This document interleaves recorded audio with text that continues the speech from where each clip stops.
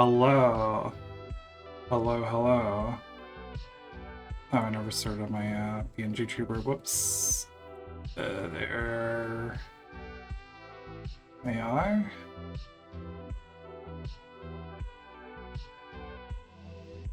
There I am. Hello. How's everyone doing?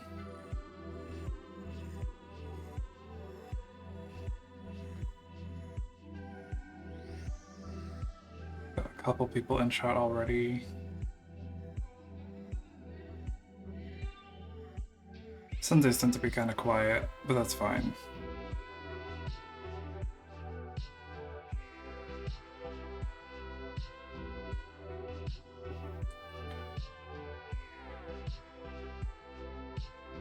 Tonight I wanted to play the Stanley Parable, which is, at this point, like a 15-year-old game, wow. So this is a game I've known about for almost as long as it's been out. All right, currently watching a friend's cats while he and his wife go camping. Nice. Woke up at like almost 1 and I've barely started my day, and now it's like 4. Well, that's still an okay day, I think.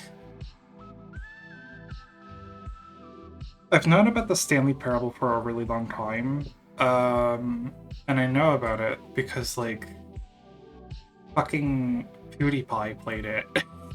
So I must have been really, really young when I first heard about it. And it still keeps getting referenced everywhere. So I already kind of know how this game works. I already kind of know some of the endings and like a lot of the commentary on it, obviously. It's like ever, the consequence of staying up till 1 a.m.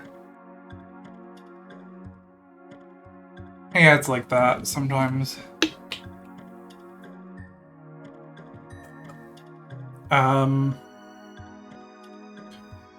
Yeah.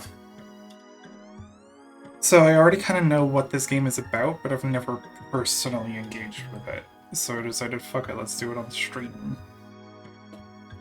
I already played a little bit yesterday, just to kind of get a vibe for how well this would play on stream. I think it'd be fun. I think it'd be fun if after every ending, we like try to really discuss and analyze what that ending means, you know? Like, what does it mean for this to happen? What does it mean for it to be portrayed like this? Not even sure when I first heard of the Stanley Parable. Maybe when I watched the Game Grumps? Yeah, I remember it being like, I think like a Gmod thing. Like a source engine mod. And then it got like a real release later and it was like, huh? Didn't this already exist? At the time I didn't even really know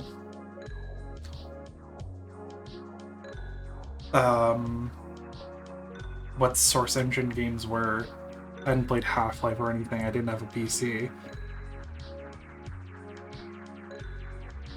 I could only really engage with the video games through like my Nintendo DS or like watching things on YouTube. So yeah.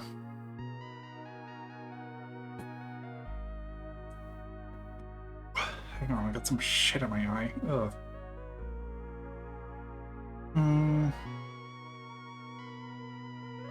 Yeah, I'm gonna go wash my face real quick. I'll be right back.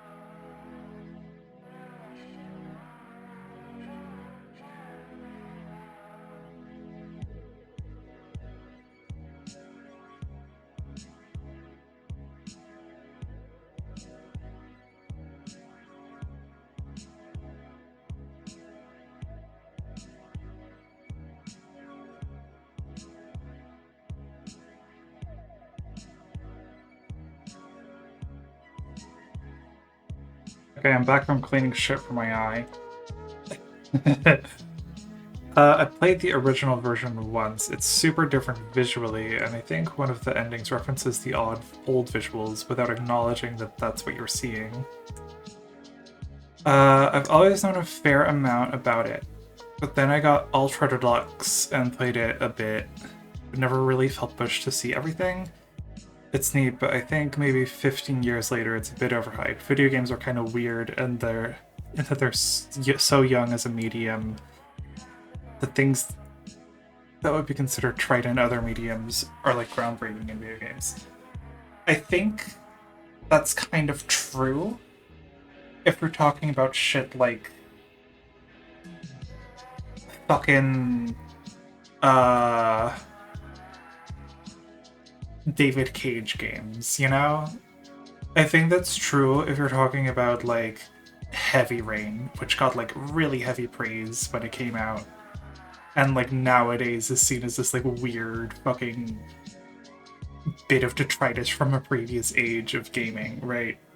Like back when video games were trying really hard to be movies. I don't think that's true of the Stanley Parable. I think the Stanley Parable is actually that good. I think it is actually worth fucking sitting through and understanding. I think it's worth engaging with it and like gaining a deeper appreciation for video games. Um, I'd compare it to like funny games. Rather, I compare funny games to the Stanley Parable because they're kind of doing similar things, right? In that they're trying to demonstrate how a part of their medium works, right? The Stanley Parable, I think, is a video game that is about exploring narrative agency as a protagonist and how that works in the context of video games. What is satisfying, what feels good. I do think video games are good at laying their internals bare, and that's kind of what makes Stanley Parable so good. Exactly, right? Like it's trying to demonstrate something to you about player agency and how that works in a narrative in a video game.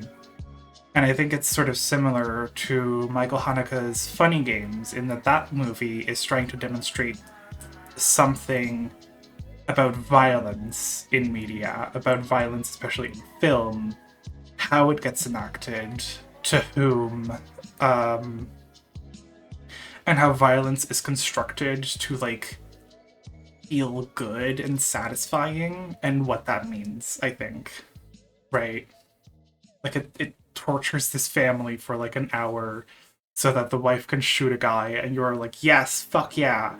And then that guy is like, no, no, you don't get your fun catharsis ending. Now what? I love that movie. It's so good. You should go watch Funny Games by Michael Haneke. Michel Haneke? I don't know how to pronounce his name. There's like a billion ways to pronounce Michael in European languages. Whatever.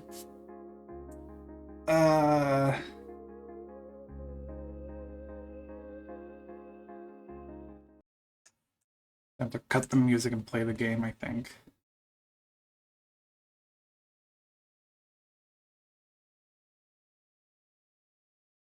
Um,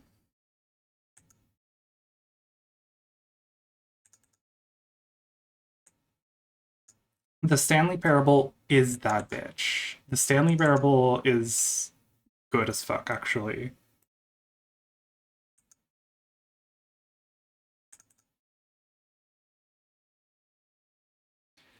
It's kind of fun to try to connect like the Stanley Parable to Undertale because it's kind of doing a similar thing, but Undertale tries to demonstrate it through video game violence as well, right? Like who gets to be an agent, who gets to have determination.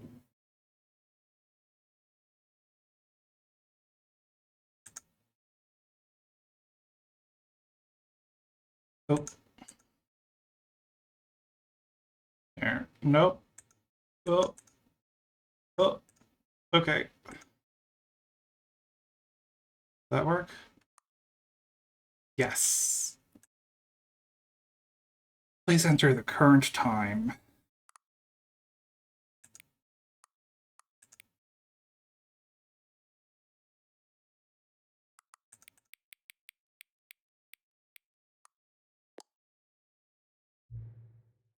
Great. You set the actual time and not just 12 o'clock.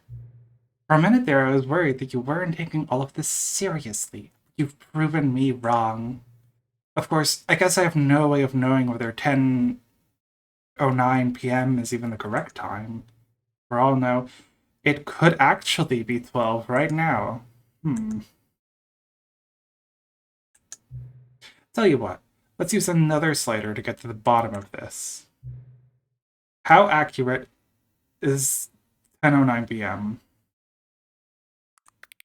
Well, it was accurate when I entered it, but now you've wasted a minute.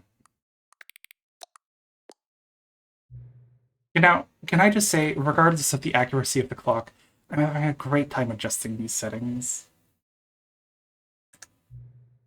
I feel like I'm learning more about you and how you like things to be set. It's good to collect data. I wish we had more sliders, but we've gone through all the sliders I have. Perhaps I can invent some new sliders to gather new data on you. Shouldn't be too hard. Yeah, let me whip a couple new ones up. Should be ready by the next time you boot up the game.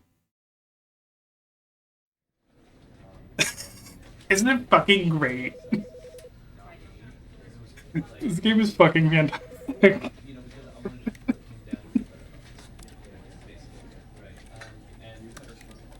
I do kind of wish I knew how to, like, erase my save data completely.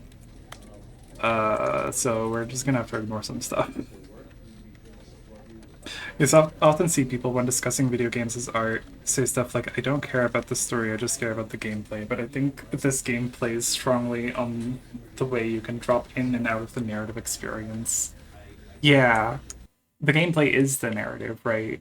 They are interlinked. They are not separate things that you should or story of a man are able to judge separately. Stanley worked for a company in a big building where he was employee number 427. Employee number 427's job was simple. He sat at his desk in room 427 and he pushed buttons on a keyboard. Orders came to him through a monitor on his desk, telling him what buttons to push, how long to push them, and in what order. This is what employee 427 did every day of every month of every year. And although others might have considered it soul-rending, Stanley relished every moment that the orders came in, as though he had been made exactly for this job. And Stanley was happy. I think what's especially... And then one day, something very peculiar happened. Something that would forever change Stanley. Something he would never quite forget. He had been at his desk for nearly an hour when he realized that not one single order had arrived on the monitor for him to follow. No one had showed up to give him instructions, call a meeting, or even say hi. Never in all his years at the company had this happened. This complete isolation. Something was very clearly wrong. Shocked, frozen solid, Stanley found himself unable to move for the longest time. But as he came to his wits and regained his senses, he got up from his desk and stepped out of his office. Burp jump scare. The narrator is like constantly yapping in this game. I don't know how much you'll be able to say anything. I have played a couple of the endings, so I'll just yap through them. I think it's also important to consider the context that this game came out in like 15 fucking years ago. Gamers were really intent on player freedom. They really wanted player freedom. And this game kind of comes out and is like, what does that mean? All of his co-workers were gone. What could it mean? That's what I'm fucking saying. Stanley decided to go to the meeting room. Perhaps he had simply missed a memo.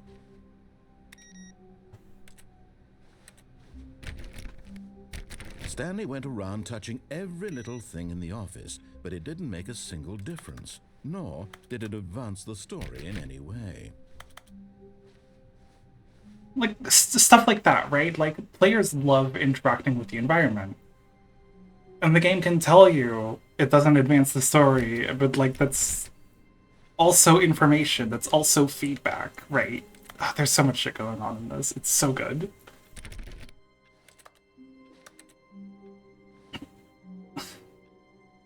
I hate Mondays. Plant. What kind of plant is this anyway? No idea.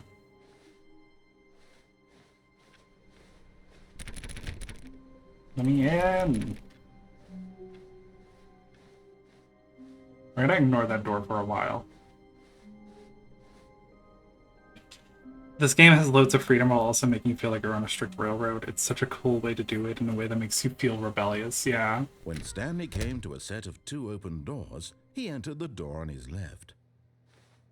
Like, this is not a fresh installation, no. I've already played the regular ending, and then the new content door opened up, and it was like, okay, we're gonna ignore that. Yet there was not a single person here either. Feeling a wave of disbelief, Stanley decided to go up to his boss's office, hoping he might find an answer there. How to solve a dispute with a coworker. Let it ball up inside you. Take it out passive-aggressively on other coworkers. Resent coworkers for not supporting you more. Using slides to assure employees that everything is okay. Make sure that your slide has a slick blue graphic in the header, and throw some bevel on the all. Fuck. Everyone is unique. You most of all. I love that there's like 2 body types there.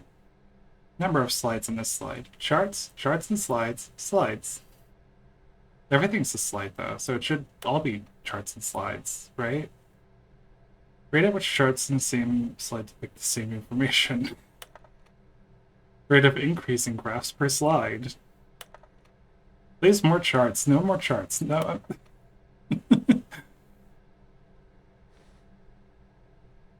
Do people want things? Happy feelings. Violet James, you were fired. Money, more money, things, but with money to buy more things. Graphs. Graphs about things and money. We have our new product. Awesome. So lots of little details that I don't particularly care about, but I like them.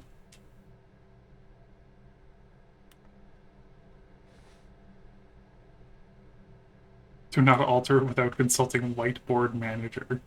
R.I.P. Franz? Oh my god.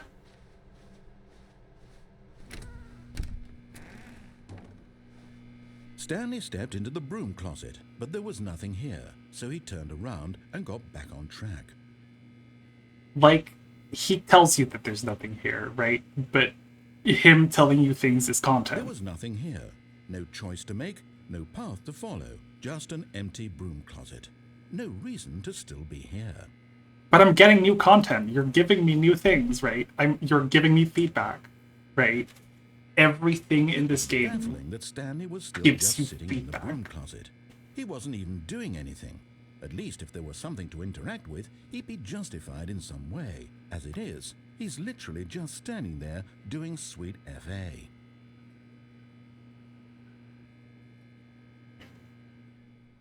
I'm gonna ignore the broom closet for now. Coming to a staircase, Stanley walked upstairs to his boss's office. The broom closet ending is one of the more interesting ones, yeah.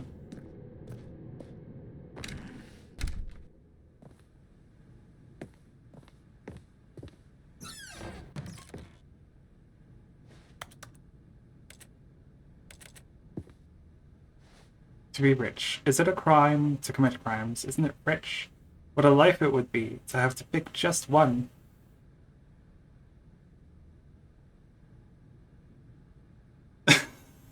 I haven't seen the broom closet ending. I know about it though. Right, but like every fucking little thing in this game gives you feedback in the form of a very angry man. Wish there was a zoom button though. I can't read this tiny text. Not that well. Business time.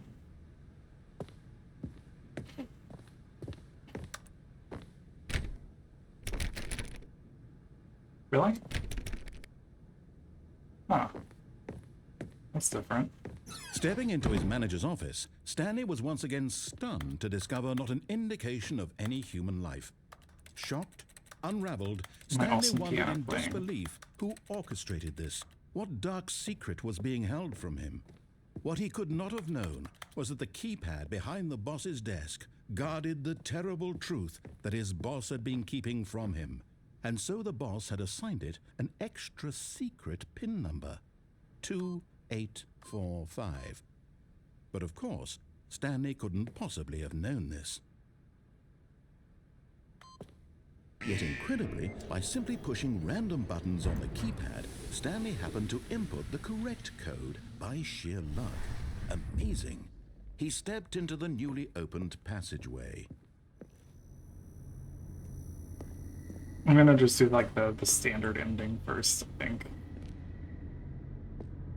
There's a lot of incredibly funny stuff that I found just by fucking around.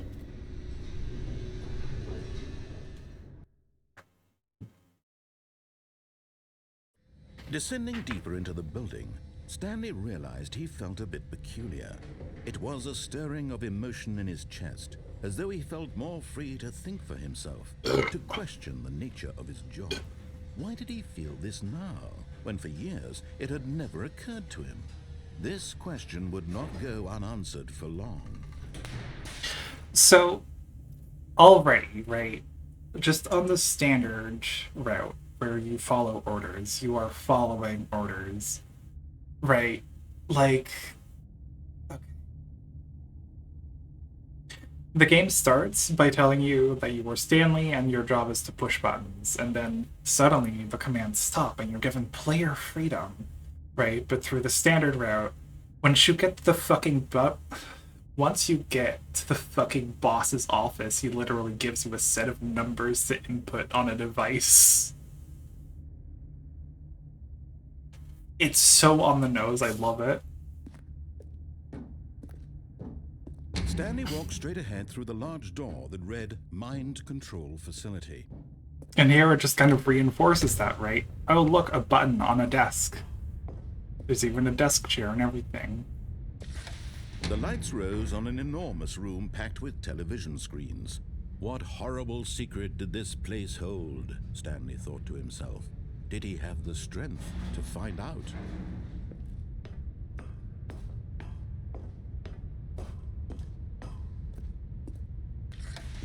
Now the monitors jumped to life, their true nature revealed. What does that Each bore the say? number of an employee in the building, Stanley's co-workers. The lives of so many individuals reduced to images on a screen, and Stanley, one of them, eternally monitored in this place where freedom meant nothing.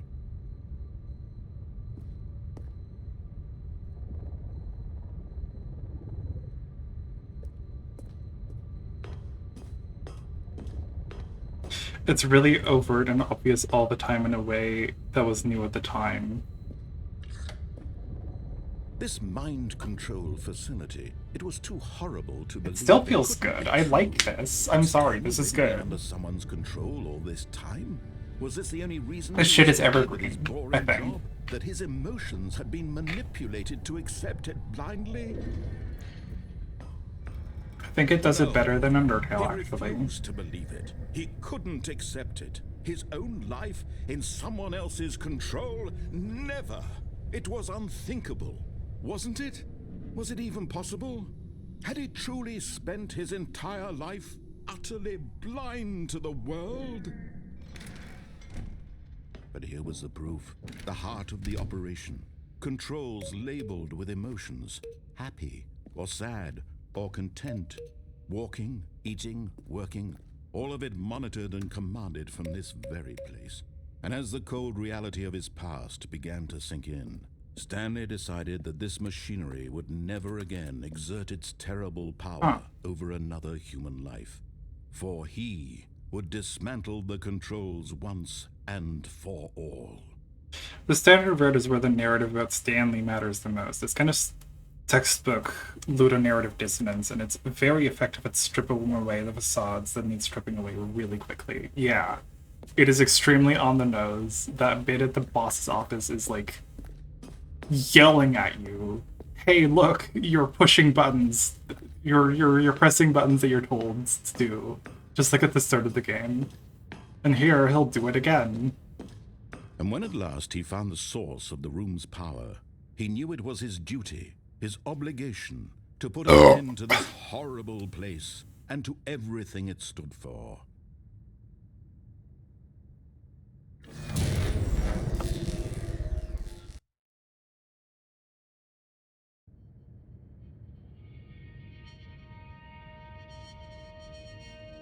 This is the part where I started feeling like actually awful, And a though. rising Like, chill of God. uncertainty. Was it over? Yes. He had won. He had defeated the machine, unshackled himself from someone else's command. Freedom was mere moments away. And yet, even as the immense door slowly opened, Stanley reflected on how many puzzles still lay unsolved. Where had his co-workers gone? How had he been freed from the machine's grasp? What other mysteries did this strange building hold? But as sunlight streamed into the chamber, he realized none of this mattered to him, for it was not knowledge or even power that he had been seeking, but happiness. Perhaps his goal had not been to understand, Yeah, the but to soundtrack is let go. great. No longer would anyone tell him where to go, what to do, or how to feel. Whatever life he lives, it will be his. And that was all he needed to know. It was perhaps the only thing worth knowing. Stanley stepped through the open door. Like that last line, Stanley stepped through the open door. Did he? Do I want that? I feel awful when he says it like that. I hate it. Oh my god, it makes me feel gross.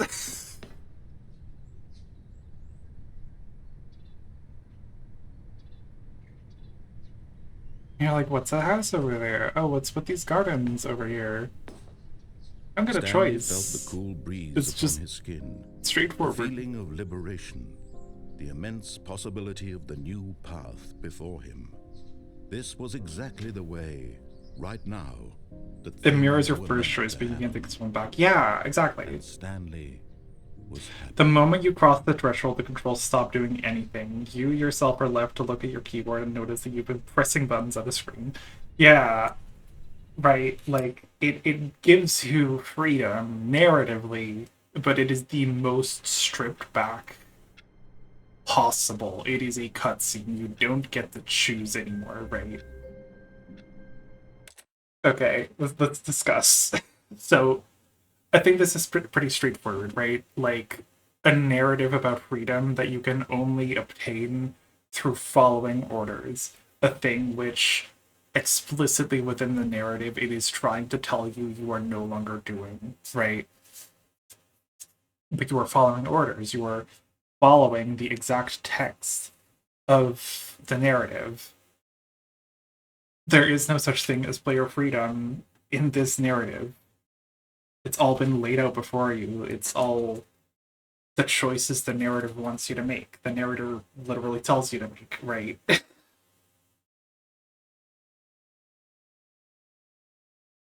So,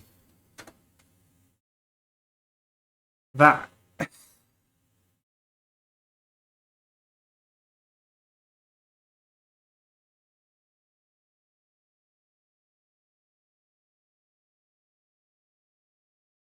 Um, I'm gonna turn down the graphics settings a bit.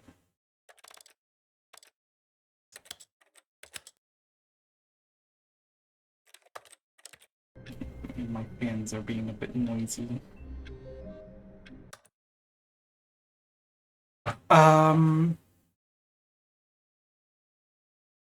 I think it contrasts really, really well with all the other choices that you were able to make, right? It strips back very basic idea of narrative agency in a linear narrative. The only way to be free in here is to not be free. It's so simple, it's literally so obvious, but it's so fun about it all. Yeah. It's very straightforward. It tells you All of exactly his what this game is co-workers were about, I gone. think. What could it mean? Stanley decided to go to the meeting room. Perhaps he had simply missed a memo.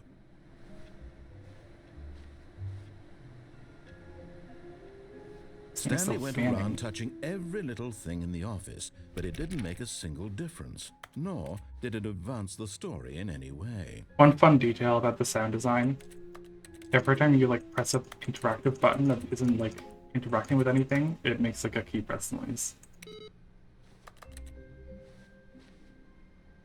This is what Stanley sounds like.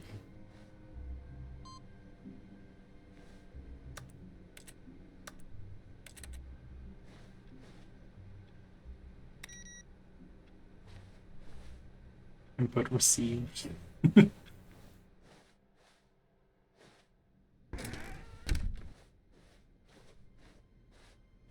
When Stanley came to a set of 2 open doors, he entered the door on his left.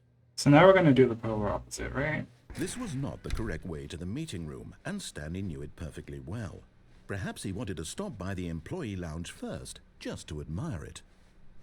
Ah, yes, truly a room worth admiring. It had really been worth the detour after all, just to spend a few moments here in this immaculate, beautifully constructed room. Stanley simply stood here, drinking it all in. One left a cup of coffee. Cold drinks. I want cold drinks. Yes, really, really worth it being here in the room. Yes. A room so utterly captivating that even though all your co-workers have mysteriously vanished, here you sit looking at these chairs and some paintings. This is where I realized that like a lot of the environments in this game are some like r/liminal spaces type shit. Like this is beautiful. Point, Stanley's obsession with this room bordered on creepy. Does it? Reflected poorly on his overall personality. What? It's possible that this is why everyone left. What do you fucking mean? But at last, he'd had enough of the amazing room and took the first open door on his left to get back to business. Stanley was so bad at following directions, it's incredible he wasn't fired years ago.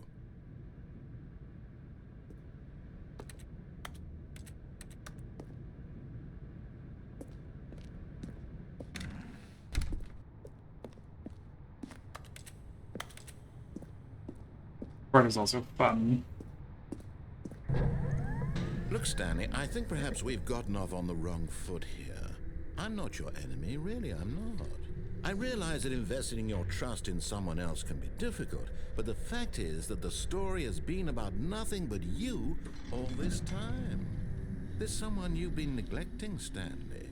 Someone you've forgotten about. Please, stop trying to make every decision by yourself.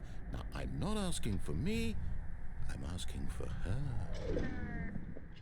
But this part is also interesting, right? Like, you are explicitly going against the wishes of the narrator, right? And then you get put back on an on-rails thing. You are still being railroaded. This is it, Stanley.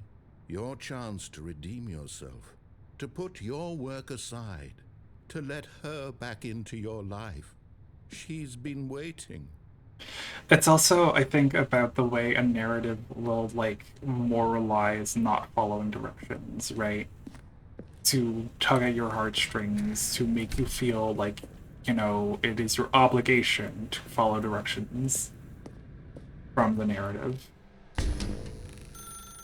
That's her, Stanley. You need to be the one to do this. To reach out to her. If you can truly place your faith in another, then pick up the phone.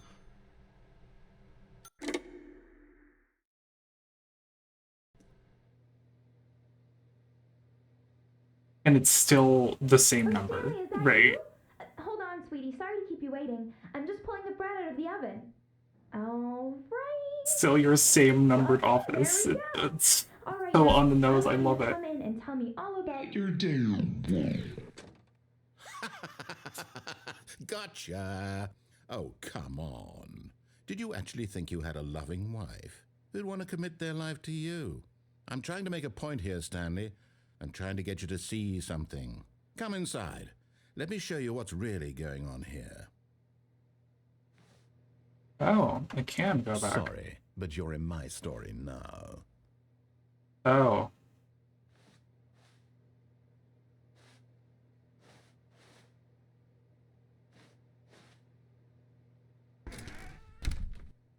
This is a very sad story about the death of a man named Stanley.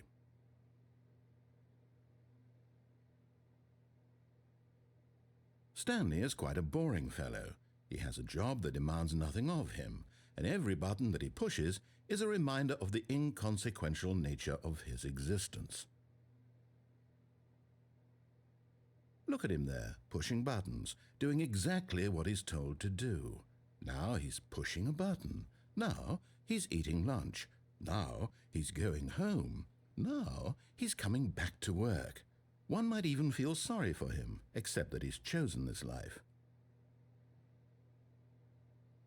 But in his mind, he can go on fantastic adventures. From behind his desk, Stanley dreamed of wild expeditions into the unknown, fantastic discoveries of new lands. It was wonderful, and each day that he returned to work was a reminder that none of it would ever happen to him. I think this ending is also trying to comment a little bit on how video games are played by the audience, right? What video games are to the audience. Every day you come home from work and you press buttons on command from the video game, right? And so he began to fantasize about his own job. First, he imagined that one day while at work, he stepped up from his desk to realize that all of his co-workers, his boss, everyone in the building had suddenly vanished off the face of the earth. The thought excited him terribly. Especially at the time, video games were constructed in a way where they tell you what to do in a way that would feel like freedom. Especially around when this game came out. It is directly commenting on that type of narrative. So he went further. He imagined that he came to 2 open doors and that he could go through either. At last, choice. It barely even mattered what lay behind each door. The mere thought that his decisions would mean something was almost too wonderful to behold. As he wandered through this fantasy world, he began to fill it with many possible paths and destinations. Down one path lay an enormous round room with monitors and mind controls. And down another was a yellow line that weaved in many directions. And down another was a game with a baby. And he called it the Stanley Parable.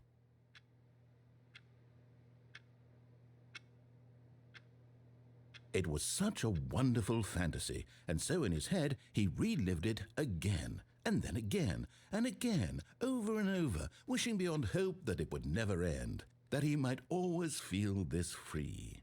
Surely there's an answer down some new path, mustn't there be? Perhaps if he played just one more time.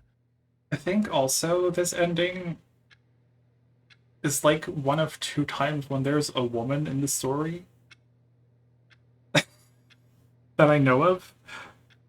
And this one's an object. This one is an object that it's used to tug at your heartstrings, right? But there is no answer. How could there possibly be?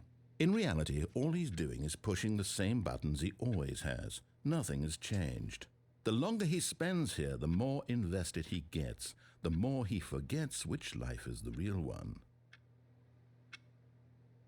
This one is kind of like a hate letter, not only to video games, but to escapism in its entirety. Kind of reminds me of those normal people, creative people comics you were posting about the other day. Yeah.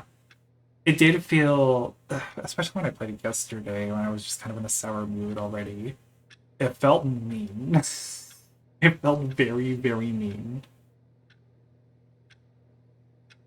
And I'm trying to tell him this, that in this world he can never be anything but an observer, that as long as he remains here, he's slowly killing himself. But he won't listen to me. He won't stop. Here, watch this. Stanley, the next time the screen asks you to push a button, do not do it.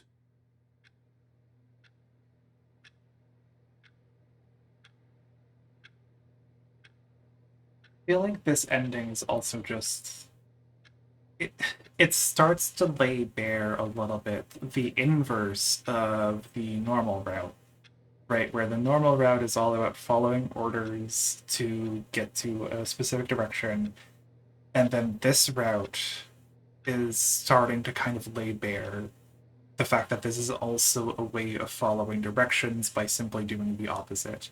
And if you get something out of that, the game is constructed to give you things for it. I'm gonna You play a see, third ending that can he like just not really, hear me? really How can I makes tell that him its in a point. way that he'll understand that every second he remains here, he's electing to kill himself? How can I get him to see what I see? How can I make him look at himself? I suppose I can't, not in the way I want him to. But I don't make the rules. I simply play to my intended purpose, the same as Stanley. We're not so different, I suppose. I'll try once more to convey all this to him. I'm compelled to. I must. Perhaps, well, maybe this time he'll see. Maybe this time. And I tried again, and Stanley pushed a button. And I tried again, and Stanley pushed a button. And I tried. To be fair, those two women are also the only two characters besides Stanley and the narrator. At least I think so. Yeah. They're the only characters besides Stanley and the narrator, and one of them kind of gets her own narrative, her own little mini narrative that's similar to Stanley's, and the other one is literally a prop. I think it's a little bit intentional, at least. All of his co-workers were gone. What could it mean? Stanley decided to go to the meeting room. Perhaps he had simply missed a memo.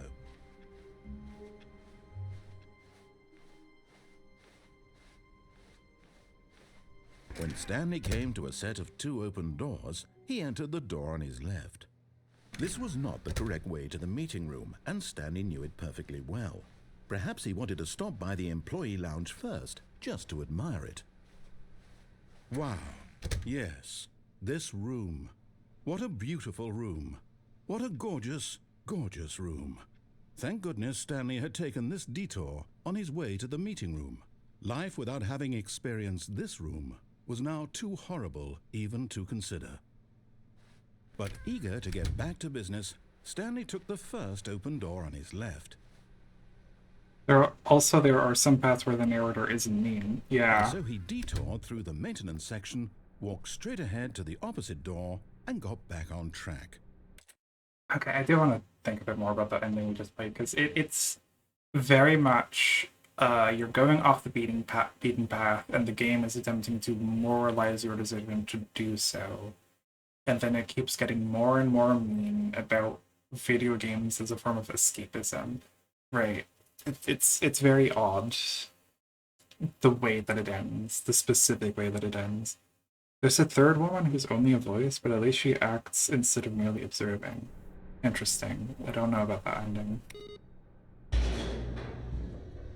This ending is very fun.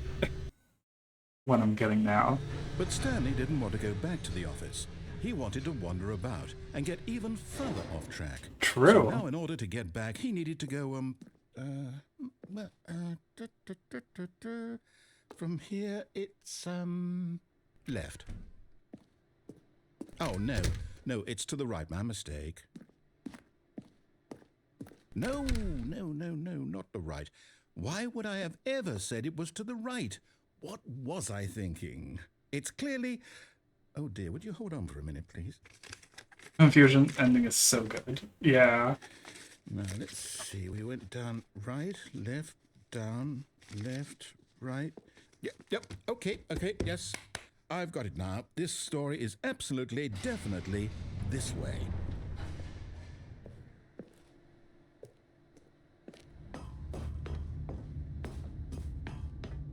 No. This isn't right at all. You're not supposed to be here yet. This is all a spoiler. Quick, Stanley, close your eyes. Okay. We just have to get back to, Pirate. Who am I kidding? It's all rubbish now. Fired. Story completely unusable. How about, rather than waste my time trying to salvage this nonsense, we'll just restart the game from the beginning. And this time, suppose we don't wander so far off track, Okay, from the top.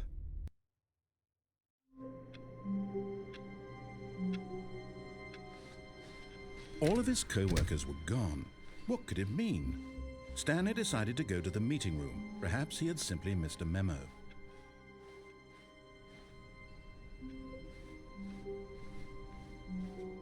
When Stanley... Wait, what? No, I restarted. I swear I definitely restarted the game over, completely fresh. Everything should be... Oh, did something change? This is where it gets Did fucking you change anything backrooms when we were shit. back in that room with all the Like, monitors? Did you move if the there wasn't a story somewhere, narrator, or- oh my god, I would love this shit. Why am I asking Hello, you? Pigeon I'm the one who Master. wrote the story. It was right here just a minute ago. I know for sure that it's here somewhere.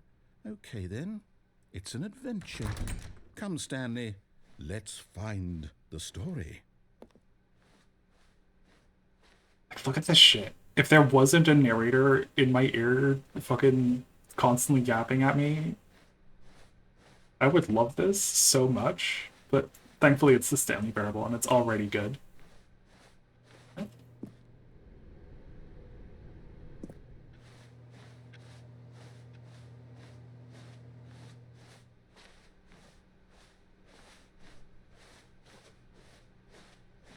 I'll say it. This is the worst adventure No, I've this ever is been on. literally I can promise you, good. There definitely was a story here before. Do we need to restart the game again? Well, I find it unlikely that we'll ever progress by starting over and over again, but it's got to be better than this. Okay, let's give it a shot. Why not?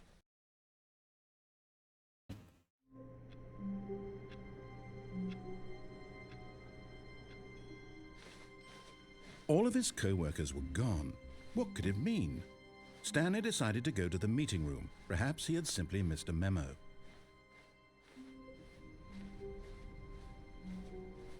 Okay, yep, it's worse. I might be remembering this wrong. It's possible the story is back where we just came from. Why don't we go back the other direction and see if we missed anything?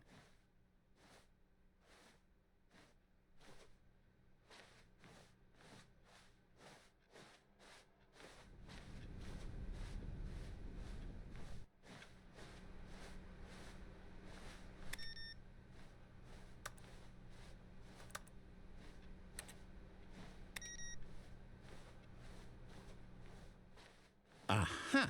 I knew we'd miss something. The story. Here it comes.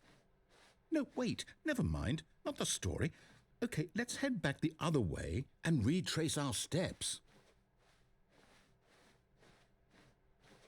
Love this fucking room. It's so cool. Now this... Well, I'll be honest, I don't recognize this place at all. Is this the story? I don't think so. I can't quite recall, but I believe my story took place in an office building. Is that correct? Do you remember, Stanley? Well, do you know what? Since I've completely forgotten what we were supposed to be doing, how about this? You win! Congratulations! I know you put in When I a want to lot of adventure work. orange, You but my really paid beach off. player wants to Good adventure job. blue. Oh, no, I don't feel right about this at all. We both know you didn't put in any actual work for that win. Some people win fair and square, and this was not Yummy one of those snack. situations. Yay! Okay, I'm getting weirded out by whatever this place is. I don't care what might happen this time. Yummy I have to Slurpee. restart.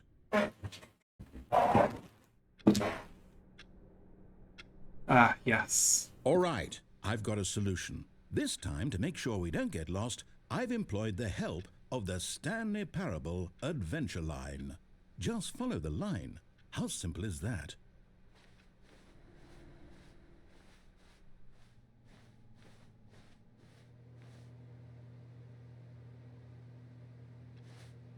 Okay.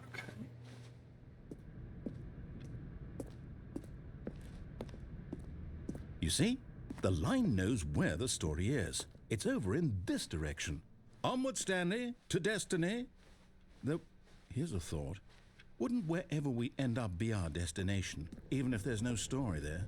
Or to put it another way, is the story of no destination still a story? Simply by the act of moving forward, are we implying a journey such that a destination is inevitably conjured into being via the very manifestation of the nature of life itself? Whoa. Hang on. That got a bit weird back there. Well, I'd like to apologize. Not sure where I was going with all that. You know what? I think what we need right now is a bit of music to lighten the mood. Oh my god. Fuck. There we go.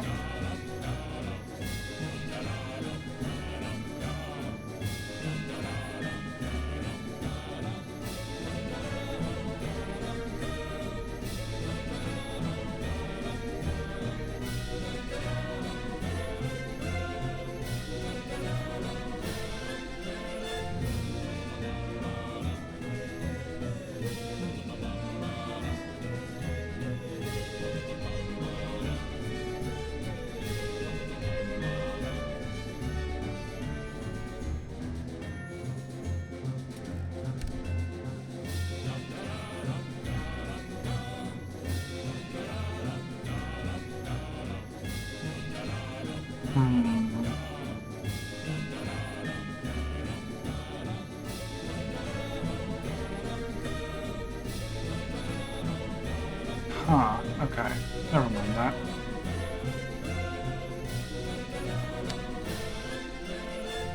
Wait, cut the music, go back and look at that fern. Stanley, this fern will be very important later in the story. Make sure you study it closely and remember it carefully. You won't want to miss anything.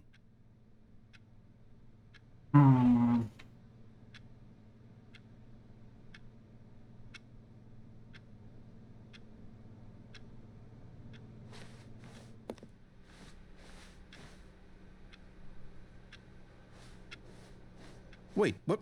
We're back at the office? No. Line, you do know we're looking for the Stanley Parable, right? The story?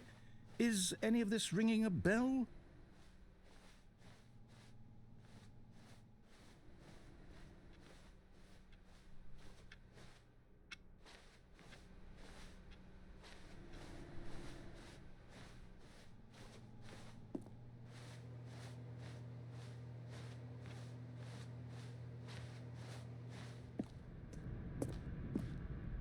Oh, no, not again, Line. How could you have done this to us? And after we trusted you, after everything we've been through, you... Oh, I can't take this anymore. To hell with it. Restart.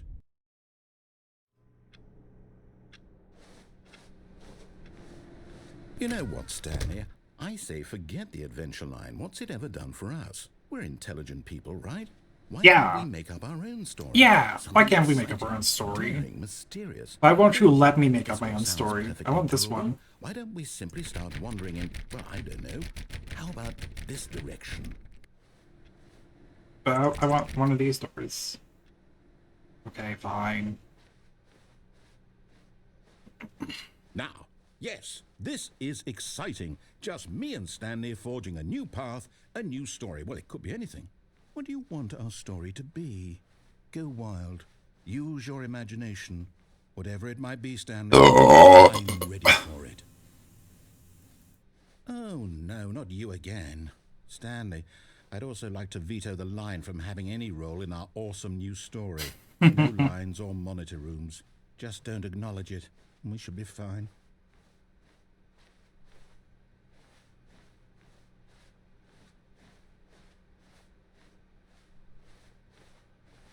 Ah, a choice.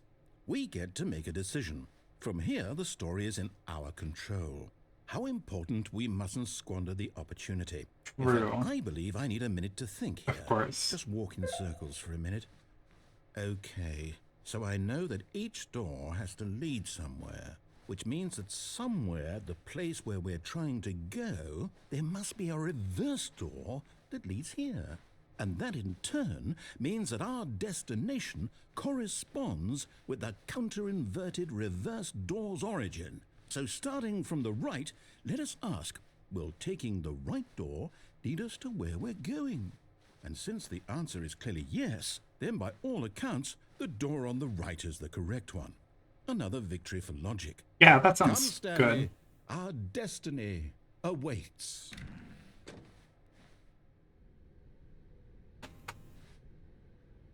Oh, hold up, what's this? The confusion ending. You're telling me that's what this is? It's all one giant ending?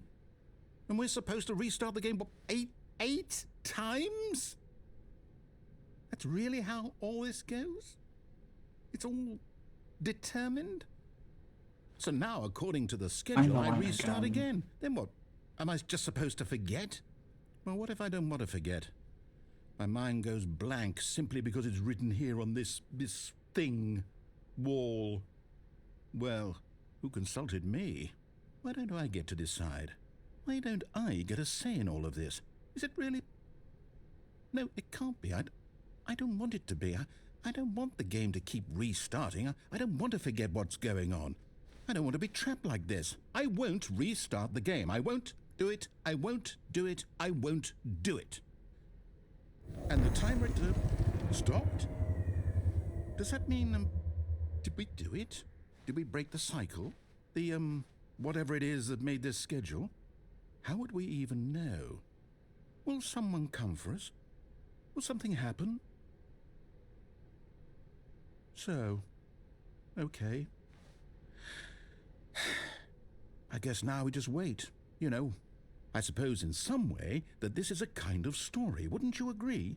I'm not quite sure if we're in the destination or the journey, though they're always saying that life is about the journey and not the destination. So I hope that's where we are right now.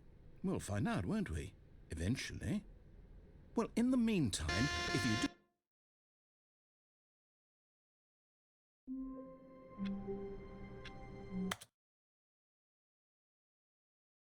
So, the confusion ending. I really like this one. This one,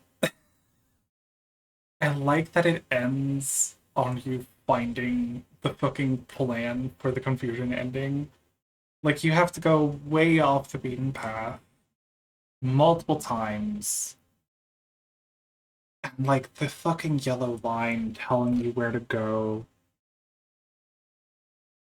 It's still there at the end, right? Like, it comes back a little bit again, the yellow line.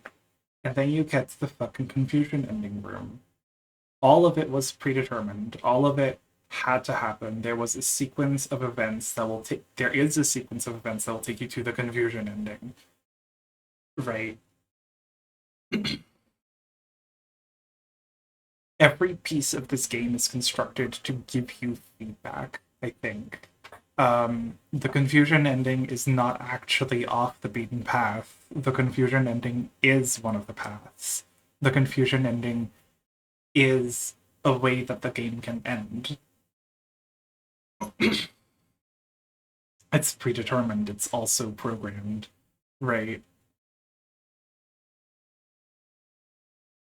The noise and abrupt ending is very funny. Games, even though funny games doesn't do that at all. Yeah.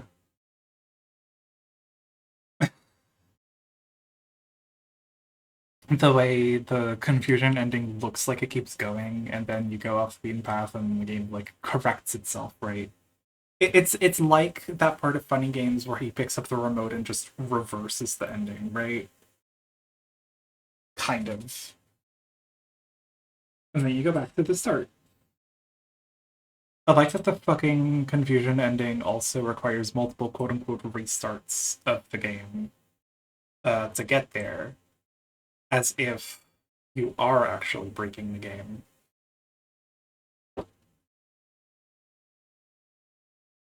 It's the same kind of denial of catharsis right as you start to catch on. Yeah, right.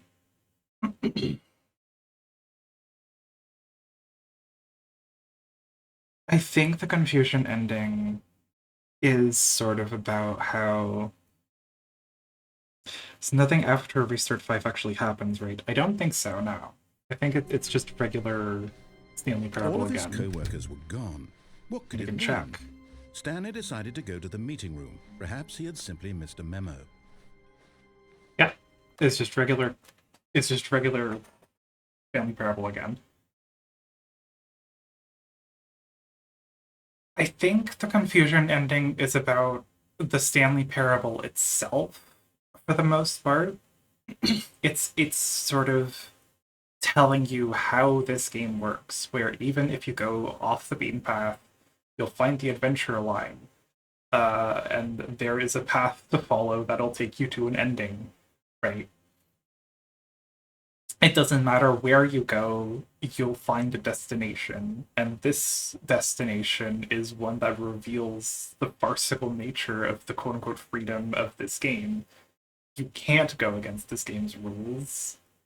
It's impossible. And when the fucking narrator manages to stop the timer by just refusing to forget, the railroads are numerous and never ending. Yeah, exactly. He refuses to forget, and then the game restarts again.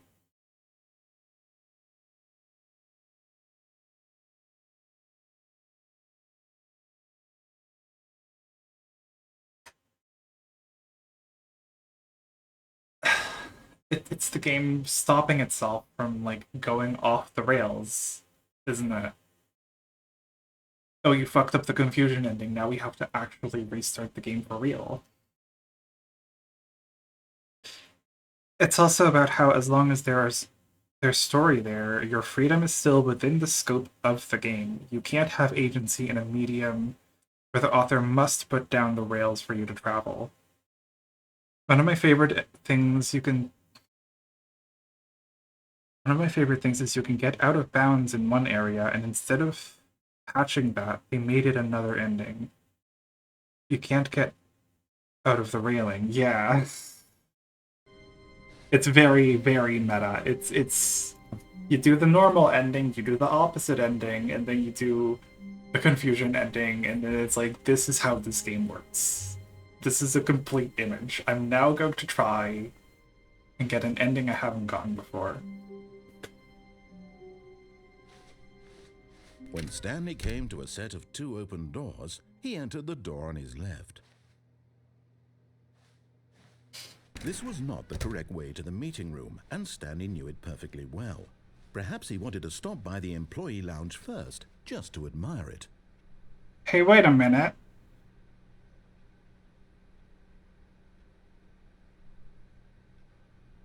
The fucking adventure line is still there. The lounge was sublime, a work of art. But eager to get back to business, Stanley took the first open door on his left.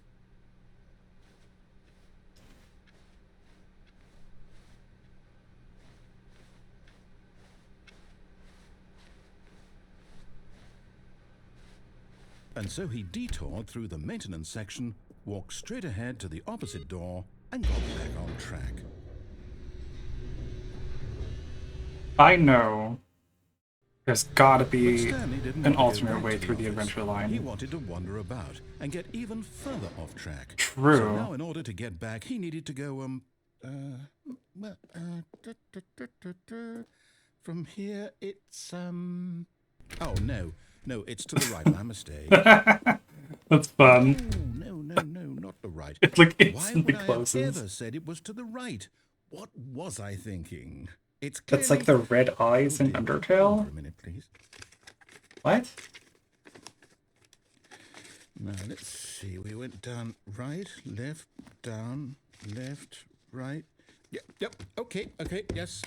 I've got it now. This story is absolutely, definitely this way. I want to see what happens if I follow the adventure line up until the point where it diverts from where the normal route goes. No. This isn't right at all. You're not supposed to be here yet. This is all a I wish there was a spoiler. way to like Quick, skip Stanley, ahead, close your though. eyes. Okay. We've just seen wait, this. get back to, It's just, I'm really curious if something actually happens. rubbish, It probably man. does. The whole story completely unusable. How about, rather than waste my time trying to salvage this nonsense, we'll just restart the game from the beginning. And this time, suppose we don't wander so far off track, When you do a pacifist run after a genocide, Frisk flashes red eyes while they're in bed at the end, and Creepypasta murders everyone. Or something, I don't know, I never beat CNs. All of his co-workers were gone. What could it mean? Stanley decided to go to the meeting room. Perhaps he had simply missed a memo.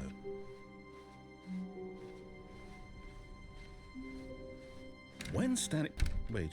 It's like an internal mark on your save No. file. No, I restarted. I swear I definitely restarted the game over, completely fresh. Everything should be... Oh, did something change?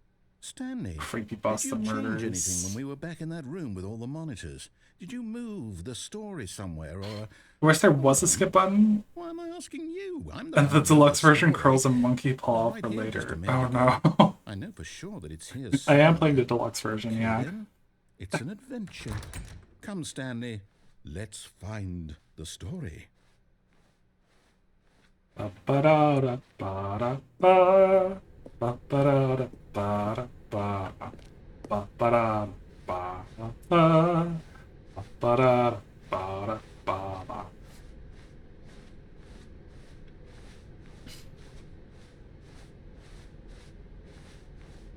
Ikinika gazetta. Toshikami misetta. Hey, I've been here. I'll say it. This is the worst adventure I've ever been on. I can promise you there I would love to definitely map out was this a story area. here before. Like, it loops we just- around Do we somewhere. need to restart the game again? Well, I find it unlikely that we'll ever progress by starting over and over again, but it's got to be better than this. Okay, let's give it a shot. Why not?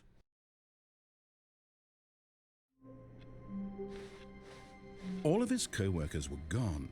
What could it mean? Stanley decided to go to the meeting room. Perhaps he had simply missed a memo.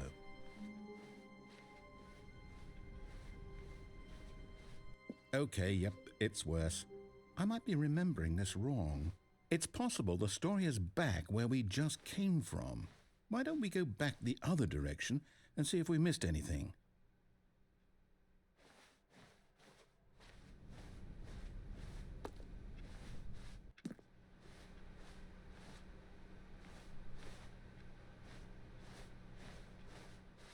Aha!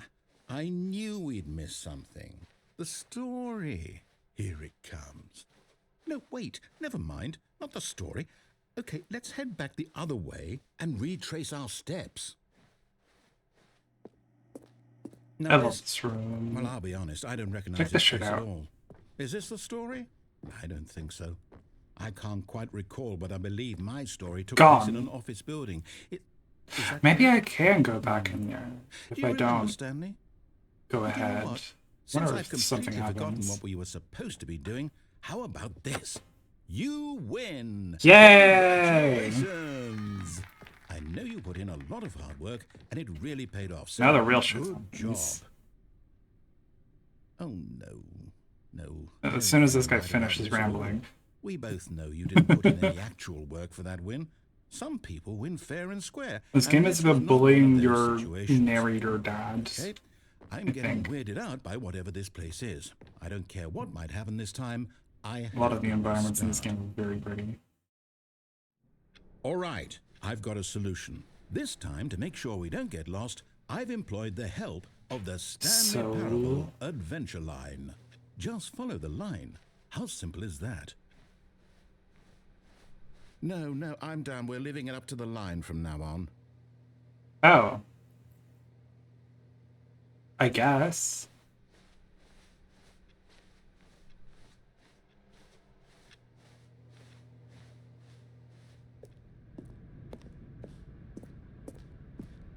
You see?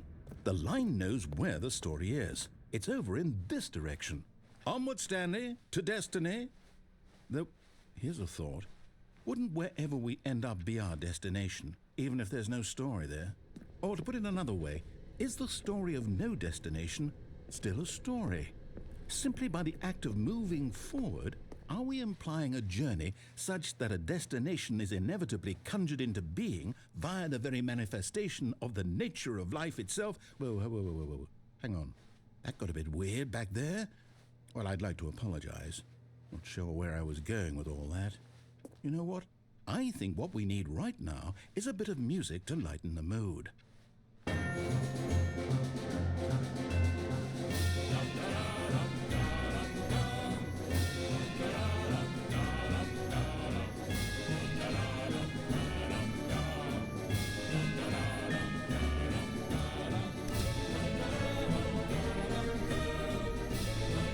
Oh yeah. This is what I saw earlier.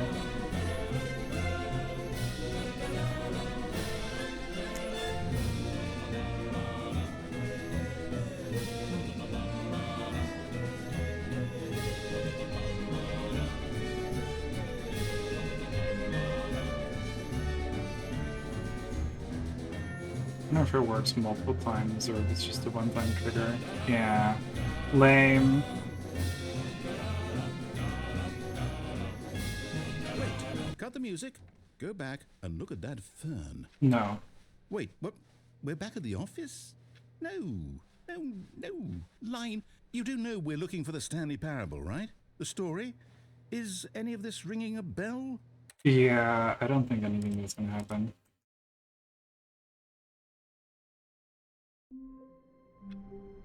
I was also at some point able to get it to work from both sides, but then it stopped. Okay, I'm gonna just sit here and get a new ending.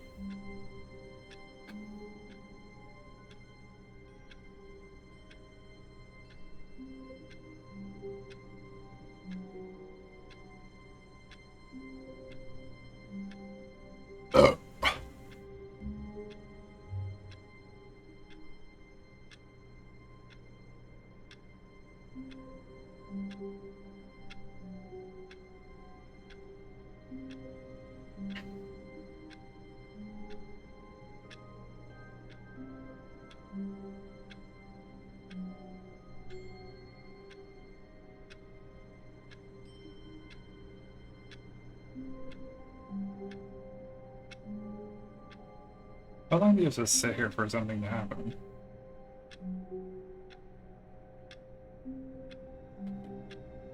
I wonder if that clock actually works.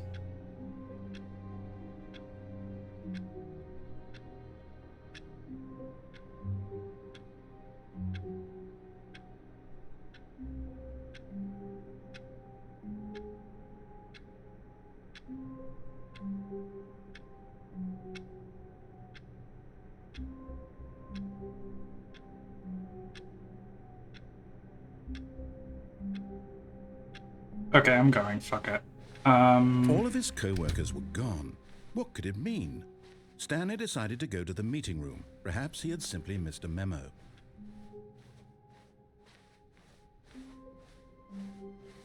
When Stanley came to a set of 2 open doors, he entered the door on his left. Okay. What if I don't?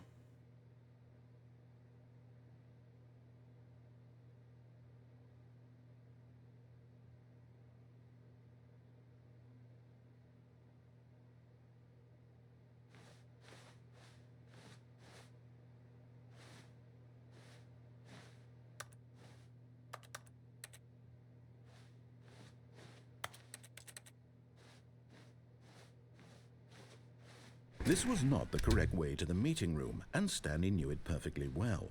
Perhaps he wanted to stop by the employee lounge first, just to admire it. Standing now in this incredible room, Stanley for the first time understood true happiness. Then the feeling went away, and he felt sad again. Then it came back, and lingered for a minute or two. Now it's only half there. Just a kind of, tingle. The dialogue is different. Yes, really worth it being here in the room. A room so utterly captivating that even though all your co-workers have mysteriously vanished, here you sit looking at these chairs and some paintings. Really worth it. True.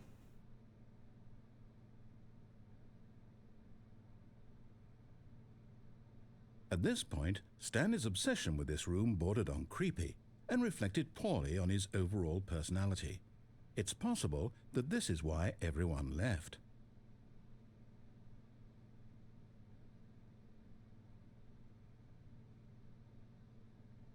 Stanley sat around waiting for more dialogue, but when a long time had passed and there was no more, he decided that the game was trying to send him a message.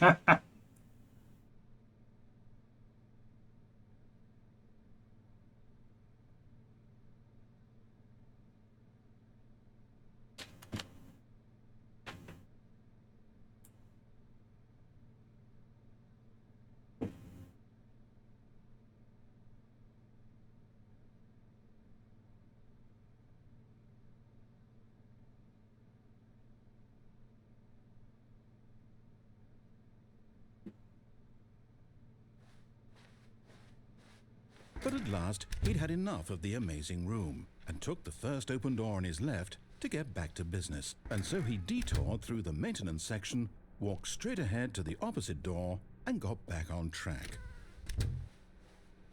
Yet there was not a single person here either. Feeling a wave of disbelief, Stanley decided to go up to his boss's office, hoping he might find an answer there. Oh no, no, not again. I won't be part of this. I'm not going to encourage you. I'm not going to say anything at all. I'm just going to be patient and wait for you to finish whatever it is you enjoy doing so much in this room. Please take your time.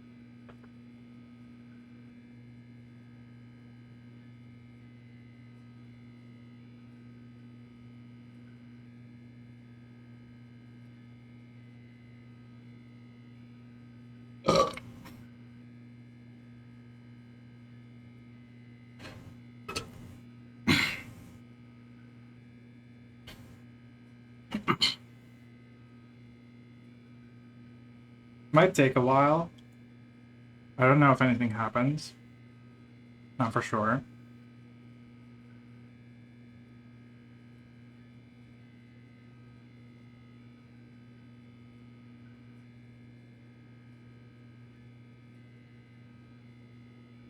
I'm just saying that would be an amazing time to send snacks.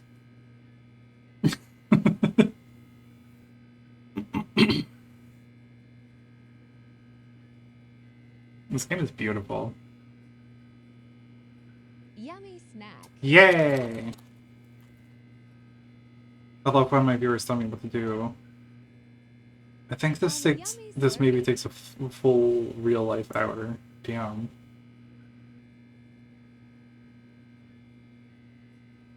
Oh.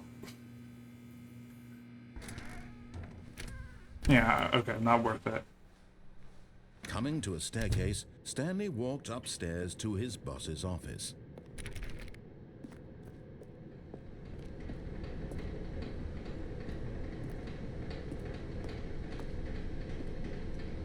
But Stanley just couldn't do it. This is actually the Consider first ending I got when I possibility of played this facing his game. boss, admitting he had left his post during work hours. He might be fired for that. And in such a competitive economy, why had he taken that risk? All because he believed everyone had vanished? His boss would think he was crazy. And then something occurred to Stanley. Maybe, he thought to himself, maybe I am crazy. All of my co-workers blinking mysteriously out of existence in a single moment for no reason at all? None of it made any logical sense. And as Stanley pondered this, he began to make other strange observations.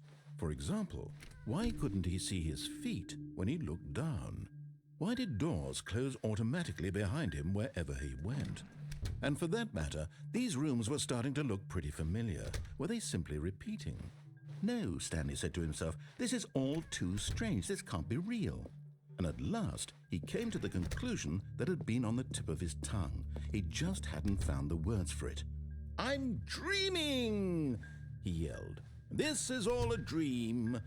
Oh, what a relief Stanley felt to have finally found an answer, an explanation. His co-workers weren't actually gone. He wasn't going to lose his job. He wasn't crazy after all.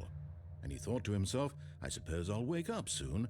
I'll have to go back to my boring real-life job pushing buttons. I may as well enjoy this while I'm still lucid. So, he imagined himself flying and began to gently float above the ground. Then he imagined himself soaring through space on a magical starfield, and it too appeared. It was so much fun, and Stanley marveled that he had still not woken up. How was he remaining so lucid?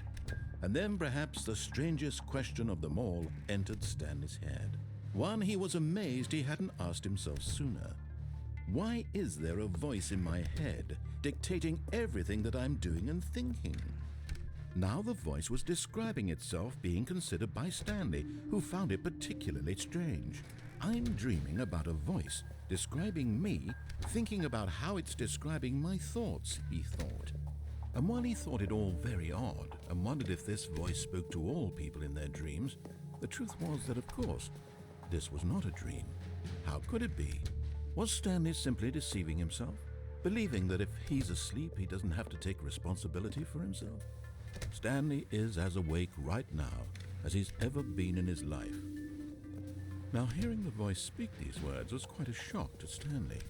After all, he knew for certain, beyond a doubt, that this was in fact a dream.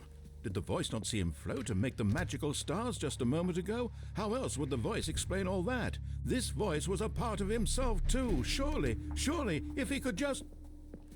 He would prove it. He would prove that he was in control, that this was a dream. So he closed his eyes gently, and he invited himself to wake up. He felt the cool weight of the blanket on his skin, the press of the mattress on his back, the fresh air of a world outside this one. The what if the mushrooms of Mario Let me wake are up, sending? Yeah, he thought kind to of. himself. I'm through with this dream. I wish it to be over. Let me go back to my job. Let me continue pushing the buttons. Please. It's all I want. I want my apartment, and my wife, and my job. All I want is my life exactly the way it's always been. My life is normal. I am The normal. burper. I mean, that's what Everything people will come be here for, fine. right? I You're not here for am the games. You're here for the belly okay. and for the birds. And occasionally I say something smart. Stanley began screaming. Please, someone, wake me up. My name is Stanley.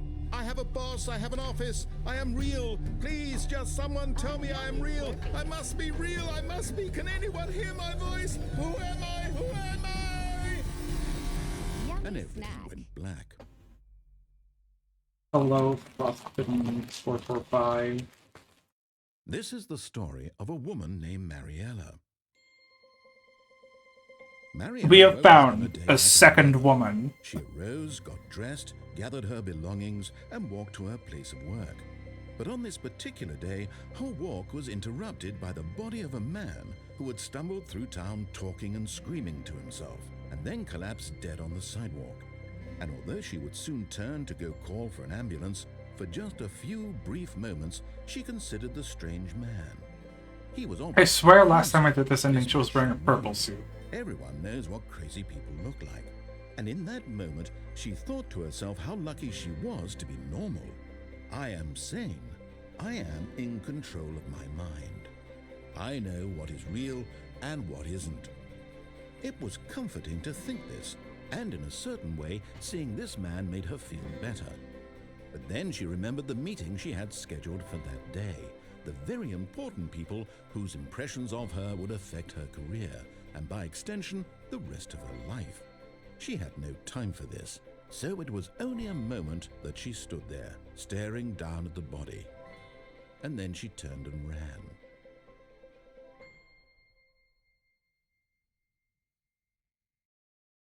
So,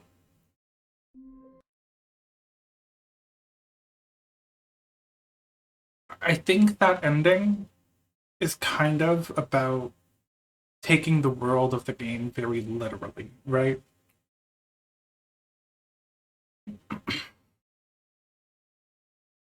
It's definitely so far the weirdest ending that I've found, I think. Right.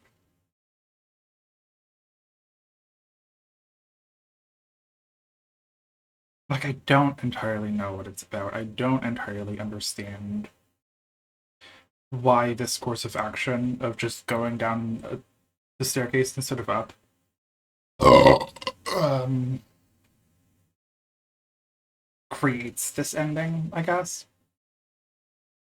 I don't fully get it. But I do think it's about taking the game world literally and being unable to distinguish between sort of the gaming abstractions and the game world, right? And I think that's what the woman is also kind of about. Is that she is able to distinguish what is real from what isn't. She knows what a crazy person looks like, quote unquote, right? So I think that is what the ending is about. It is about trying to explain the gaming abstractions as existing within the world and taking them as if they are facts of the world.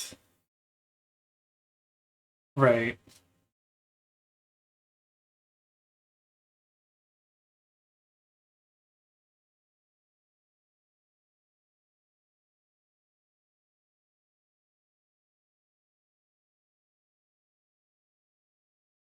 It's kind of like it's kind of like I think explaining the Pokemon anime as like being the comatose dream of Ash Ketchum.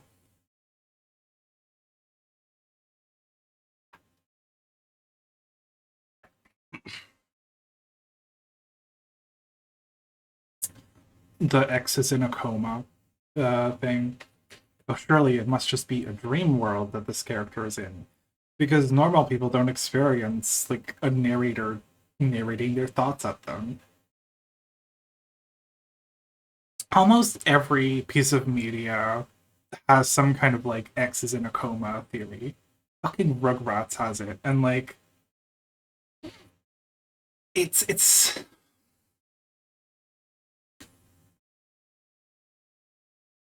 it is very easy to simply explain everything away as being an artifice of dreaming, right? Um,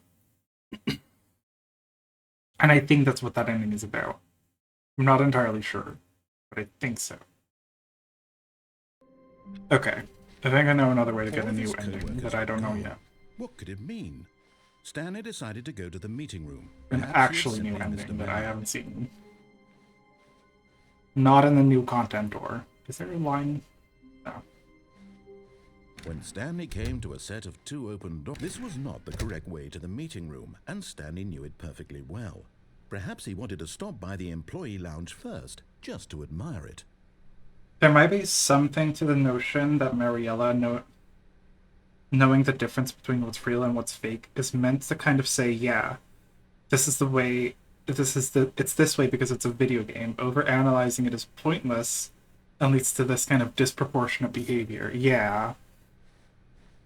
Right. Like Mariella, either as a game character knows what is real and what isn't, because she exists in the Except for reality one of the headache, game. butterflies in his stomach. But eager to get back to business, Stanley took the first open door on his left. So Jesus. That was hot. Stanley was so bad at following directions, it's incredible he wasn't fired years ago. I think it's sort of both kinds of commentary. It is commenting. Oh, won't let me talk. Mean to me.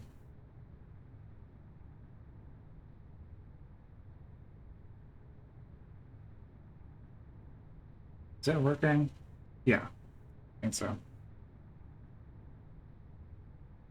Yeah. Like, yeah, of course, video game abstractions would make no sense in real life. That's why they're called abstractions, right? Yeah, it's sort of similar to criticizing a movie at nighttime, like a scene that takes place at night, for inexplicably being very, very visible. Like, yeah, that's not real to the characters in the movie. That is there for us, right? For the viewer, so that we can see what's going on. Right. We know that that is the language of a film being dark, even if it's very visible, even if there's a lot of contrast, a lot of clear silhouettes, etc. It's for us, it's for our benefit.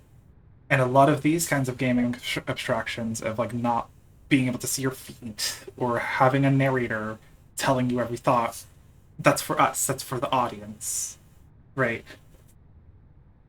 But they don't question music or even when we're seeing stuff from that specific perspective. Yeah, right.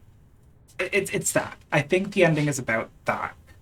It still, to me, doesn't entirely connect to like the course of action that leads to that ending. I think. I don't know.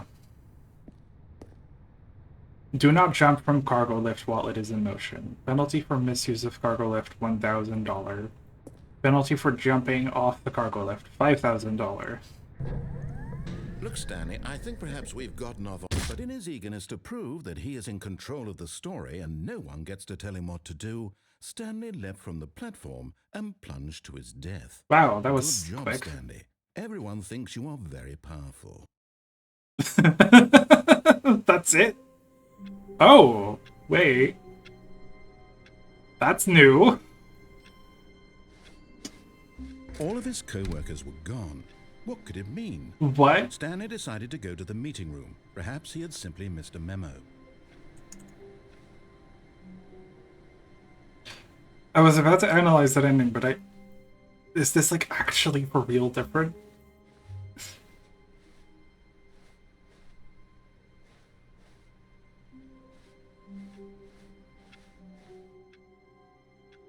Sometimes it's just like this.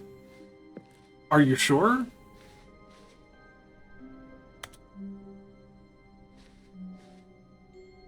When Stanley came to a set of 2 open doors, he entered the door on his left.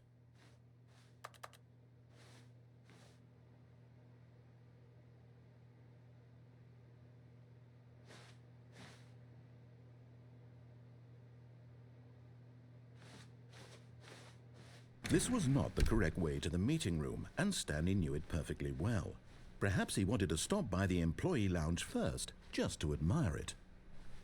The lounge was grand, majestic, perhaps too majestic, like a combination of a much smaller version and a much larger version of this exact room.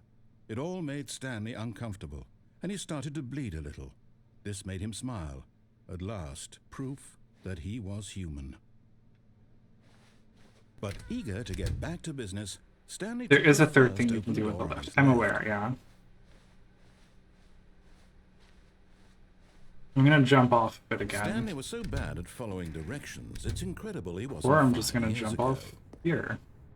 But in his eagerness to prove that he is in control of the story and no one gets to tell him what to do, Stanley leapt from the platform and plunged to his Stanley death. on this period? Good job, Stanley. Everyone thinks you are very powerful.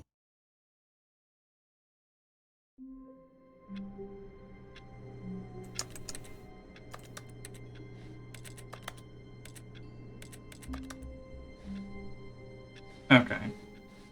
I can't wait to tell this story to my co-workers, Stanley thought. How amusing they'll find it. Oh, won't we all just laugh and laugh at the time I thought everyone had gone missing? That's different. Why does stuff keep being different in like subtle ways? Oh my god. It's freaking me out. When Stanley came to a set of 2 open doors, this was not the correct way to the meeting room, and Stanley knew it perfectly well. Perhaps he wanted to stop by the employee lounge first, just to admire it. And here it was, the lounge. What a room, Stanley thought to himself. What a room, what a room, what a room. This is what Stanley thought. What a room. What a room, what a room. What a room. Ooh. Va-va-voom. What a room.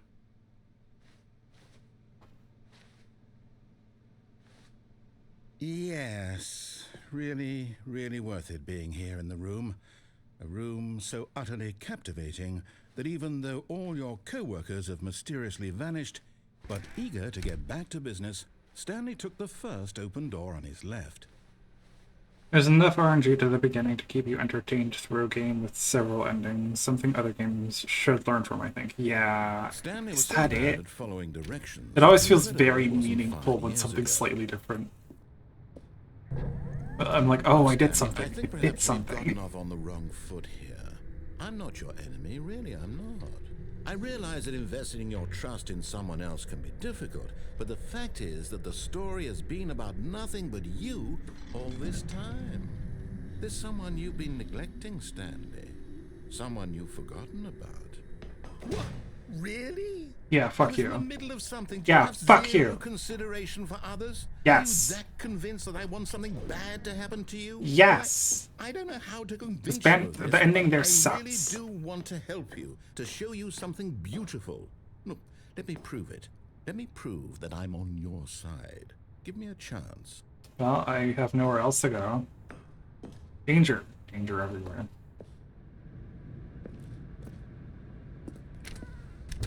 Takes a while for that door to close.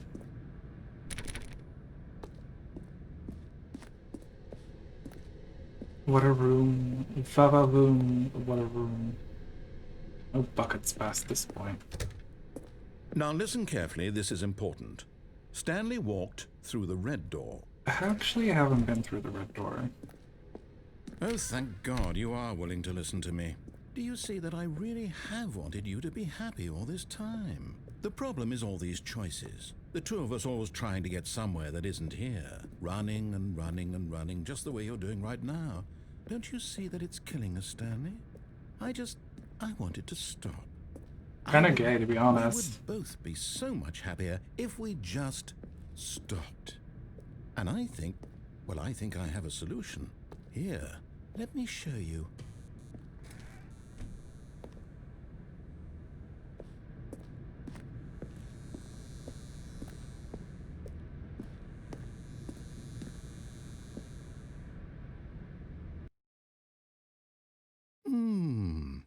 What do we want? What are we looking for?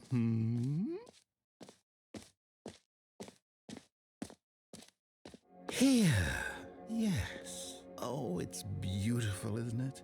If we just stay right here, right in this moment with this place, Stanley, I think I feel happy. I actually feel happy. Okay, good for you. Are you like gay or something?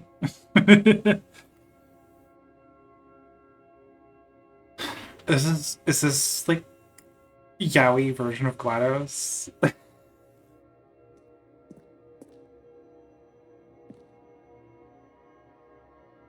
Oh, I can't actually move off this platform.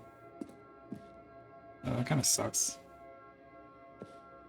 Just watch the light show, I guess.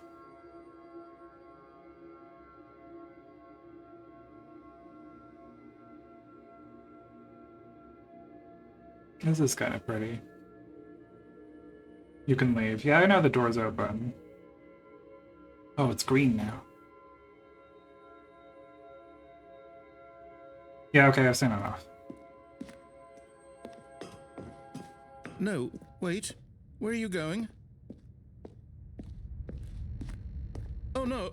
Stay away from those stairs. If you hurt yourself, if you die, the game will reset. We'll lose all of this. He's so gay. Please, no, Stanley, let me stay here. Don't take this from me.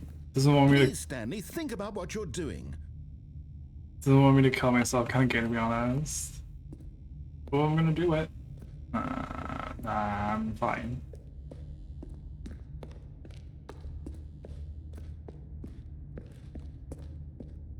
What if I go back?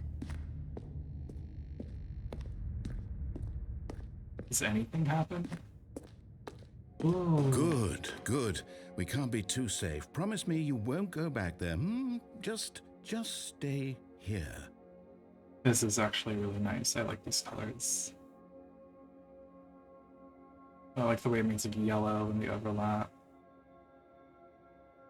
Okay, I've seen enough.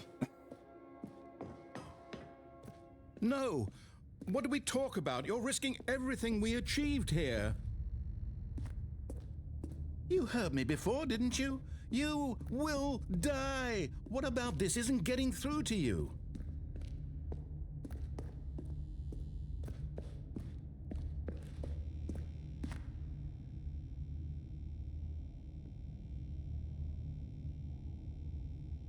Literally puts you in the baby censor video room.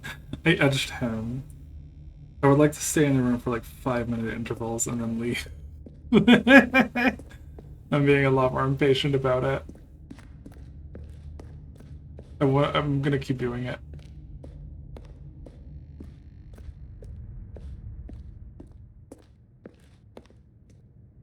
baby sensory videos or You are suicide? going to stay here, aren't you?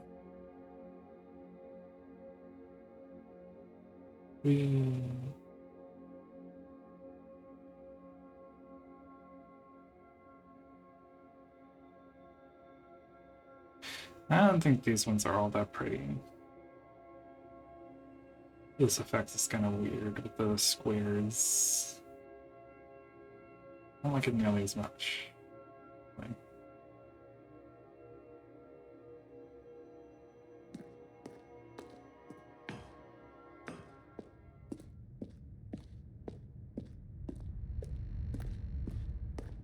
no more dialogue? Okay.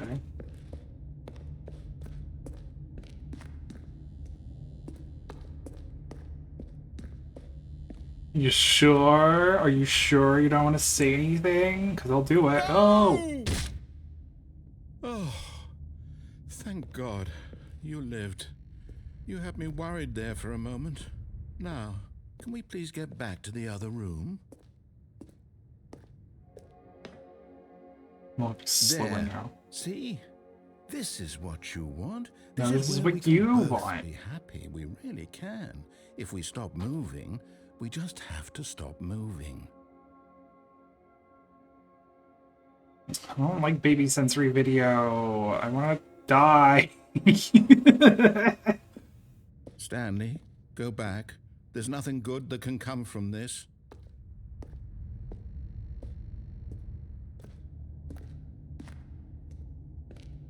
No.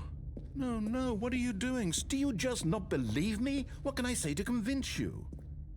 Can you give me other things than baby sensory videos? Well, don't think so.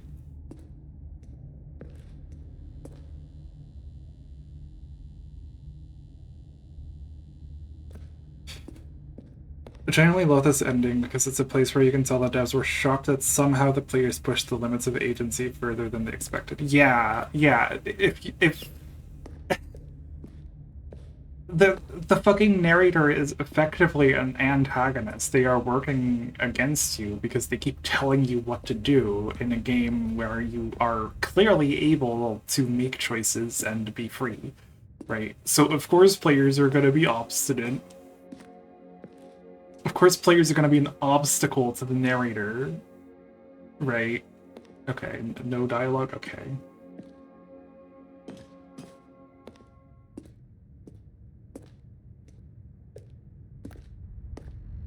It must have been really fucking annoying to like develop this and then have it be play tested and the playtest just like, why isn't this doing anything? What the fuck? Just watching the playtesters like completely fuck up things they never expected anyone to do. Okay, time to die.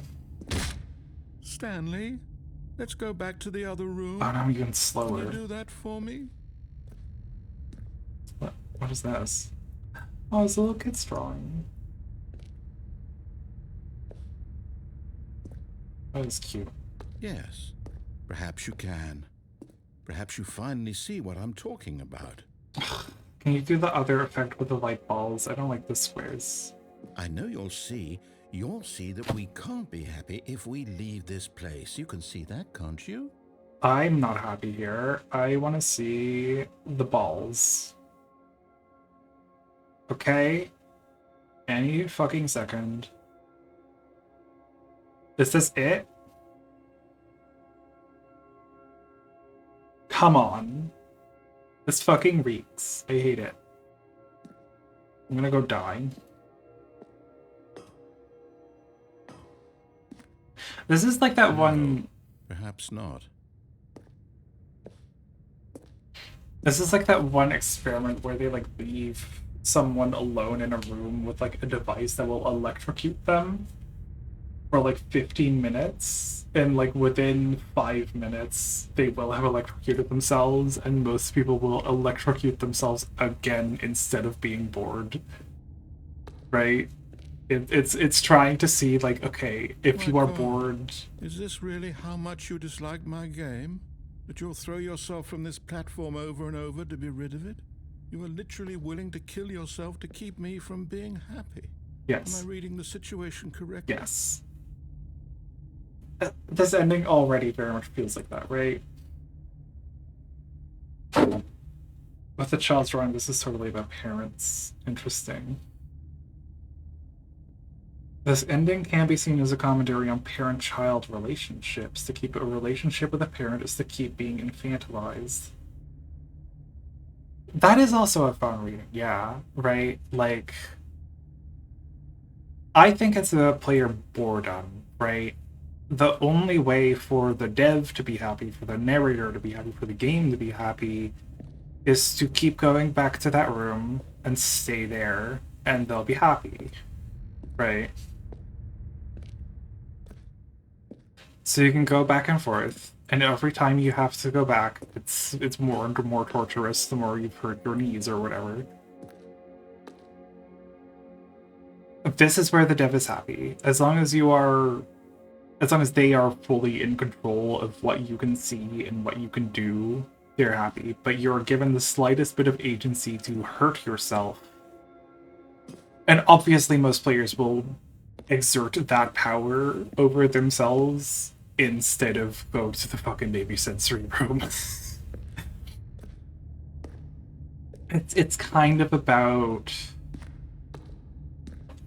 I think, like the antagonism between the player and the game, right? The game tells you to do things that are boring, so instead you're gonna fuck up the game and make it bad on purpose, right? I think that's how it's kind of going.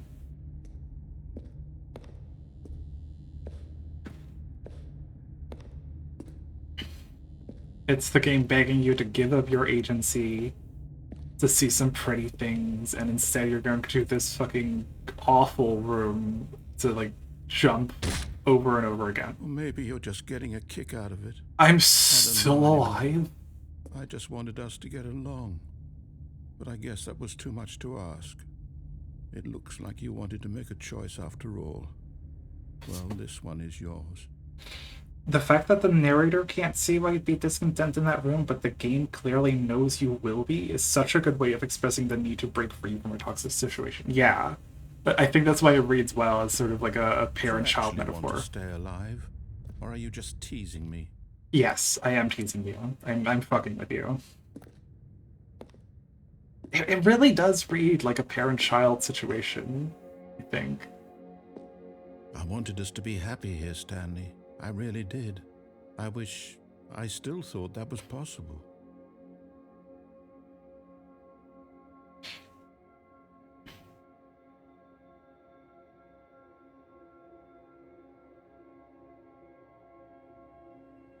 Well, my parents haven't said exactly these things, they have said stuff similar to it.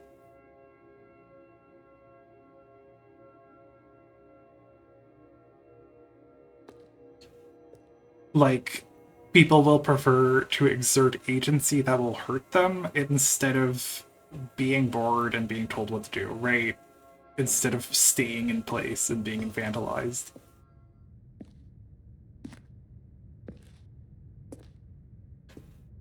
Even if every time it gets slower and slower, I will actively choose to make this man more upset because I think it's funny. Because hurting him is a way of exerting agency.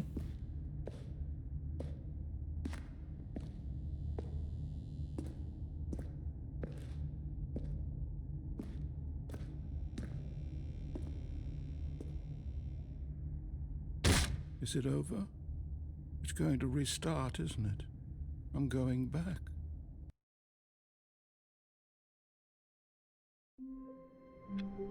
Describing my decision they don't like as me hurting them. Yeah, that's a common one. Hate and days. 8 days. 8 days? Oh my god. Wait, Stanley thought to himself. Am I sure that the orders stopped coming in? How is that possible? They never stopped. Surely I was mistaken. No, the orders were still missing. for now. Can also see some aspect of disability in that ending.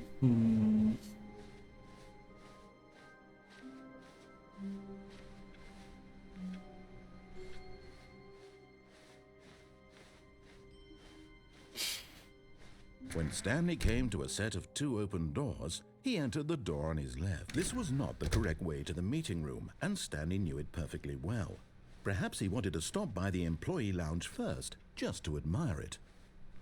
It was okay.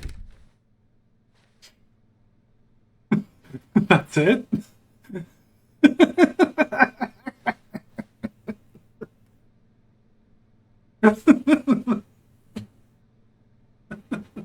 It's really good.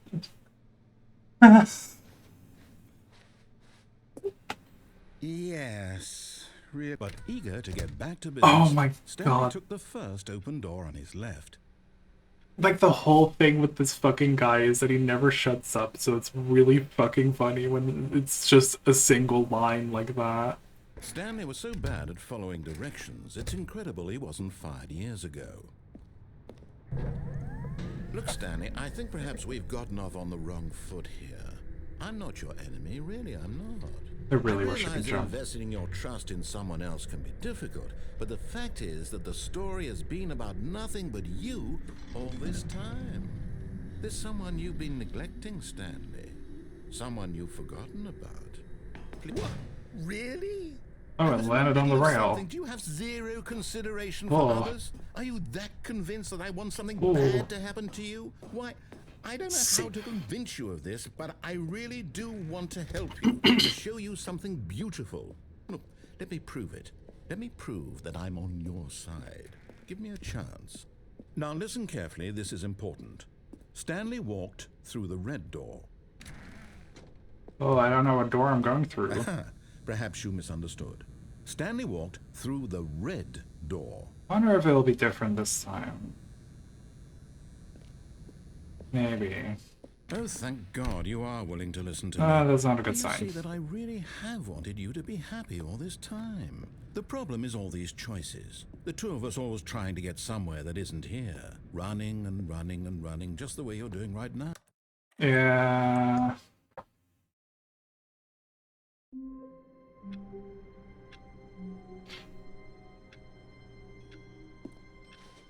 All of his co-workers were gone. What could it mean? Stanley decided to go to the meeting room. Perhaps he had simply missed a memo.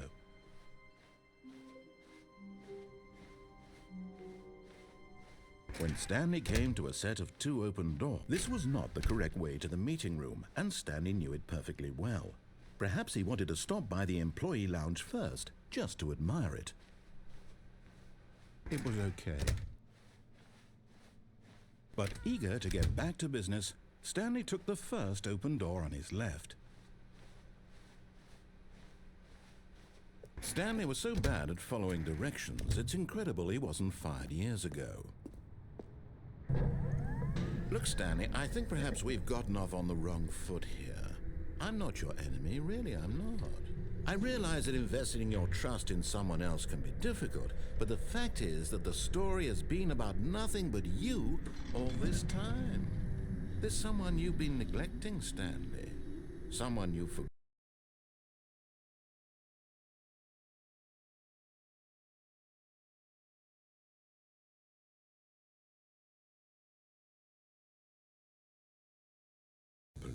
Stanley walked through the red door.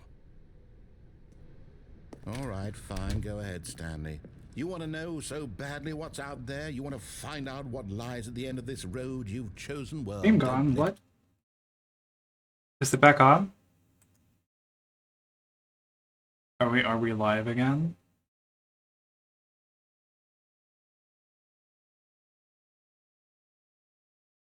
Yeah, you're back. Okay, good. Me stop you. You see? There's nothing here. I haven't even finished building this section of the map because you were never supposed to be here in the first place. Broken rooms, exposed developer This is a textures. beautiful Is this view. what you had wanted? Was it worth ruining the entire story I had written out specifically for you? Do you not think I put a lot of time into that? Because I did. And in the end, it was all for nothing, because this is what you wanted to see. Help me here, Stanley. Help elucidate these strange and unknowable desires of yours. What would have made this game better? What did you want to see? Vehicles? Skill trees? Work with me. You've given me absolutely nothing so far. Tell you what, let me take a stab in the dark at a new design and you can give me some feedback. There we go. A third option. This already feels leaps ahead of where we were before. Go ahead, Stanley. Take it for a spin. What if I don't? Like, I already know that door leads to the same way. What if I don't? Okay, I'm going to stop you there. Now, tell me about your experience with this new version. Would you say that the game benefited from allowing you more choices? Feel free to be honest. Not an actual choice. All these lead to the same fucking room. A one? I mean, I can understand if you had reservations, you saw ways the game could be improved to more fully express itself mechanically and artistically, but a one? That's not even helpful. What am I supposed to do with that? But I guess it isn't my place to judge. Here, based on the data from your previous playthrough, I've compiled a new version. And to be perfectly candid, I think I've knocked it out of the park with this one. Let's take a look. Right. The Stanley Parable Worldwide Leaderboard. Good old Neil.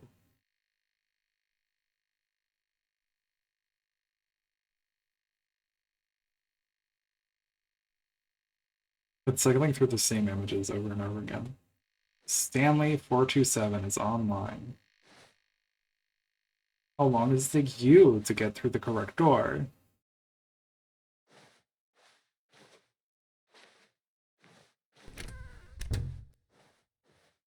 Now, would you say that competitive leaderboard helped you feel motivated to keep walking through doors? Again, honest answers, please. Hey, I nearly forgot. I've got a prototype of It doesn't a new matter. game I've been He working doesn't on, care. and now would be a lovely opportunity to give it some playtesting. You wouldn't mind taking a look at it, would you? Perfect. Let me boot it up.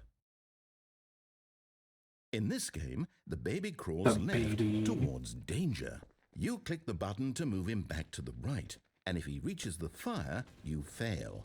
It's a very meaningful game, all about the desperation and tedium of endlessly confronting the demands of family life. I think the art world will really take notice. But of course, the message of the game only becomes clear once you've been playing it for about 4 hours. So why don't you give it 4 hours of play to make sure it's effective? Be sure to keep notes on your experience.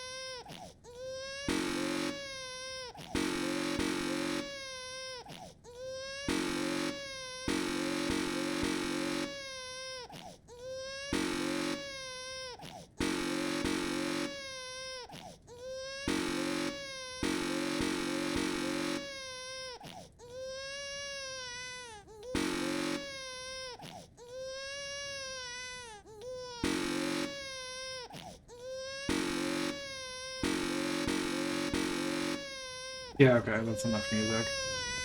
Oh no, baby! Oh no, baby! Heartless bastard. Did you do it because you hate babies or purely to spite me? Purely to Because spite if it's you. the latter, well, I don't know what to do. I'm completely out of ideas. I can't think of a single thing that might improve the experience for me. I'm not even going to try. I'm out. I'm out. I'm done. It's over. Thank you for playing. Your input was extremely valuable. Oh, hey, since my game was so awful, why don't we play someone else's game? Just to ease the pain. Let's see. What do we have here?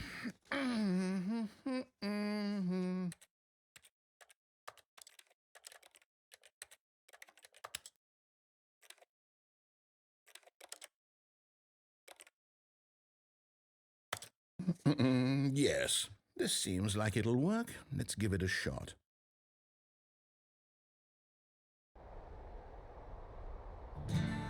Aha! Fascinating. What do you think this Oh game is no, about? I'm in Wyoming! What's our backstory? What is our motivation? Ooh. Well, it seems obvious to me that you are meant to play as a creepy man spying on innocent civilians below you from up high in your creep tower. Who's to say Perhaps I'm for playing a some man? sort of twisted erotic purpose. Yes, that must be it. What a fascinating venture into the experience of total mental depravity. So far, I love everything about this game, Stanley. And it seems there's even more. Come, let's venture outward and see what else is out there. This is so aggressively American, I'm really looking at it again.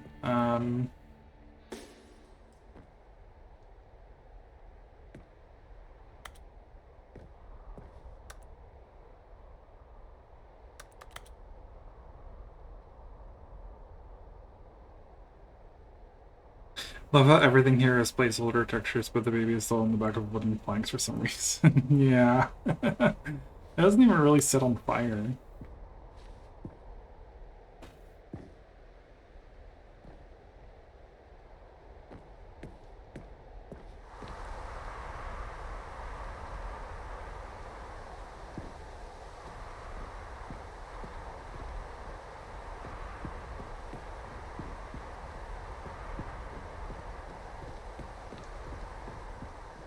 Oh no. No, it can't be. It is. It's an open world game. Good God, quickly block it off. Oh, thank goodness, Stanley. What a close call. You nearly wandered off into that thing. That big, open, just wandering around. No right or wrong directions. No path to follow. You can just go in any... Oh, thank heavens we avoided it. We're out of the woods now, Stanley. Okay, I'm going to get us out of here. Let's find another game. Preferably something with walls. Something with nice, big, insurmountable walls. Oh, let's see that tree. Okay, I think this will be just the thing. Okay. Wonderful. See, this is exactly what I had in mind. Just a nice big box for you to run around in. There isn't any possibility that you could get lost here. Now this is game design. Stanley, if you manage to get lost in this game, I will be phenomenally impressed. Okay, so what exactly do we do here? Let's see. There are lots of cars here in the back, but obviously there's no racetrack. Okay, I'm seeing that there's a ball of some kind back here. Is this game sports ball? Stanley, I think it's sports ball. Oh, what fun. We shall run the bases and do a touchdown together? Yes, I think surely we must. Okay, Stanley, here's the ball. Have fun.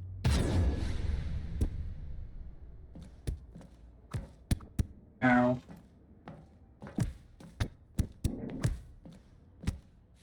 Whee! Are you doing it?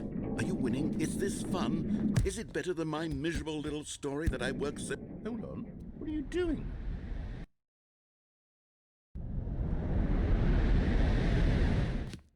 Stanley, don't do that. I can't follow you there. I can't help you. How will you write a story without me? You can't do it. You know that. Stanley,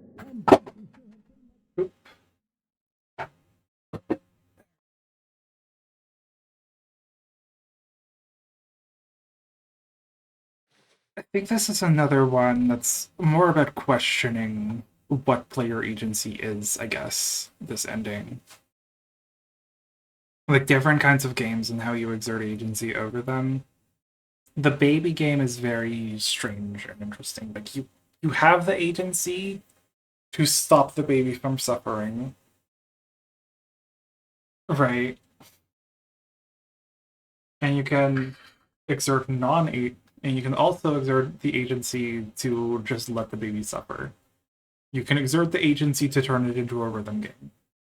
But the choice to exert agency here is repetitive and it doesn't feel meaningful at the same time, right? So Yeah. I don't know exactly what to make of it. It's very dark here, I can't see.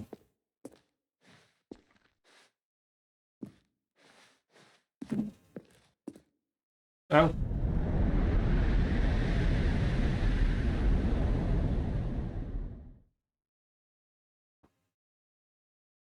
And then it's immediately to like the fucking.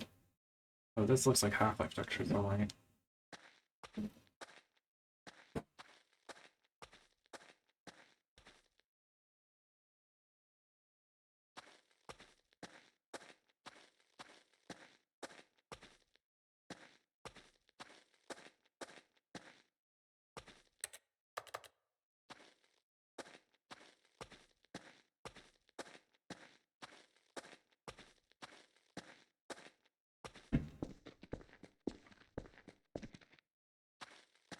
Even sounds like Half-Life.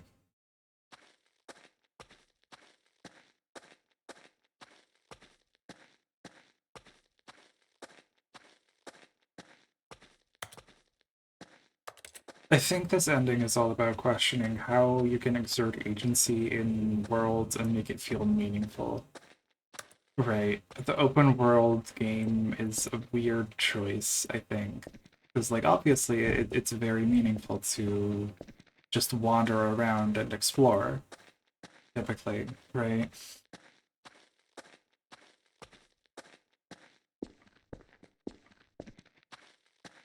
Okay.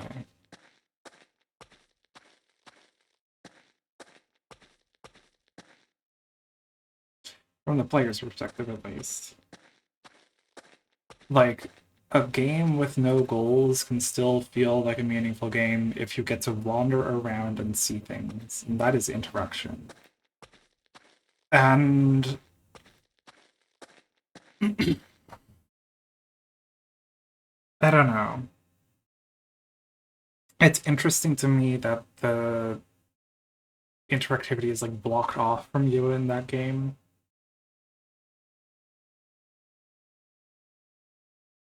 And then he gives you sports ball.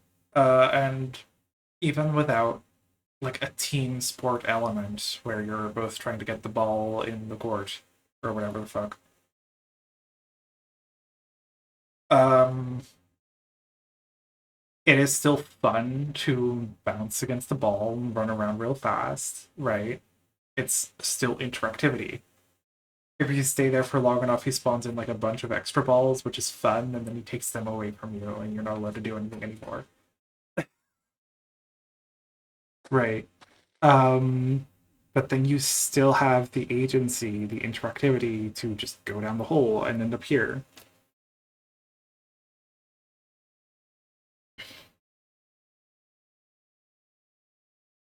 It's weird. It's weird. I don't know exactly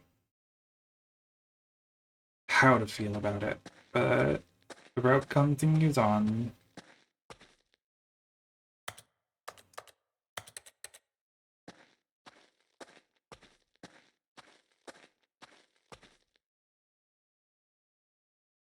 I wonder what he found. If what he wanted was to be the leading man in his own story, well, perhaps he's gotten it, down in wherever he is right now. I wonder if he's happy with his choice, and if he's learned the heavy cost that comes with it. He'll understand soon what I was trying to tell him. He needs me. Someone who will wrap everything up at the end, to make sense out of the chaos and the fear and the confusion. That's who I am. That is what I mean to this world. Oh, yes. Yes, I'll be back. There's no other way. Once this ends, after it all comes to a close, then I'll be back. The end will be here soon. Very soon. I can wait.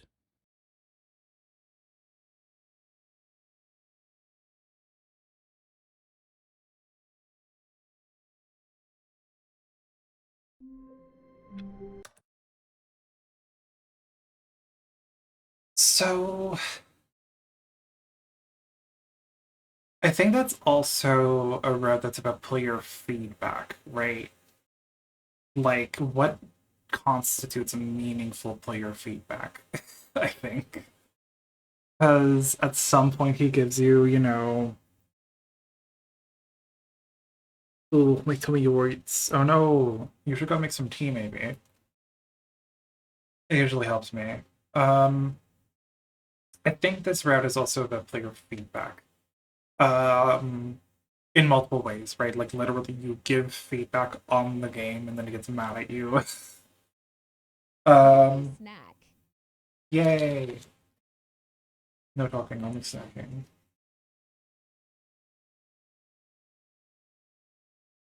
He literally gives you feedback as well. Um, I think the baby game in the context of player feedback is also interesting. Because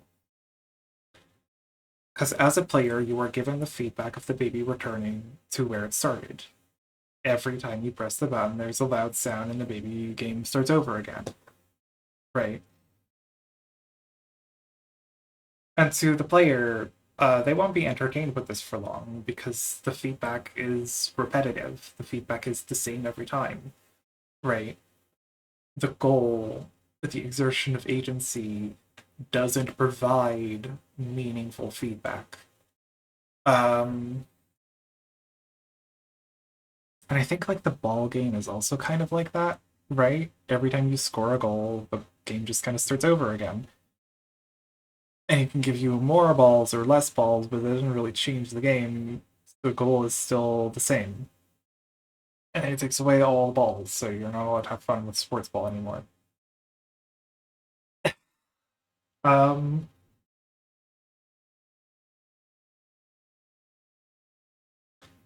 so I don't know how the open world game fits into this because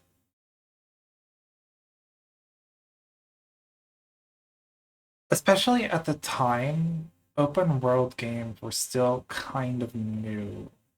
Um, and there was a lot of complaint with open world games that they didn't really provide player feedback, I think.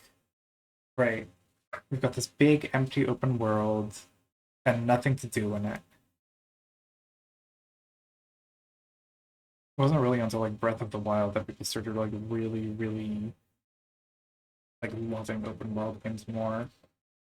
I don't know. It's a weird ending.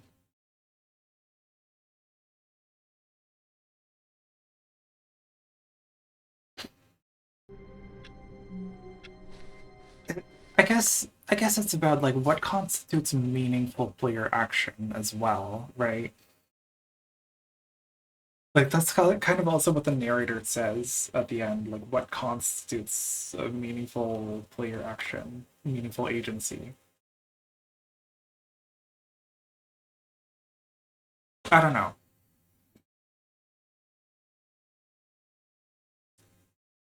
I think that's what it's about. All of his co-workers were gone. What could it mean? Stanley decided to go to the meeting room. Perhaps he had simply missed a memo.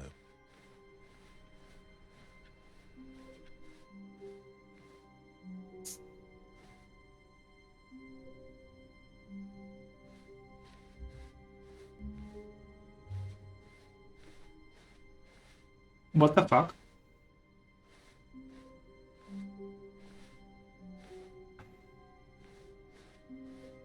Okay. When Stanley came to a set of 2 open doors, he entered the door on his left. This was not the correct way to the meeting room, and Stanley knew it perfectly well. Perhaps he wanted to stop by the employee lounge first, just to admire it. It was okay. But eager to get back to business, Stanley took the first open door on his left. And so he detoured through the maintenance section, walked straight ahead to the opposite door, and got back on track. Yet there was not a single person here either. Feeling a wave of disbelief, Stanley decided to go back to his boss's office, hoping he No! might find an answer there. My broom closet. No!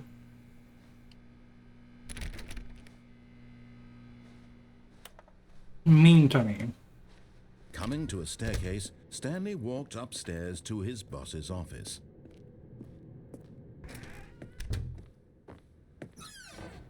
There we go. It was open the first time. I don't know why it closed.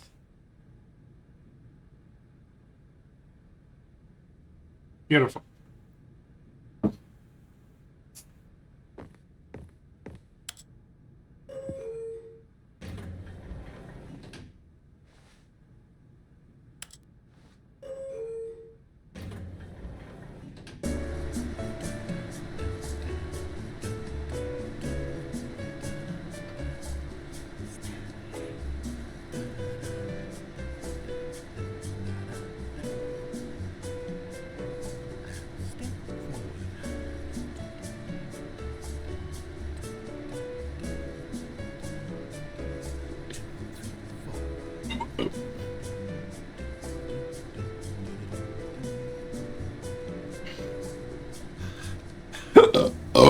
Oy.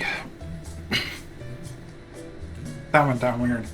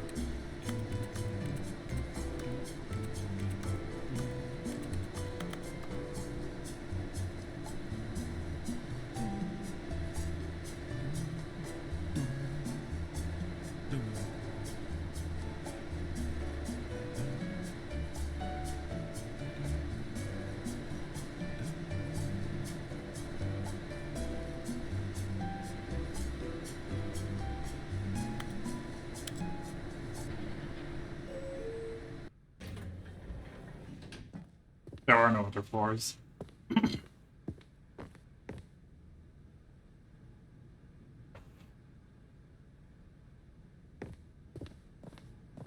Stepping into his manager's office, Stanley was once again stunned to discover not an indication of any human. Stanley was in such a rush to get through the story as quickly as possible, he didn't even have a single minute to just let the narrator talk. Yeah, That fuck you. kind of anxiety isn't healthy, so he relaxed for camera a up few there. moments with some calming New Age music.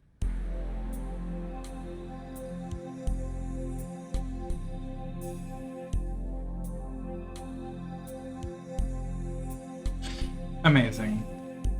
Okay. Feeling soothed and rejuvenated, Stanley calmly walked forward into the opened passageway.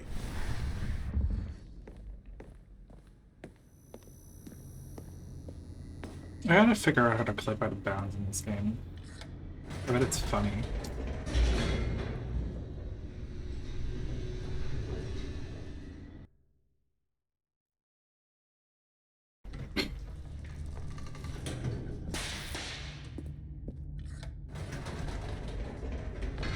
Whoops. Nope. Never mind. Stanley actually got back into the elevator and went back up. Silly me. This is maybe my Why favorite did way of Stanley torturing do that the when he knew that it would just fucking lead back narrator. to his boss's office? Well, that's a great question. I just can't wait to find out.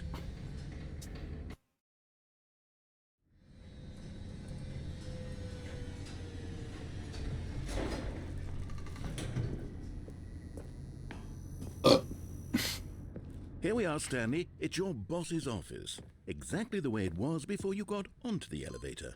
It's still just exactly what it is. What a decision you've made to come up here and look at the office again. This has fleshed out the plot of the story in new and fascinating ways I could have never anticipated. It's that keen eye for storytelling that you have, an incisive rapid fire of critical plot points, one after the other, weaving a rich tapestry of uncompromising narrative. Wow.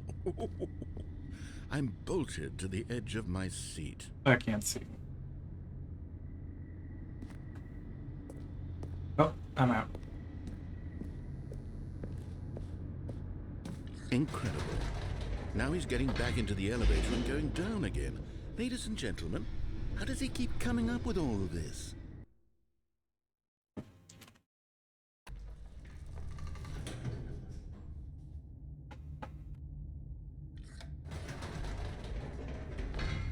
Did you think we were going to go forward down the spooky corridor? No. It's time once again to go back up in the elevator. I can't even begin to grapple with what might be up there. Is it the boss's office again? Or what if it's the boss's office this time? The suspense is killing me.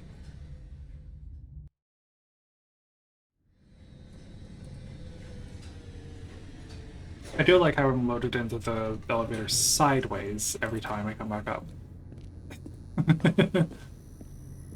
What does Stanley do in the loading period? Oh my god. It's the boss's office. This absolutely changes everything for me. Give me a time out here for a minute while I process this.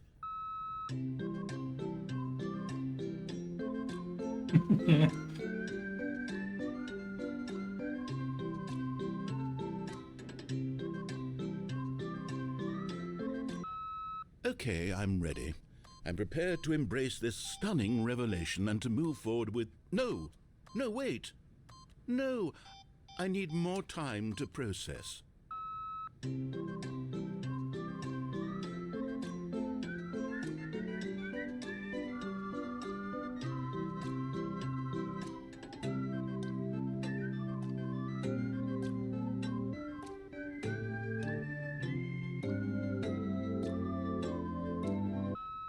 All right. I have fully come to terms with it. I have made space in my worldview for this astonishing new reality. As before, I turn to your expert eye for gripping narrative, Master Stanley.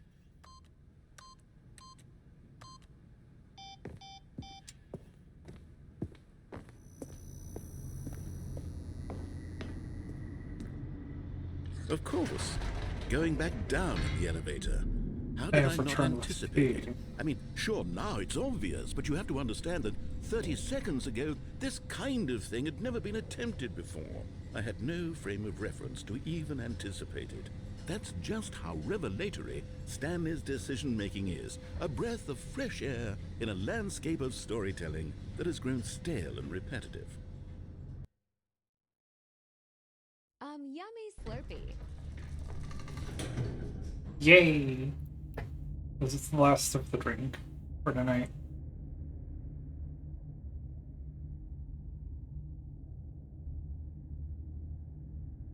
There we go.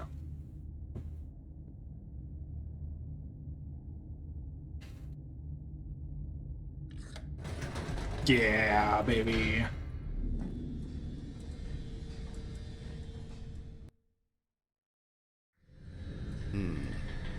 You know what? I've just thought of something. Hold on, let's stop for a moment. Don't you realize? It's the anticipation, Stanley. You and I, we have no way of knowing what will be at the top of this elevator. But the suspense, the agony of waiting and anticipating and having to guess, that's the real thrill. Oh, I simply don't want to let that feeling go. It's so precious, so fleeting. Why don't we take this elevator ride nice and slow? Oh, fuck yeah. There we go. Isn't this so much more exciting? It is. Stanley? It seems like nowadays the only thing that audiences want is to be shocked as loudly and frequently as possible. They want big, explosive moments flung right in their faces from the very moment that things get started. But where's the tension? Where's the trust in the audience to build a slow and nuanced appreciation for the story? The characters. Why The aren't we given time to characters. imagine the surprises? To have to think and to anticipate and then to marvel at the eventual reveal. This is storytelling, Stanley. What you and I are Storytelling. doing right now. This is the most exciting narrative to be developed in years. And it's really all because of you. You're the one who took this bold step of revisiting the exact same locations over and over. Truly, I mean it. This is unique and different. It's not like anything else out there. You see, I want stories that surprise me, Stanley. I want to have to think. I want to be engaged and not pandered to. We're being fed such unimaginative drivel all the time, and we all know it, which is why we're so starved for content that makes us feel sharp and vital and alive. That's why people like you so much, Stanley, because you're not afraid to spit in the face of tradition. You're a role model, you know? People look up to you. Which is why, oh, I didn't know when to spring this on you, but, well, I've gathered a little press conference for you, so that you can talk about your work and your storytelling and your life. Yes, I know you're not much for the public eye, but I thought it would especially mean a lot to the people who have been following you from the beginning. They really look up to you, Stanley. I don't know if you realize the impact you have on them. This is the kind of gesture that might leave a tremendous impact on them for the better. Oh good, we're here. And it's actually different this time. Okay, the room where we're holding the press conference should be just around the corner here somewhere. Fuck, I could have pressed down on the elevator again. Needs to do that next time. Let's see if that works.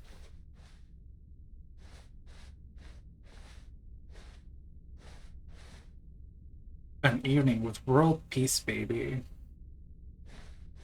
Ah, yes, here it is, just through this door. World's first sentient machine. Doing great. A conversation with Alexander the Great. All right, are you ready? I've told them you're going to speak a little bit about the nature of surprise in storytelling and what it means to craft a truly unpredictable narrative. Oh, don't worry, you'll do great. Just be yourself and speak from the heart. I'm really proud of you, Stanley. Okay, it looks like they're ready for you. Go get 'em. Congratulations, Stanley. Remember where you came from.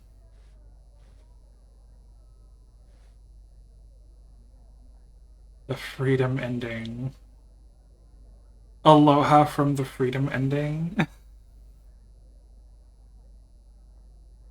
I went to the mind control facility and all I got is this lousy sticker.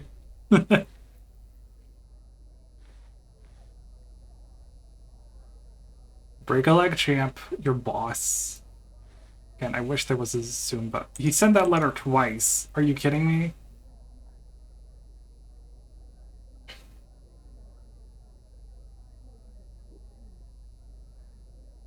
I love the way you write elevators. Thanks for showing me that cool skateboard trick in the parking lot. You're too cool. Good luck on stage. Stanley and the God. Age 6.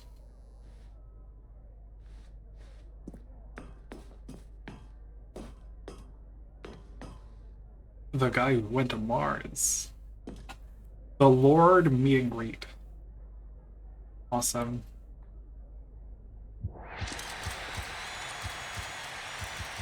What if I just go back? Oh, I can't.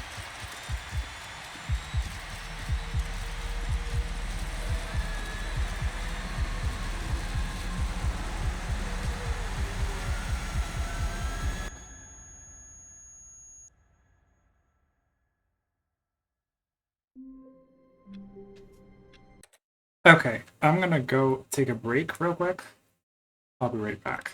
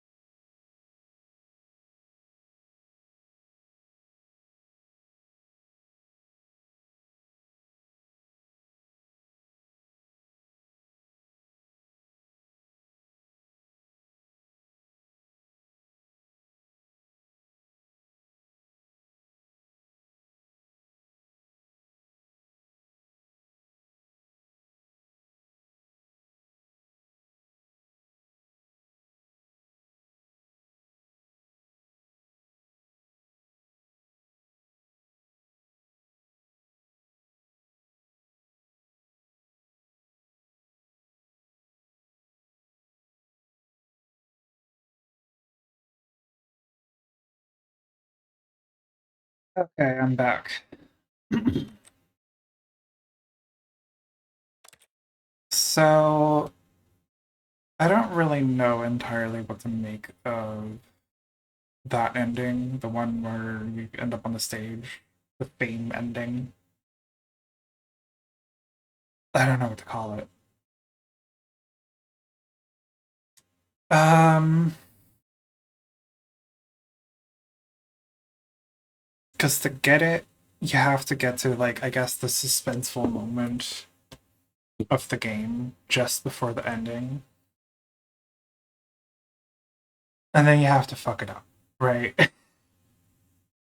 You have to constantly backtrack, go back and forth, and be rewarded with the narrator getting mad at you. It's a very fun ending. Um, and then he like commends your storytelling abilities very ironically, right? He's fucking with you, but it is still a weird ending, I think, right? I don't quite know what to make of it. It's definitely a funny ending.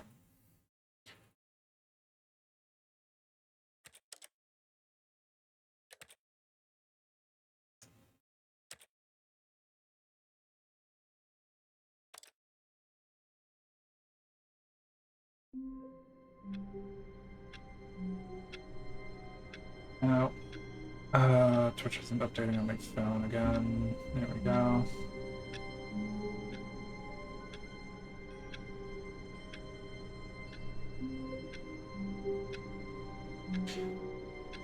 That'd be kind of an ironic thing by the narrator. Oh, you think you're special? Here, have a massive audience. I think so, yeah, right. Like, on a narrative level, just from the game itself, right? It is literally just, oh, you think you're such a cool storyteller. You keep going back and forth. Isn't that original? And he's like mocking you. Here, have a massive audience. Become famous. But from a more meta standpoint, I don't understand, I guess, like what the point of that is.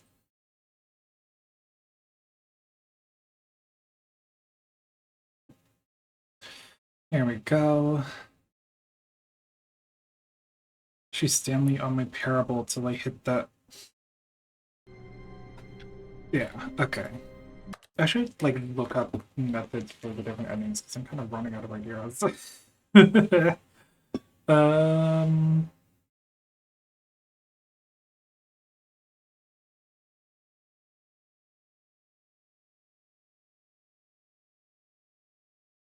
19 endings. I don't think I've found half of them.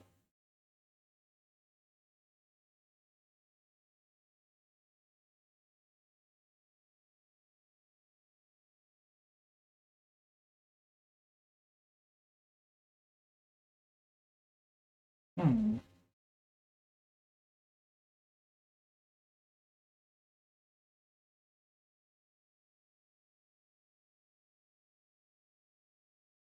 Okay, that's a fun thing to try.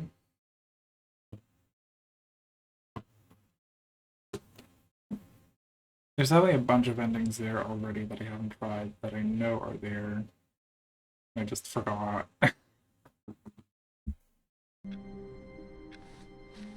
All of his co-workers were gone. What could it mean? Stanley decided to go to the meeting room. Perhaps he had simply missed a memo. I think it might also be commentary on backtracking, maybe? Right? You keep going back and forth to the same places, expecting something to be different, and then finally the game rewards you by. Two open doors. He entered the door on his left.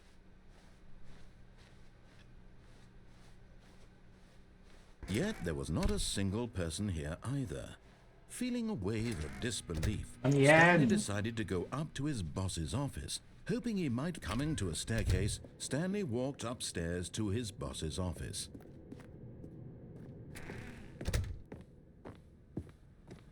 Okay, I think we all know the drill by now. Blah, blah, blah. Dark secrets, the keypad. Stanley pushes some buttons. Oh, hey, look, it's a new passageway. Kill surprise. Okay. Thanks, that's very convenient.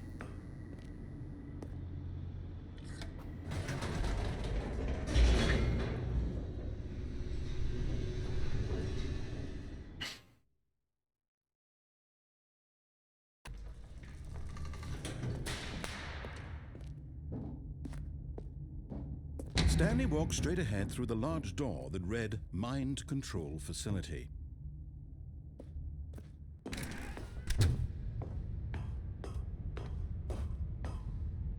So somehow there is a way The to lights rose on an go enormous and fall on the room bottom packed of with this television room. screens.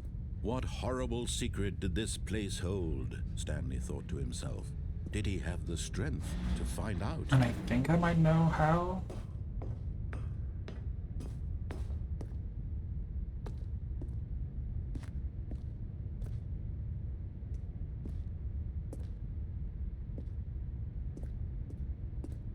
There's gotta be a way to like climb up here. Pretty sort of glitching up. Oh, there we go. Oh, there we go. Yeah!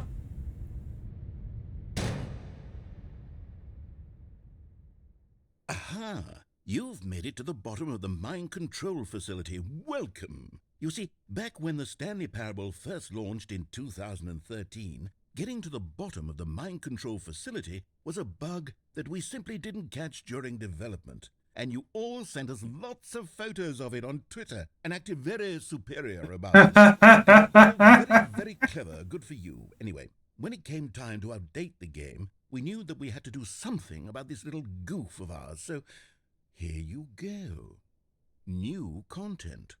You can call it the bottom of the mind control room ending, if that enhances your perception of the value of these updates. Isn't that what you crave? New content? Always Yeah. more content, more content, more.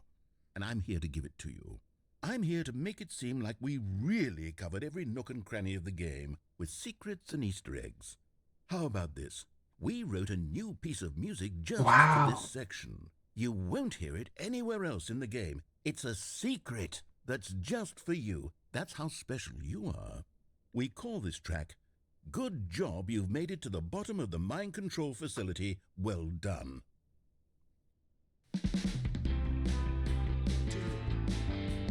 Good job, you did it. Good job. 3, 2, 1.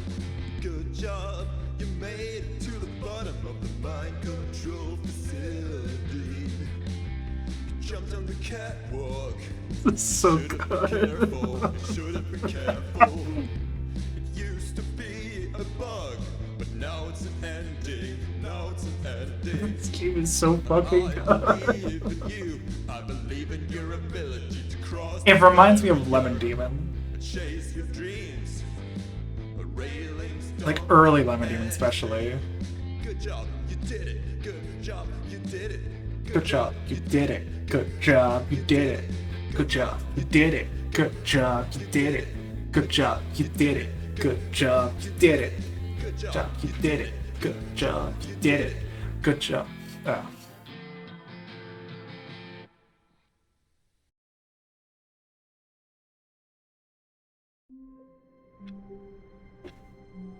Amazing. Beautiful. So I think that ending means that you've made it to the bottom of the mind control facility.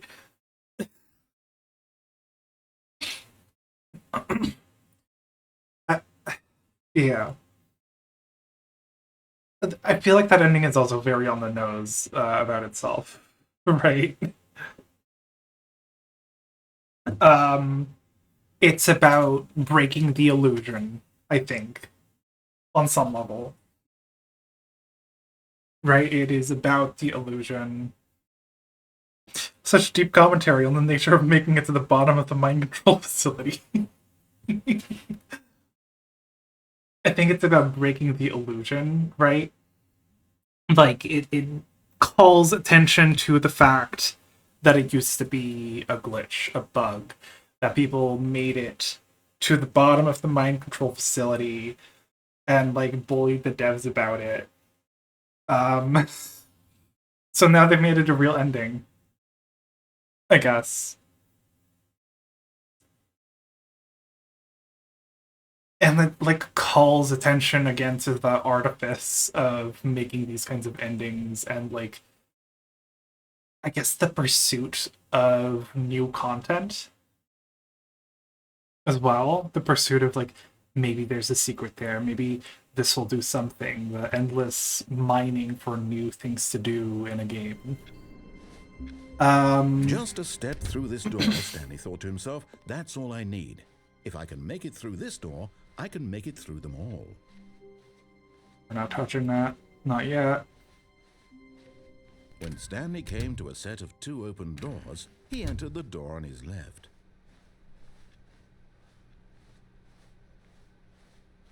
Yet there was not a single person here either. Feeling a wave of disbelief, Stanley decided to go up to his boss. Coming to a staircase, Stanley walked upstairs to his boss's office.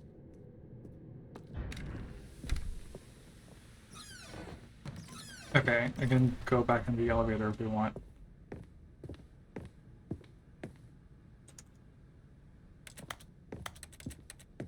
Oh, it's already open. Here's the door, just go. No. Now you want me to go through.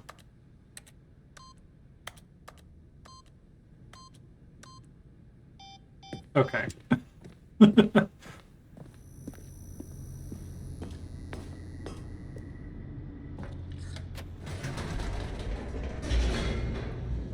Compare it with the suicide ending, which is also a glitch that became an ending, but they engage with that one seriously.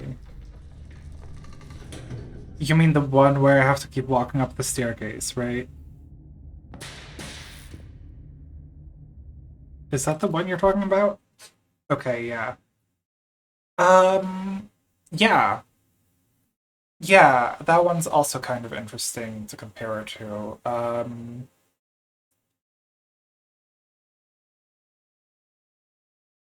They are kind of similar, I guess, right? Both are about doing something unexpected, breaking bounds, and finding new stuff at the end of it. And while one calls attention to itself as originally being a bug, but you crave new content, here you go. We wrote a whole song about it.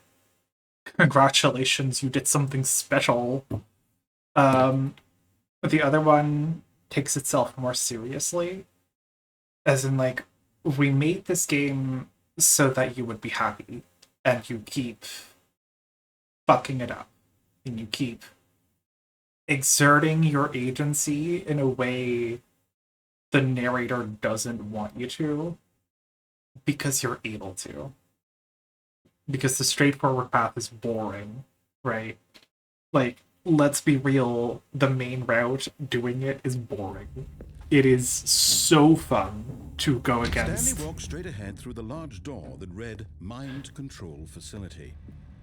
Although this passageway had the word escape written on it, the truth was that at the end of this hall, Stanley would meet his violent death. But of course, Stanley thought better of it and realized he simply had too much to live for. I guess like the staircase suicide ending is about the way that it's fun to fuck things up on purpose. Like it sort of goes into the reason why people would do that kind of stuff and find new things to do in a video game, even if the thing to do is kill yourself. Yeah. The suicide one feels like the devs found something poignant in the fact that people found self-destructive behaviors in a game that isn't supposed to permit that. And the bottom of the mind control facility is more about, here's your reward for finding a new thing, you asshole. It's questioning, kind of poking fun at the idea of like endlessly digging for new content to the point of breaking the game, right? Like, what is the fun of breaking a boundary? Nope, still on board with death. Yeah, I'm on board with that. I like that it's kind of purple in here.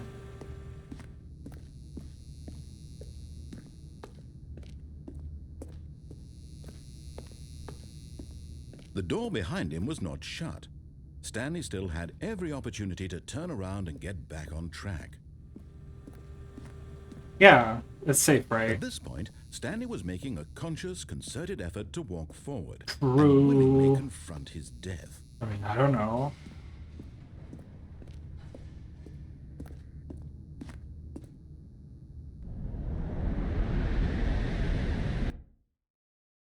Let's take the opening portal.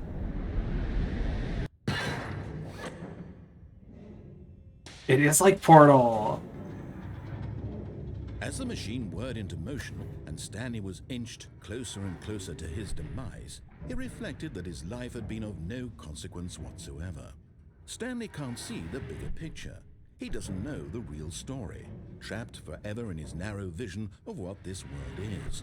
Perhaps his death was of no great loss, like plucking the eyeballs from a blind man. And so he resigned and willingly accepted this violent end to his brief and shallow life. Farewell, Stanley. Yay! "Farewell, Stanley," cried the narrator, as Stanley was led helplessly into the enormous metal jaws. In We found a single third visceral woman! instant, Stanley was obliterated as the machine crushed every bone in his body, killing him instantly.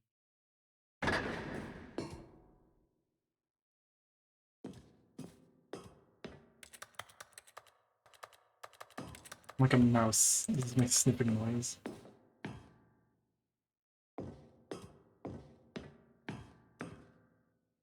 And yet it would be just a few minutes before Stanley would restart the game, back in his office, as alive as ever.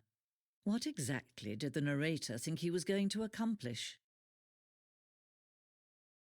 When every path you can walk has been created for you long in advance, death becomes meaningless, making life the same. Do you see now? Do you see that Stanley was already dead from the moment he hit start?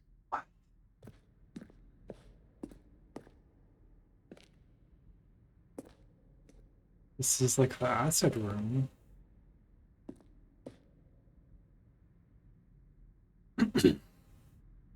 This blueprint shows the office from the beginning of the game. The path from Stanley's office to the two doors was the first part of the game that was built. Sections have been added and altered throughout development, though the core layout remains almost identical to the first iteration.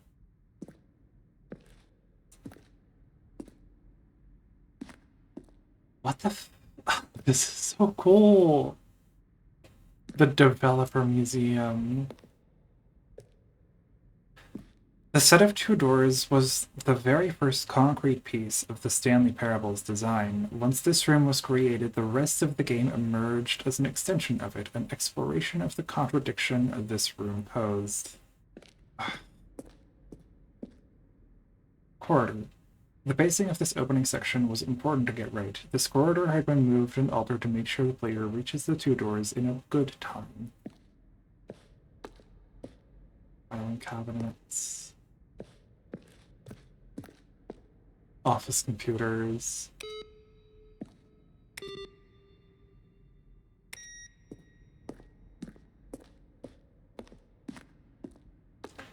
Button sounds. A selection of the sounds used throughout the game when buttons are pressed.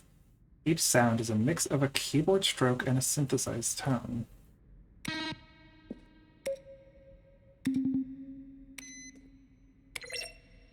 Huh. Credits. Andrea Jorgensen, Gijs van Koten, Malte Dittman, Jakob Janurka, Jakob Gavetti, Simon Boxer, Nika Lati, Luc Alanes de Rebemond, Josh van de Pol. Wait, I know that guy. Wait. Are you fucking for real?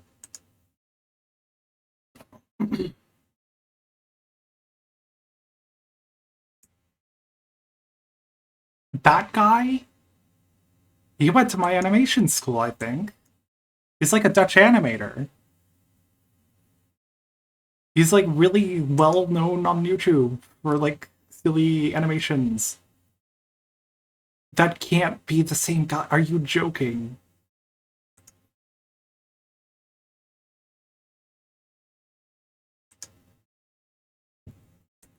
This fucking guy.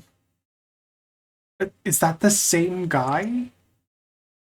There's almost no way it isn't. It's like, what?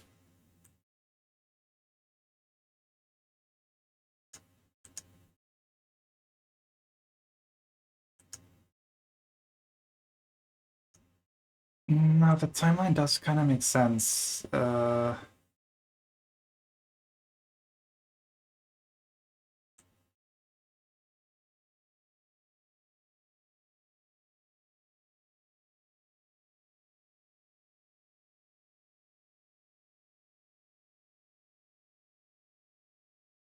The Wikipedia article doesn't mention anything about his work on the Stanley Parable. What the hell? I'm fucking blown away by this. What the fuck are you doing here? Who are you? How long has this room existed?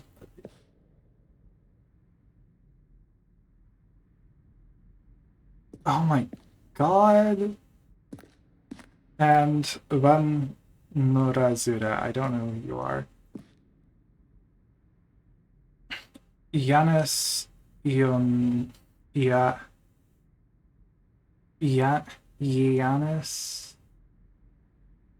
Ioannidis, Blake Robinson, Christian Bucker. It's a very Dutch name. There's a lot of very Dutch names in here. Gijs van Koten, Robin Arnott, Eduardo Ortiz. I think I might have heard that name before. Siddhartha Barnhorn. Barnhorn is another. Kevin McLeod. Kevin McLeod. He's famous. I know him. Tituan Millet. Nima Johan. Leslie Staples. Afifa Pinches. Jenny Kuglin. Additional voice work. Davey Radin and William Pook. Crows. Dominic Johan as an art director.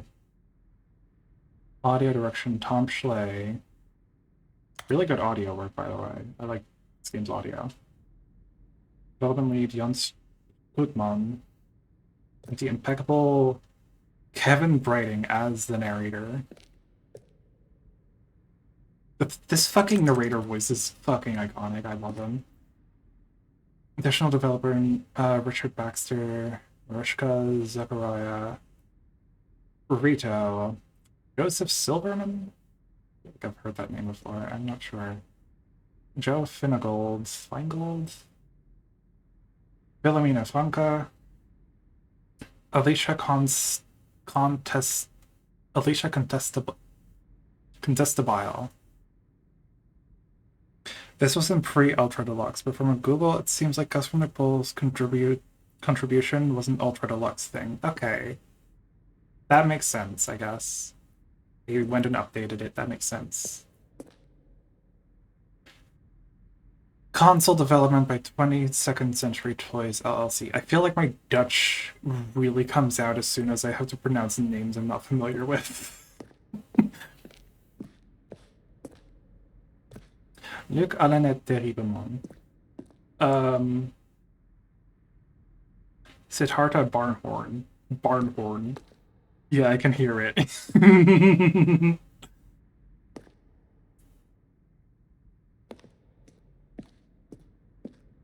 Based on the work of the Stanley Parable 2013 team, additional level designs Colin Eddings, Jack Parsons, Jesus. That's probably Jesus. Programming Jesus Higueras. Animation Rie Soderberg. Maxima Leblet, Stanley character skin, bug art, and Dean Darko, Master Shane Sweeney. I'm so glad I read these fucking these credits. What the fuck are you doing here? You're famous to me. Office boxes and plants and stuff. Maintenance room, an early version of the maintenance room. Ooh. Ooh.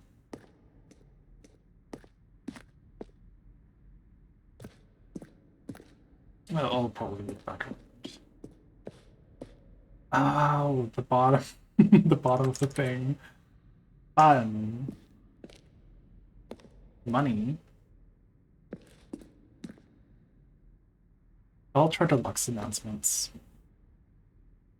My knowing German comes out when I try to type on the poll and write out von der Pool instead.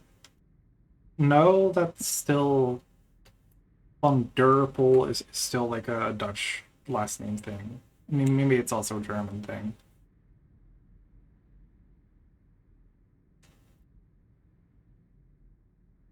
Ultra Deluxe announcements. In December 2018, we announced the Ultra Deluxe version of the Stanley Parable at the Game Awards.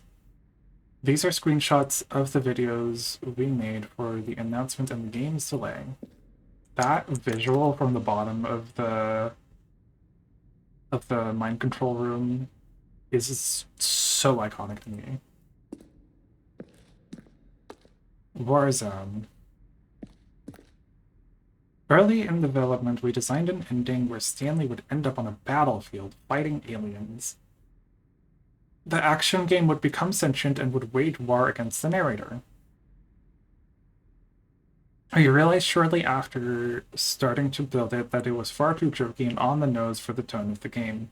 Thus, some people interpreted it as making fun of people who like shooters, which was not our intention. Der is a German article that grammatically fits there. Yeah. It shows up in a lot of Dutch last names as well. I think it's also just Old Dutch. The Lounge. An early version of The Lounge. Wow! It sucks! I'm so glad they updated it.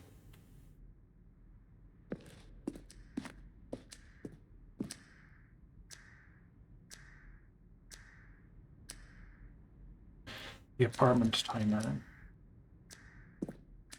An early version of the choice leading to the apartment ending, a timer would give you 15 seconds to pick up the phone. Not picking up the phone would lead to a different ending. Huh. The cargo lift. You can really feel the fucking Source Engine grime in this one. That just looks like Portal 2. This just looks like Portal. The second version is functionally the same as what's in the final game, but we wanted it to look more like a place where cargo was actually stored. Look at this isn't just Portal. The cargo lift was always intended to offer the choice of staying on or jumping to a different path.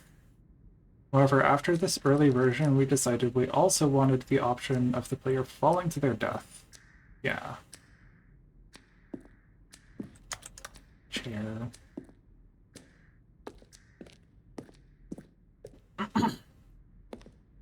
Meeting room.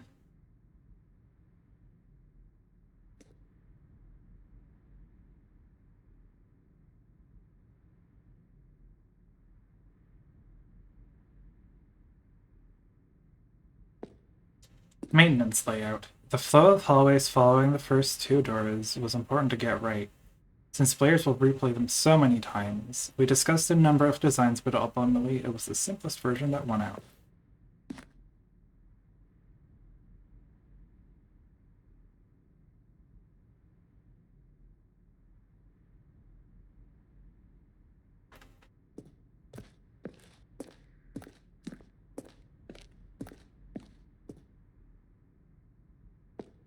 These levers were originally part of the Zending.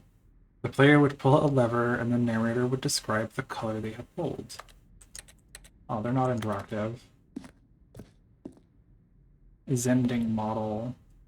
The Zending went through many iterations. This room represents the 4th version of the ending, and we thought it was complete, but decided to abandon and change it again shortly before launch. I don't know what they're talking about.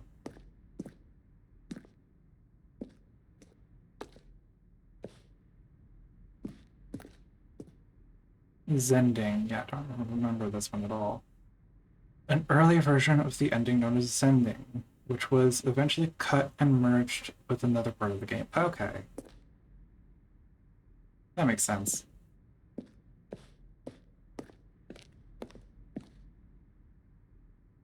Escape menu.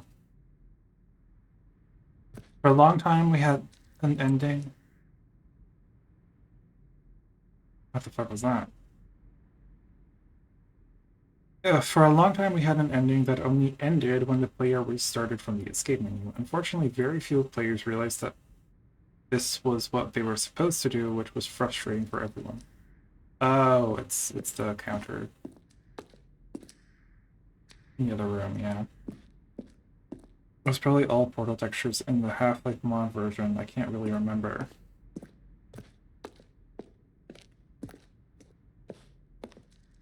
Countdown room, an early version of the countdown room.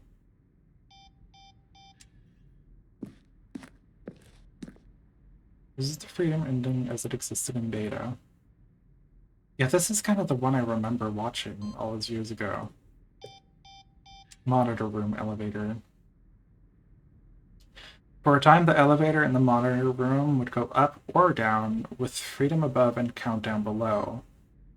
We abandoned this when player found it too difficult to remember what was up and what was down, and placed the two endings together instead. Countdown desk. One of the desks from an early version of the countdown ending.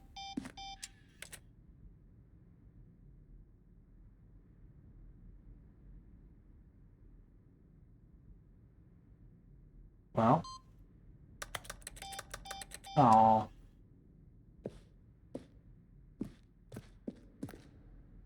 This is the very first incarnation of the freedom ending in the game's alpha.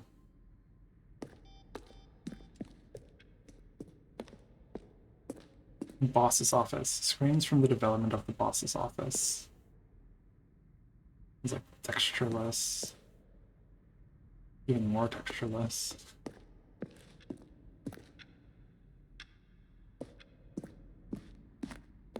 Oh, I'm back down here. There's definitely more to explore.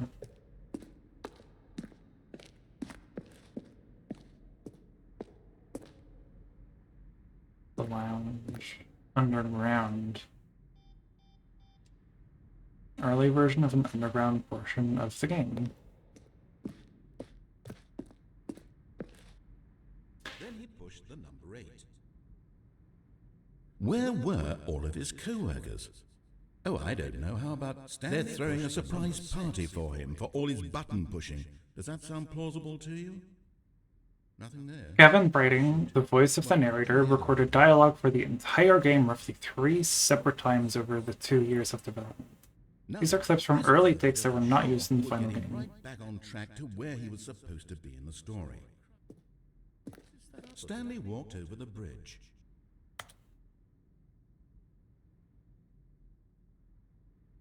Stanley pushed the big red button.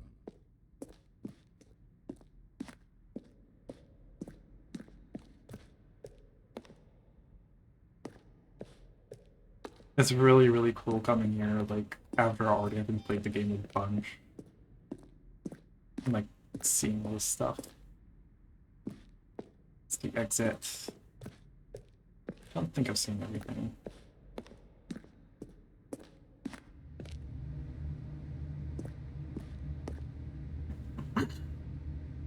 From left to right, the evolution of Stanley's office over time. The first was created in November 2011, the second in March 2012, and the third in February 2013.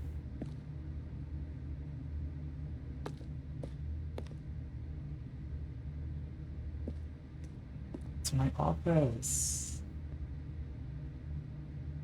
The extra clutter is nice. Yeah, it's mostly getting extra clutter, but the layout change is very cool as well.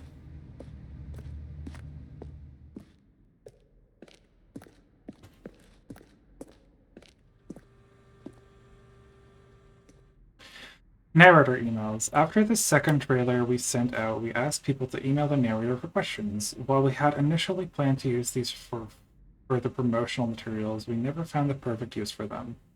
Here are a selection of those emails. Uh-huh.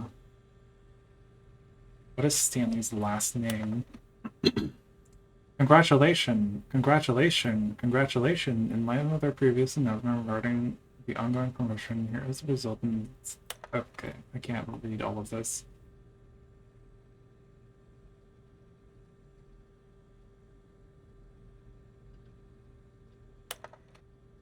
I'm not reading all of this. Okay, Warzone. Seen all this. Yeah. Is there stuff I missed? That.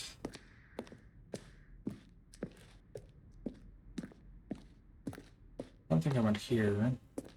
Yeah. We ran 4 major teaser trailers over the course of the game's development, each meant to convey something about the spirit of the game. This is the first one, released in May 2012. It features a series of broken rooms and the voice of the narrator informing viewers that he is repairing a new version of the Stanley Parable.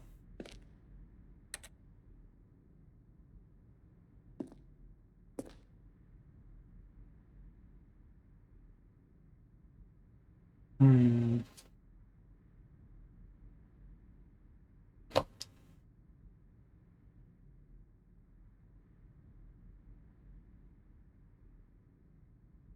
Very striking visuals.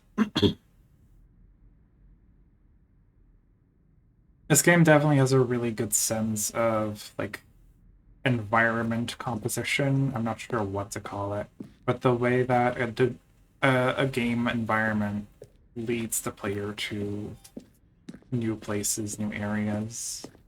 I think I've seen all of the museum. Oh, look at these two. How they wish to destroy one another. How they wish to control one another. How they both wish to be free. Set design? Not quite. Set design is more of a movie term, I think. Set design is also for, like, stage plays. I don't know. It's not quite the same idea. Because when you're referring to set design in a movie or a play, you're just an audience passively watching other characters go through the set, right? But I am a player in this environment. I'm inside the interactive environment. I feel like that is quite different than just how it looks on a screen or how it looks on a stage.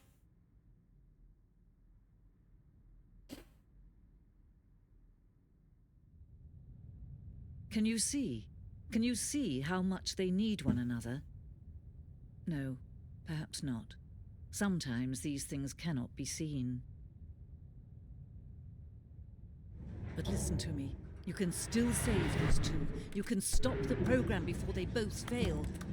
Push escape and press quit. There's no other way to beat this game. As long as you move forward, you'll be walking someone else's path. Stop now and it'll be your only true choice. Whatever you do, choose it. Don't let time choose for you. Don't let...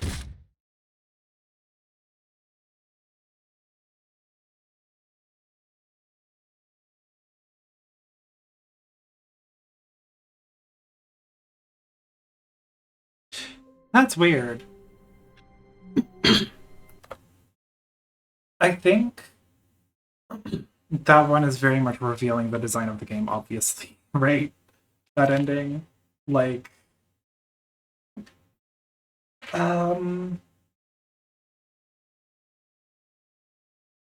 I think that ending is almost about how the player might come to view the um the narrator as an antagonist, right? Obviously, you're the protagonist. The narrator is the antagonist, but the narrator is also the one who makes you make weird decisions, who makes you antagonistic towards it, right? I think that's kind of the point of that one, right? Like you go through the escape room because the narrator tells you not to do it, and the narrator tells you you will walk to your death, and he's right. And then the game stops your death initially and tells you how the game was made. And you're sort of, I think, meant to understand how designed everything is. You're meant to think about how the narrator is also part of this experience, and you're not just trying to destroy him like the other narrator says, right? Revealing the developer's hands. Yeah, I think that's kind of it.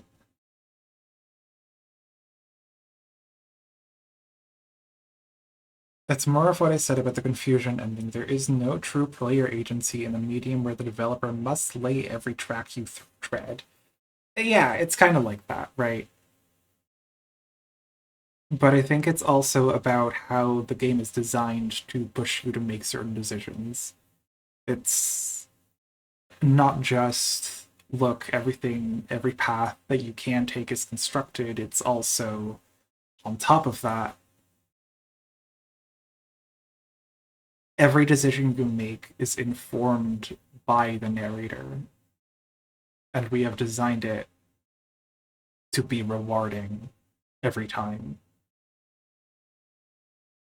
And then there's that little ending segment where she's like, the only way to win is not to play. Which, like, feels again like it's trying to frame it as if the narrator and you are at odds with each other. And I don't think that's actually the case. Right? But the narrator in a lot of places is a reward for pushing the game's boundaries, for treading places where he doesn't want you to go.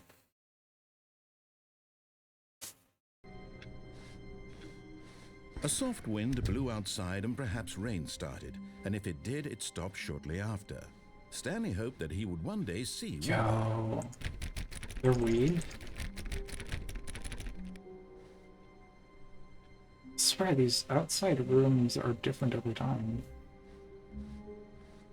Most of the time. Not quite yet.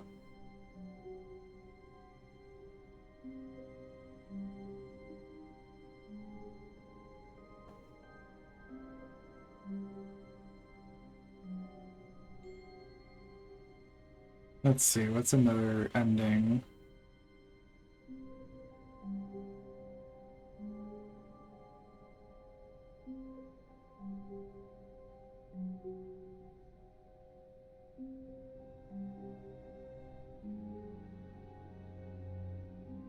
Hmm.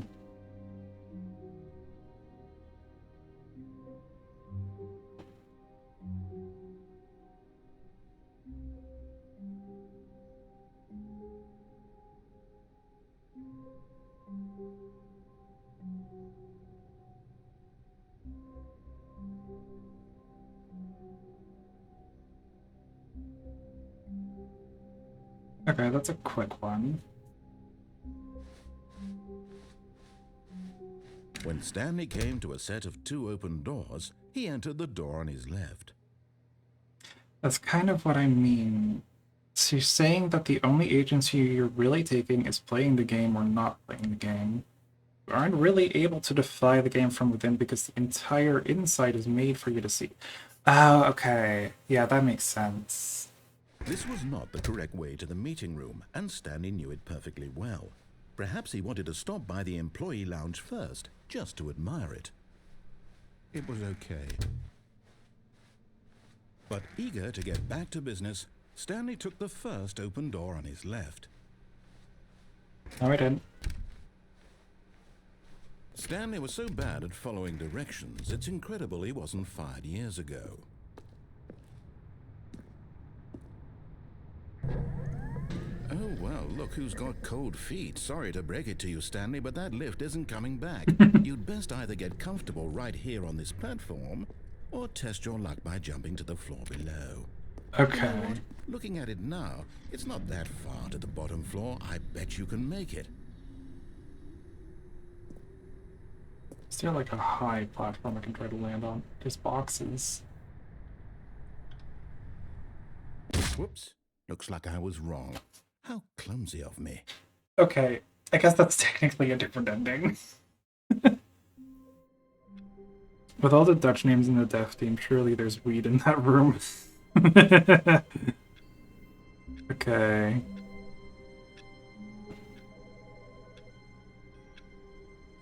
Oh, that's interesting.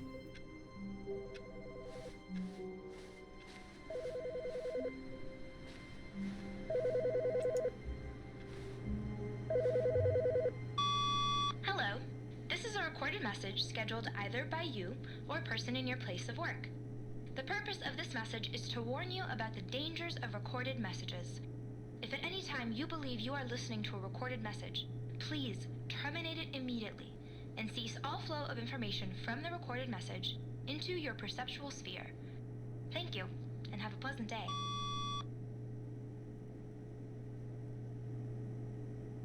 Okay.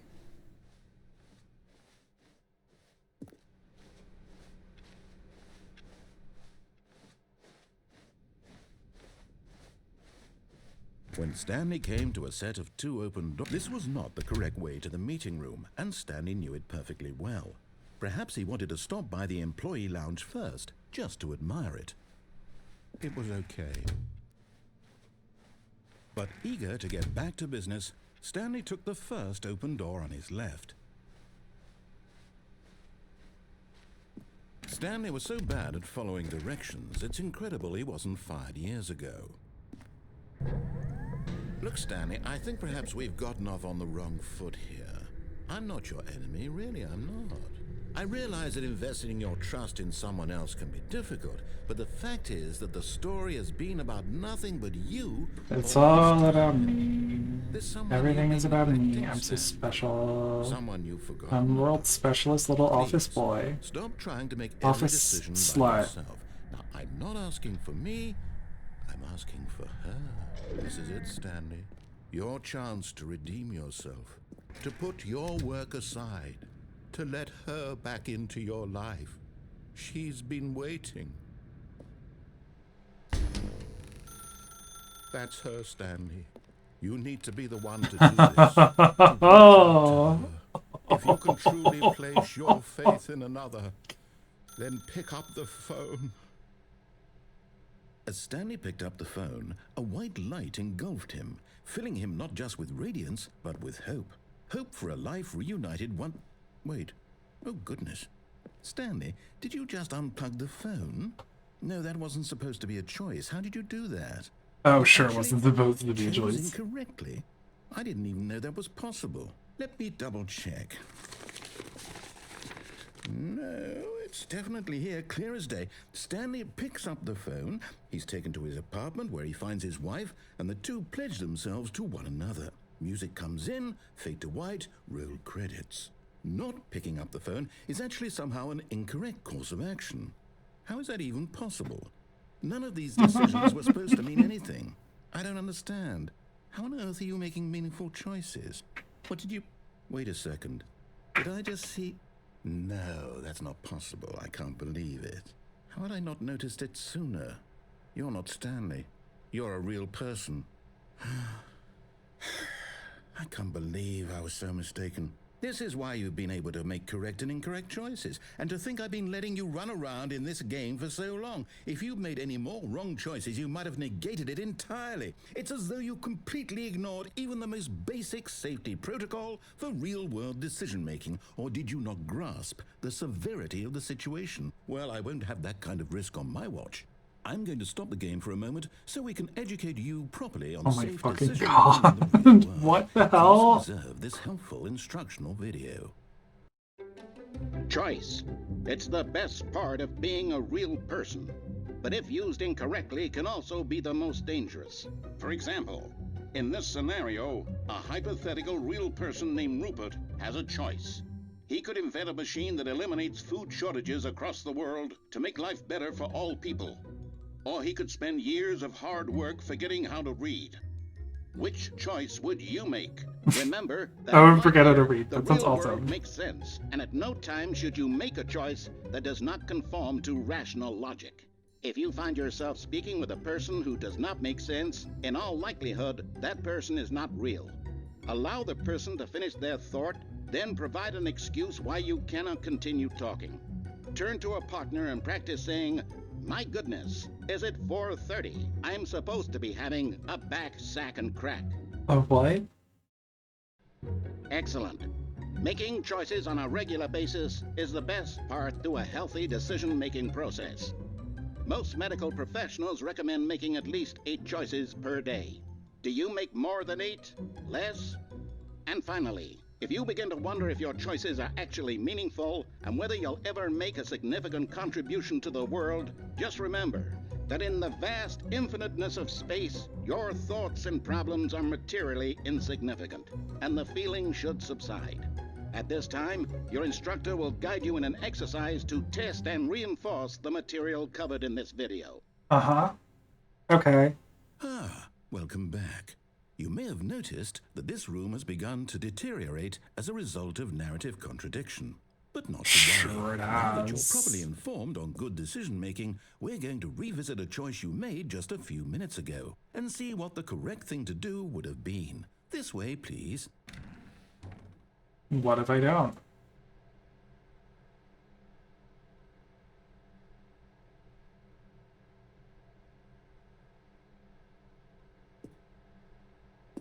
Love when instructional videos in a transatlantic accent are used as a way to show that their contents are kind of philosophically nonsense. Yeah.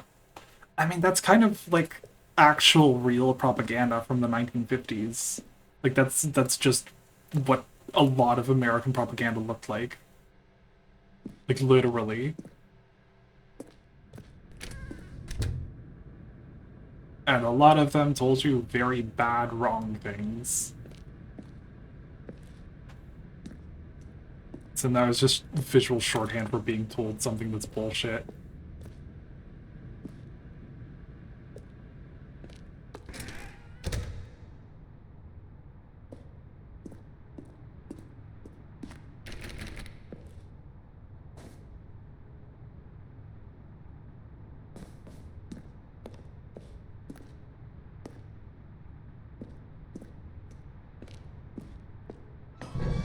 Now that we know your choices are meaningful, we can't have you jumping off the platform and dying.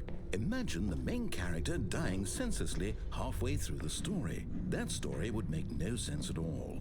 We just need to get you home as soon as possible before the narrative contradiction gets any worse. Unfortunately, it seems this place is not well equipped to deal with reality. That's interesting phrasing. Yeah. I feel like this is very much about, players being allowed to make choices that, developers didn't expect, right? And the kind of hand-holding that happens when developers try to prevent that, I think. Game developers, yeah.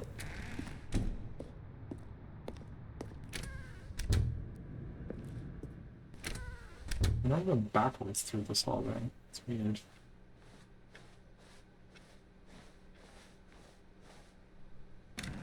Almost there. You'll take the door on the left, back to the correct ending, the story will have resolution once again, and you'll be home free in the real world. Now remember, all you need to do is behave exactly as Stanley would. That means choosing responsibly and always putting the story first. I'm quite sure you'll be up to the task. Just follow my lead and you'll be fine. All right. When Stanley came to a set of 2 open doors, he entered the door on his left.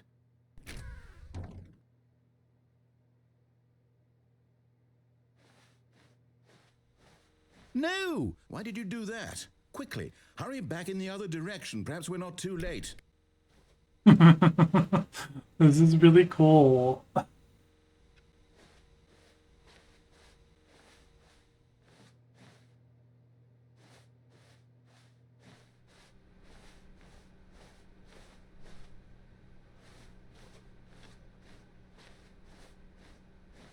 Oh, it's ruined.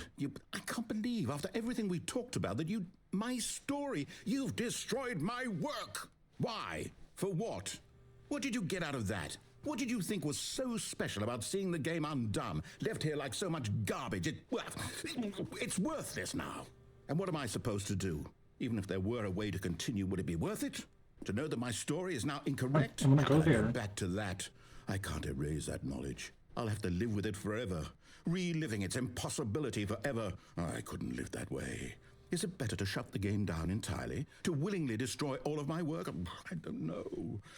What's the answer? What do I do? What do I do? What do I... Everything is No, okay. I have to shut the game down. I have to. I have to.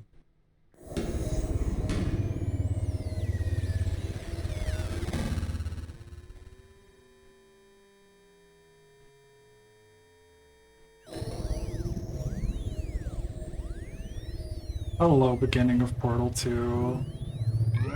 Oh, I'm here. I'm still here. Here in this pile of rubbish. With you. You. Who thought you were so clever. Now look where we are. My entire game is destroyed. It was the only thing in the world that was mine, and you've run it into the ground. What, did you think that would be funny? Yes. You just had to see? Yes. Didn't I impress upon you how important it was to be like Stanley? He actually knows how to do what I tell him to. He understands that if I say to do something, there's a damn good reason for it. That thought hadn't even occurred to you, had it? That there's a world outside of you? You're a child. And baby. My story.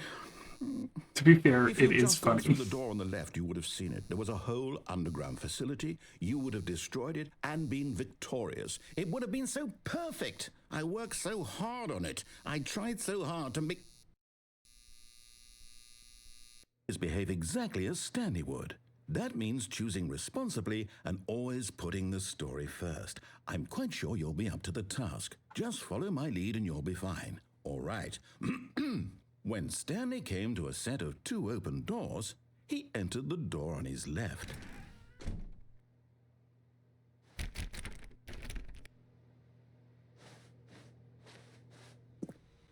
No! Why did you do that? Quickly, hurry back.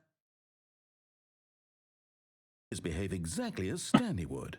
That means choosing responsibly and always putting the story first. I'm quite sure you'll be up to the task. Just follow my lead and you'll be fine. All right.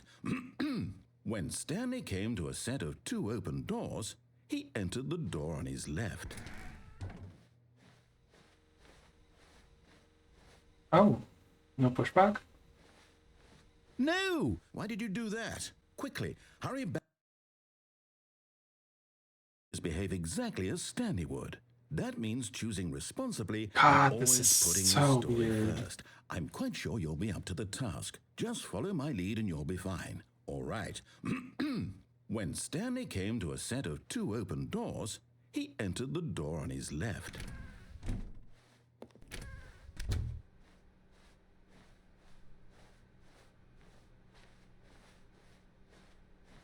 Yet there was not a single person here either.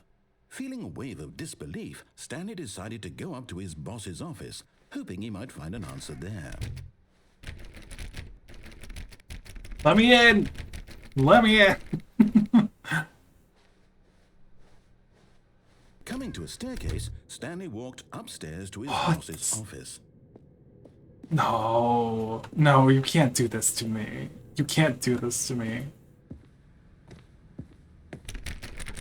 I'm not even allowed in there? If I go back.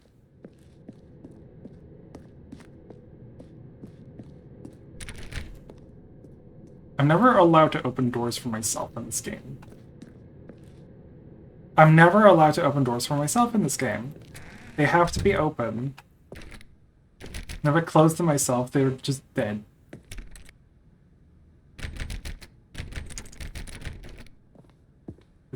This is like the only door I'm allowed to open sometimes.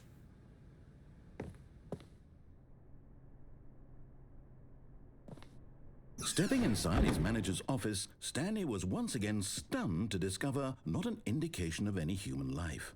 Shocked, unraveled, Stanley wondered in disbelief who orchestrated this, until he saw the door with a voice receiver next to it. Surely behind this door lay all the answers to his questions. And beyond all probability, he knew the passcode. He had seen it on his boss's computer just last week. Night Shark 115. Was this the code to open the door? Would it still work? There was only one way to find out. Stanley had been trained never to speak up, but now he would draw from within himself the courage to face the unknown. He drew a sharp breath and then spoke the code.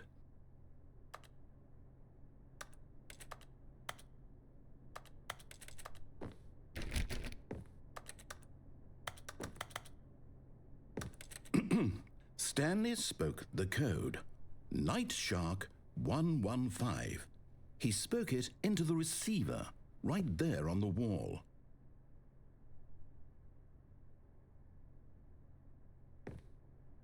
Can't speak. I'm sorry, is there a problem? Night Shark You 115. didn't mishear me, did you? Please speak the code into the receiver. Otherwise, I you am can't the get on most with the story. expensive This is boss. a crucial step.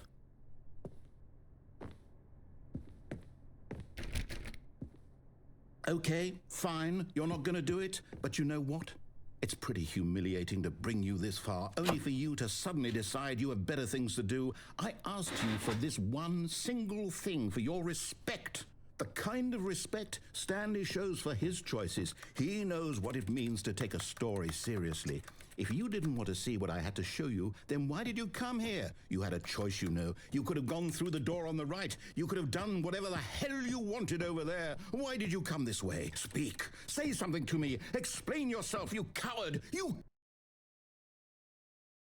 When Stanley came to a set of two open doors, he entered the door on his left. No, don't do it, Stanley. Stanley? Hello? Are you... Is everything okay? Stanley, please. I need you to make a choice. I need you to walk through the door. Are you listening to me? Can you hear me? Is everything all right? Stanley, this is important.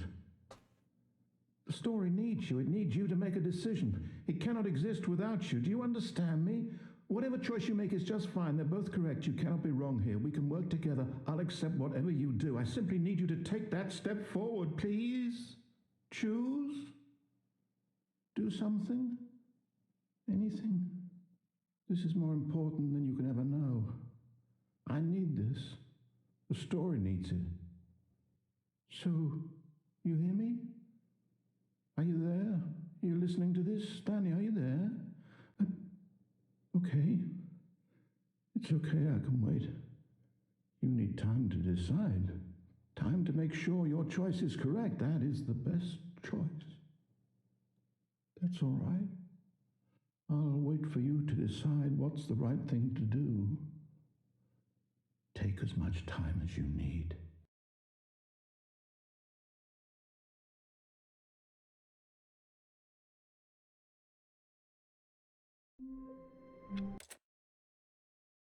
Very interesting ending.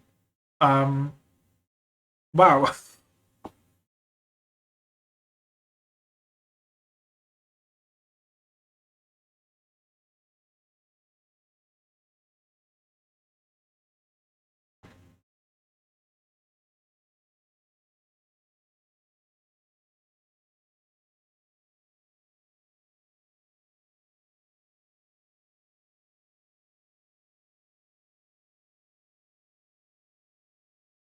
Hmm.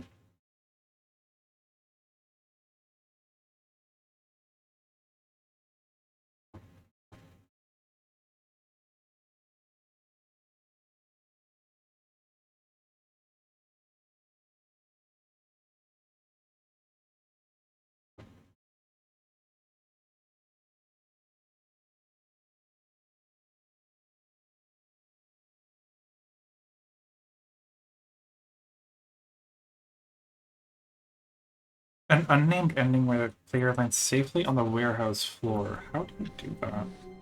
All of his co-workers were gone. What could it mean? Stanley decided to go to the meeting room. Perhaps he had simply missed a memo.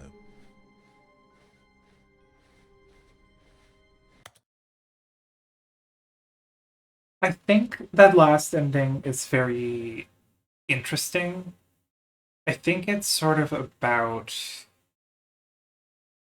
how games railroad you, right? Like literally gating off an area where you can make a lot of decisions to make sure that you stay on path and play the correct one, sort of.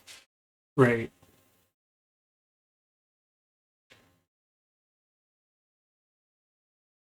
I don't know.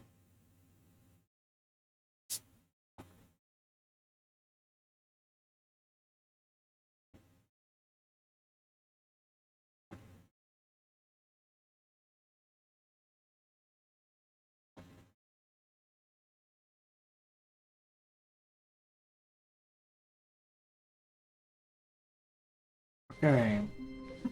When Stanley came to a set of two There's a open lot doors, more this was endings not in the the correct way warehouse to the to meeting room, access. and Stanley knew it perfectly well. Perhaps he wanted to stop by the employee lounge first, just to admire it. It was okay.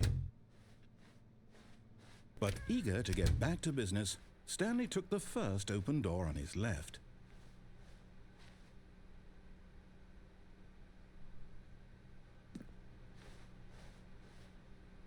Hmm.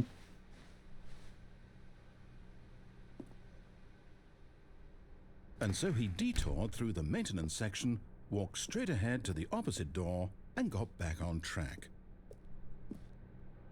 There's something else here, isn't there?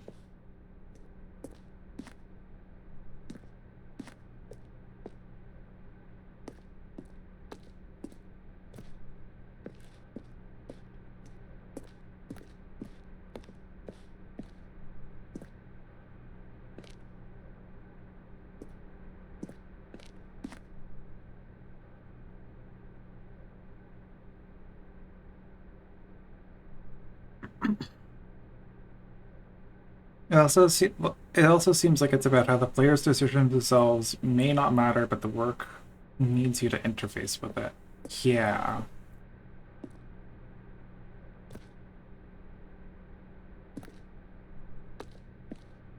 It's about unplugging the fucking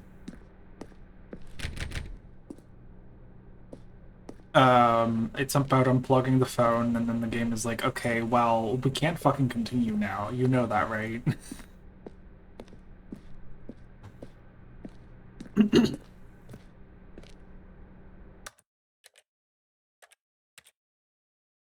Okay. I think I fucked something up. I don't know. There's an Someone was ending. following Stanley. He was sure of it. If he checked over his shoulder now, he would surely catch them. It was only a matter of time. Fuck off! Mean to me.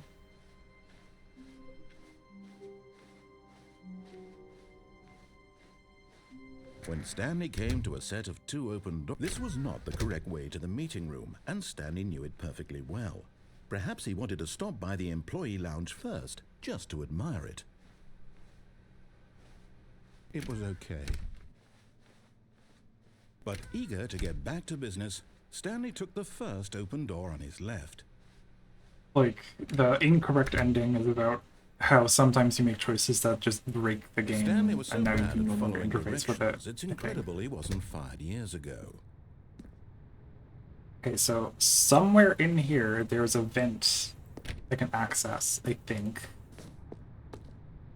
And that'll bring me to a new ending. Or I can somehow figure out how to safely land in the warehouse somewhere. Um...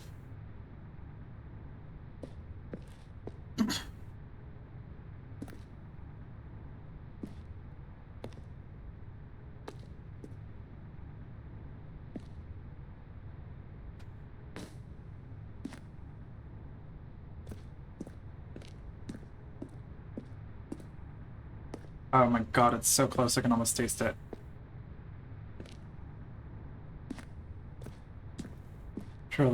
end up on there. Climb at your own risk.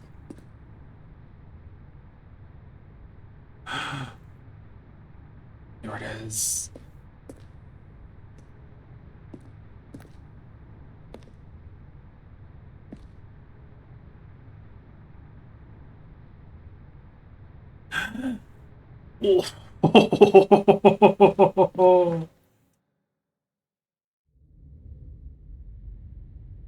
I watched Innuendo Studios' video on the beginner's guide, and he talks a lot about. It talks a lot in that video about how art is a multi-layered conversation. I think that ending was about a lot of that. Yeah. Like, yes, you can make any decision you want in a video game, but sometimes the work, simply put, needs you to engage with it in a certain way for it to make sense. If you unplug the phone, you break the ending, you can't complete the work anymore. The game breaks down, literally. And now you can't get the ending. Weird.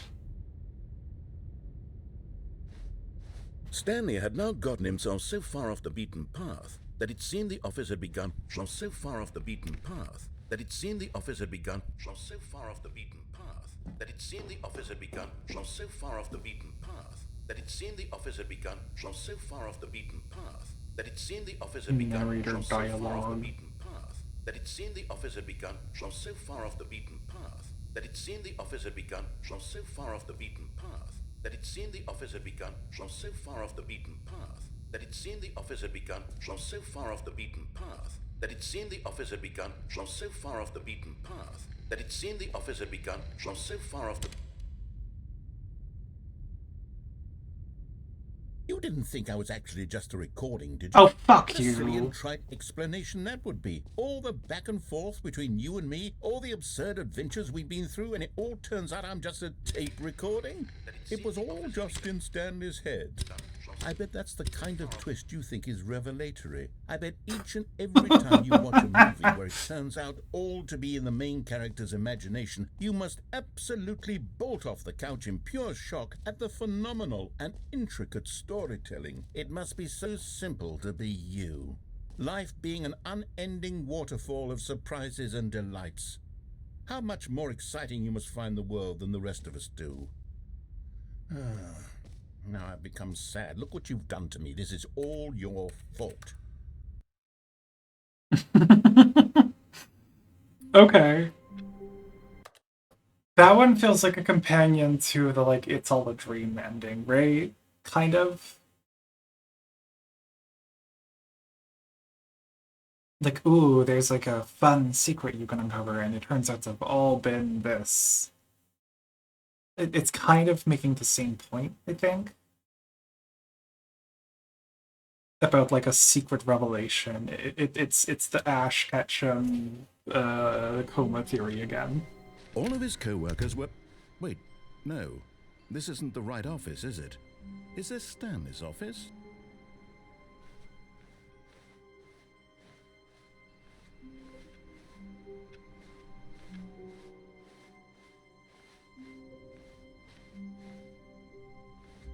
When Stanley came to a set of 2 open doors, he entered the door on his left. This was not the correct way to the meeting room, and Stanley knew it perfectly well. Perhaps he wanted to stop by the employee lounge first, just to admire it. It was okay. But eager to get back to business, Stanley took the first open door on his left. Stanley was so bad at following directions, it's incredible he wasn't fired years ago.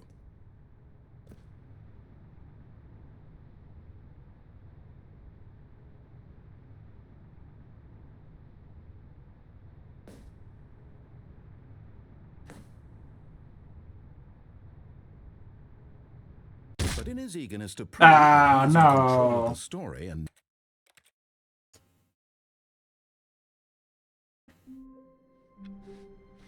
all of his co-workers were gone. What could it mean? Stanley decided to go to the meeting room. Perhaps he had simply missed a memo.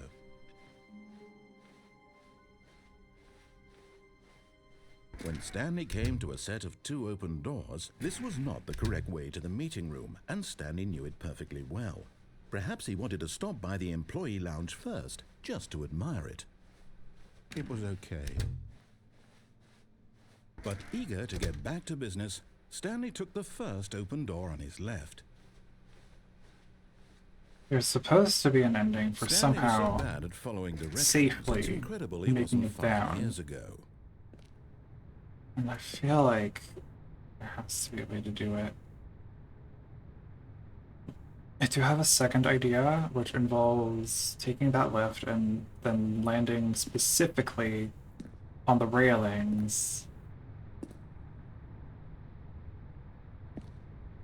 to then try to land on the trucks. But it doesn't feel like it closes any distance, you know?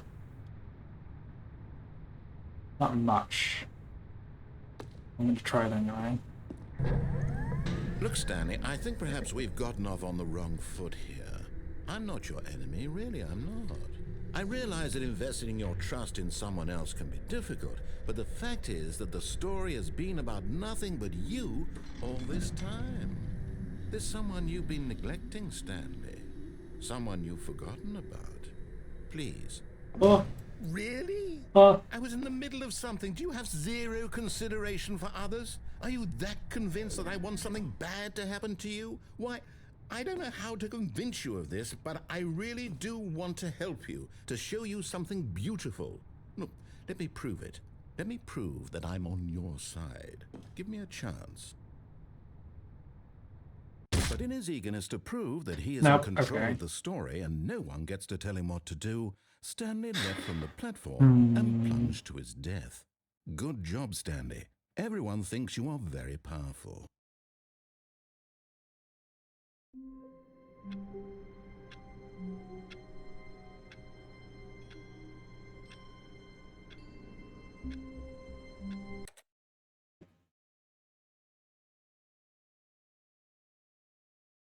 Yeah, I've done that one.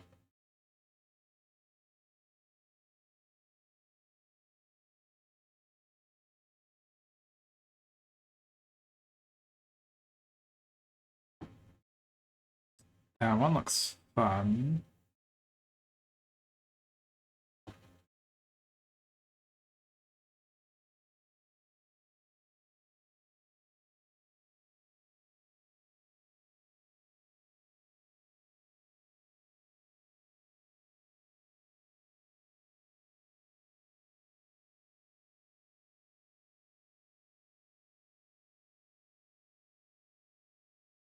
Hmm. No, I think I've done most of the endings.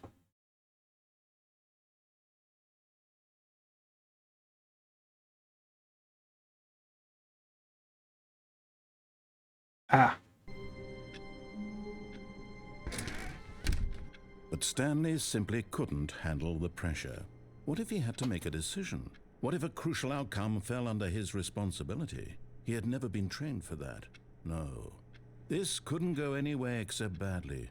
The thing to do now, Stanley thought to himself, is to wait. Nothing will hurt me. Nothing will break me. In here I can be happy forever. I will be happy. Stanley waited. Hours passed, then days. Had years gone by? He no longer had the ability to tell. But the one thing he knew for sure, beyond any doubt, was that if he waited long enough, the answers would come. Eventually, someday, they would arrive. Soon, very soon now, this will end. He will be spoken to. He will be told what to do. Now it's just a little bit closer. Now it's even closer. Here it comes. awesome. What if I just do it again? But Stanley simply couldn't handle the pressure. What if he had to make a decision? Okay, it's exactly the same. Let's see. 434. How long was I sitting there? Stanley wondered to himself. Minutes? Days? Centuries? Did something crucial happen while my senses were turned? He made a note to be more careful with time from now on.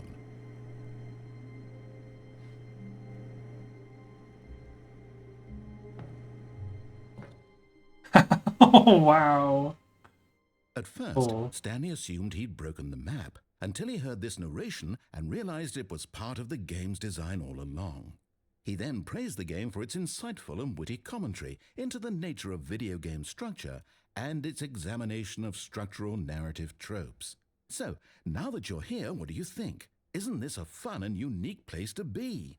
Why don't we take a minute just to drink it all in?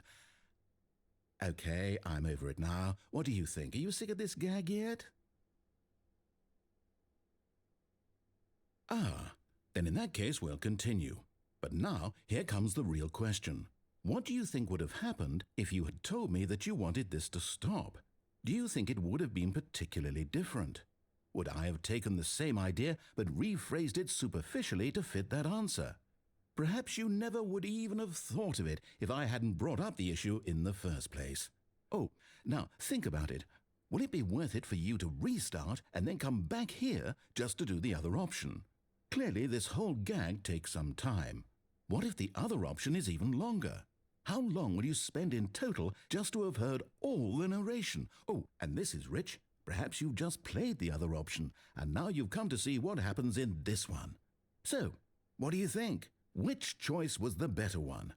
Imagine if you had selected continue on your first playthrough, how tantalizing it would be not knowing what happens when you pick the other option. Indeed, you are one of the lucky ones. Though if the other option is really miserable to listen to, then perhaps you're not. In fact, I'm just going to say that no one who's listening to this is lucky. Well now, I've built up the other option so much that I'm going to stop talking and leave you to your decision whether to come back here, continue with the game, or just sit in this spot forever and ever. Cheers. This one's fun. Very much about like exhausting a game of its options, right? Like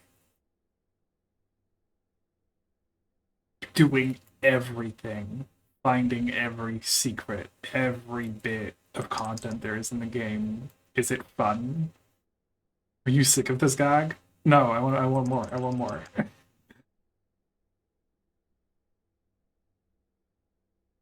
This is a really cool room. I like this visual. Oh, it's like eyes. It's following me.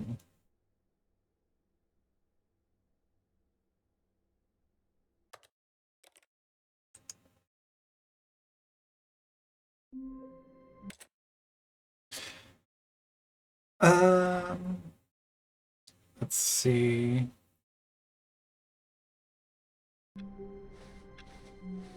All of his co-workers were gone. What could it mean?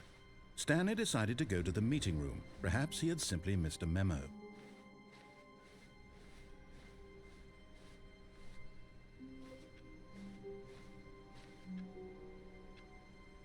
What the fuck?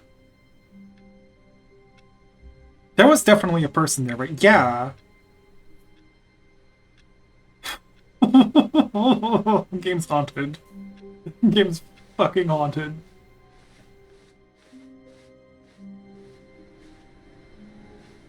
No matter how hard Stanley looked, he couldn't find a trace of his co-workers. No, I just saw a person. Definitely. What the fuck?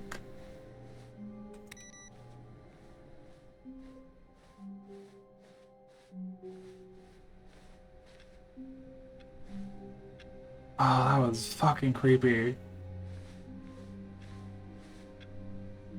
I'm realizing that last time he did make a gag about like, oh, if you checked over his shoulder, you'd see another person standing there, and then like there's another person. There's more people in this office. That's terrifying.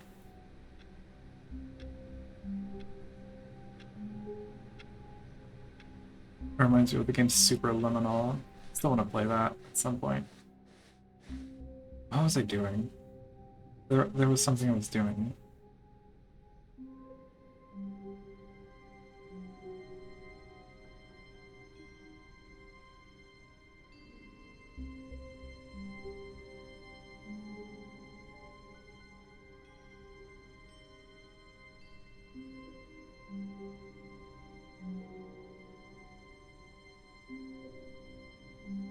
Open door 426 in the blue office.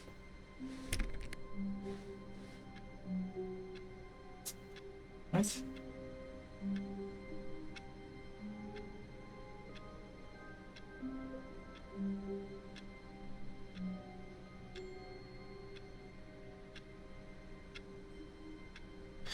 Okay, I think I've mostly exhausted the game's normal endings. Let's... Oh, new content? What does that mean, new content?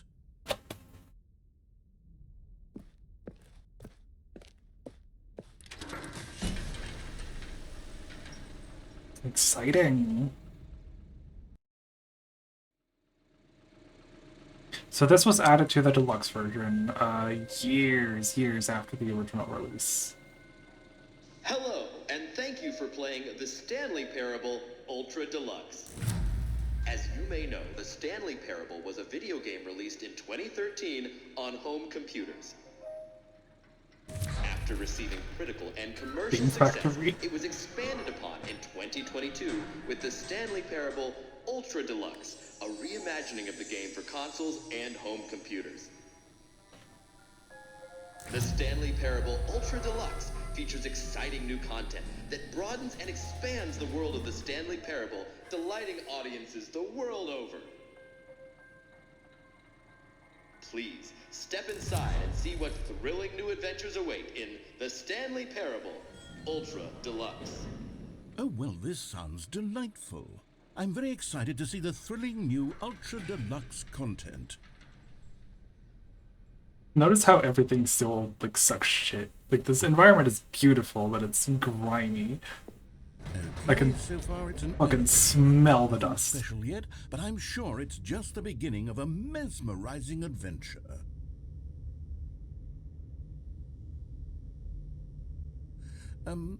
Is it broken? What's going on here? Should we be moving somewhere or... Oh, there we go. All right, finally, at long last, it's on to the new content. I've never been more ready. Let's do it.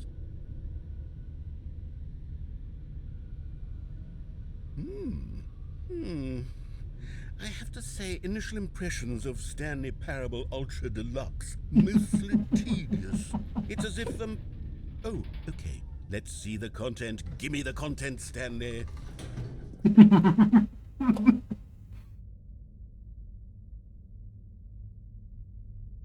I'm really good at creating environment that's breathtaking and all. That's what I'm fucking saying. Like, this is backrooms shit. This is so beautiful. Look at this. Look at this environment. It's beautiful. And it sucks. Like, if you take away the narration and you're just going through this environment on your own in the quiet, it'll be so fucking eerie. All right, let's see. It's the jump circle. Oh, finally.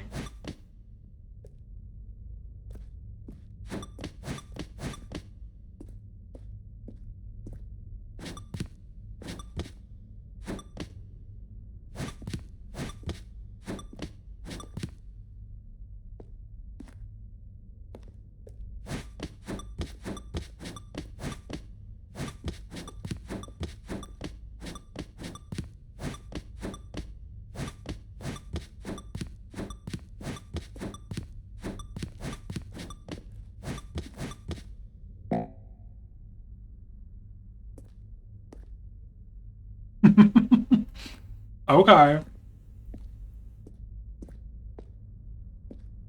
That's what the jump button was for, I guess. Is that it? Yes. Surely that's not all the new content. There has to be something else, right?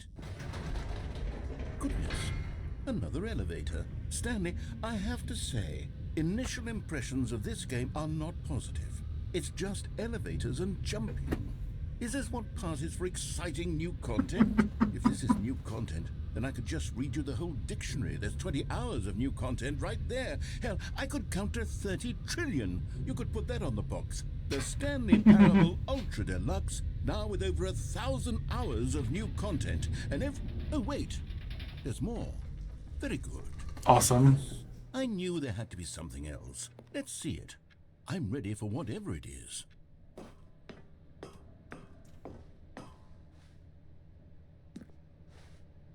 That's it? Oh, you've got to be kidding me. You see, Stanley? That's This is what great. happens when greedy video game developers with no respect for their fan base rush a cheap expansion to market for no reason other than to make an easy dollar. And don't get me started on the level of craftsmanship that's gone into it. In fact, I'm looking right now at the game's achievements, and it's hard to believe one of them actually says, "Test achievement, please ignore." What quality assurance department signed off on this? I'm infuriated and I'm offended, and I intend to find these people on Twitter and hold them personally accountable. It's my fault, Stanley. I built up too much anticipation around the new content, I'm afraid. It could never have lived up to such expectations. If you're still with me, why don't we just reset the game, and we'll try to get back to what the Stanley Parable is really about. No frills, no gimmicks. Just you and me having a great time together like always. What do you say, friend? Sure. I'm gonna go get another drink. I will be right back. Oh, it's very different. uh...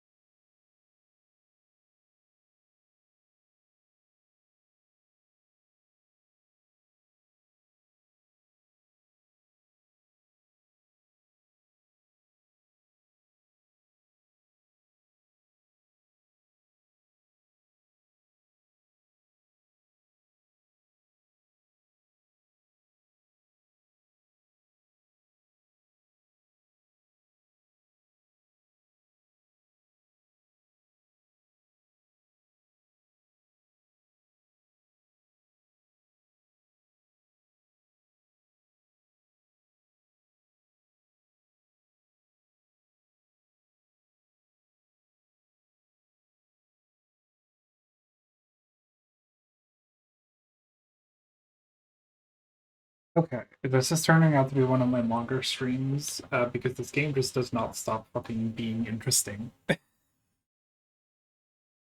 Um. All right.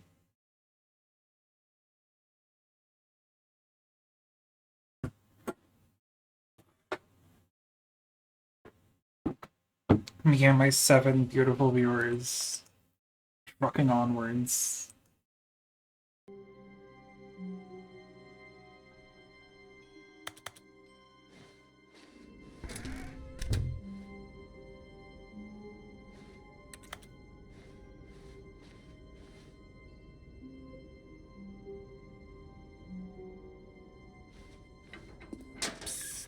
Stanley, come over here. In the vent. I want to show you something.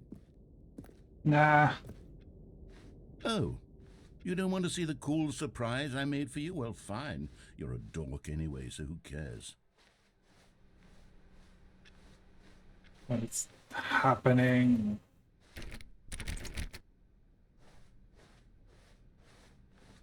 When Stanley came to a set of 2 open doors, he entered the door on his left. This was not the correct way to the meeting What room, is and Stanley knew happening? it perfectly well. Perhaps he wanted to stop by the employee lounge first, just to admire it. It was okay. But eager to get back to business, Stanley took the first open door. What is happening? It's normal again. Stanley was so bad at following directions, it's incredible he wasn't fired years ago. But in his eagerness to prove that he is in control of the story and no one gets to tell him what to do, Stanley leapt from the platform and plunged to his death. Good job, Stanley. Everyone thinks you are very powerful.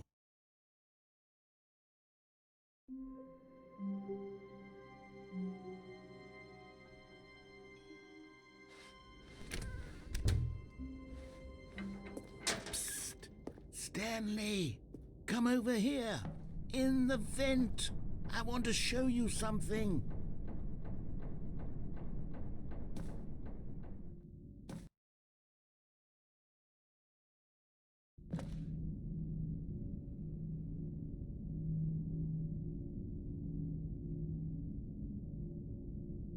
Okay, you remember how cheap and unsatisfying the new Ultra Deluxe content turned out to be? Well, it got me thinking about the past and how much better the Stanley Parable used to be. So I made something special and tucked it away here where the game's developers won't find it. Just our little secret. Take a look. Okay. I like the office worker gothic.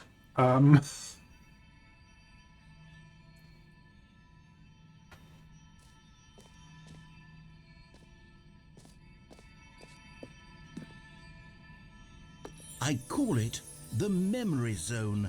It's where I've been storing all my favorite memories so I can relive the peak experiences of my life whenever I want. Experiences like the launch of the Stanley Parable on PC.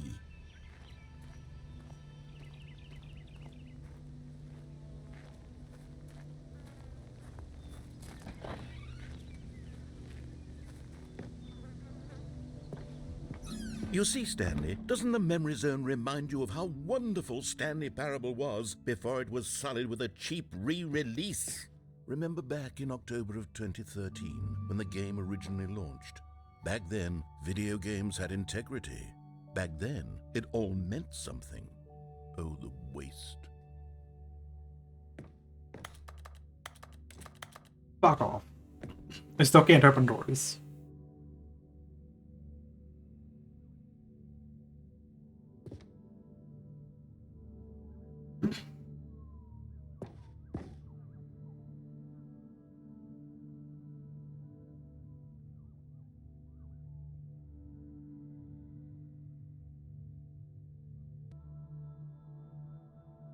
Okay. I love how sepia toned everything is in here. Oh my god. Nothing too colorful.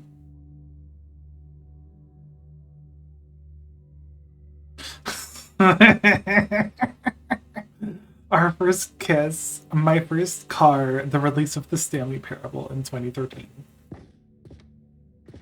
Amazing.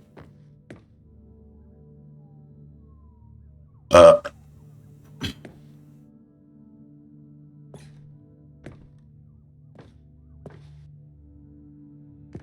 original remake. A smile because it happened. A trip down memory lane. $1.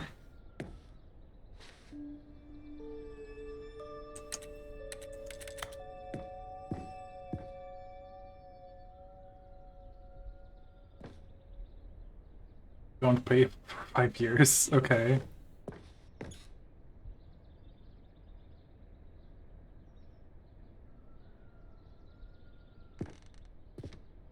Film and television arts. Uh-huh. New video game releasing today! Creators surprisingly down to earth.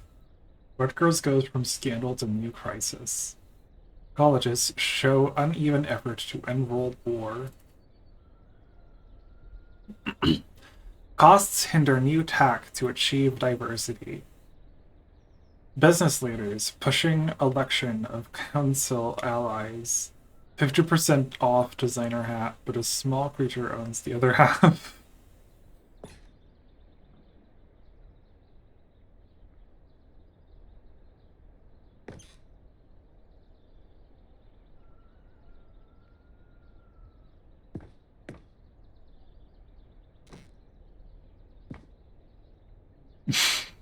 Stanley Parable deals tough choices.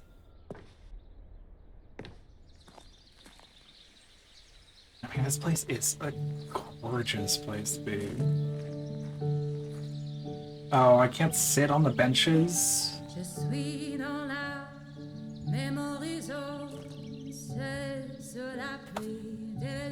That's French.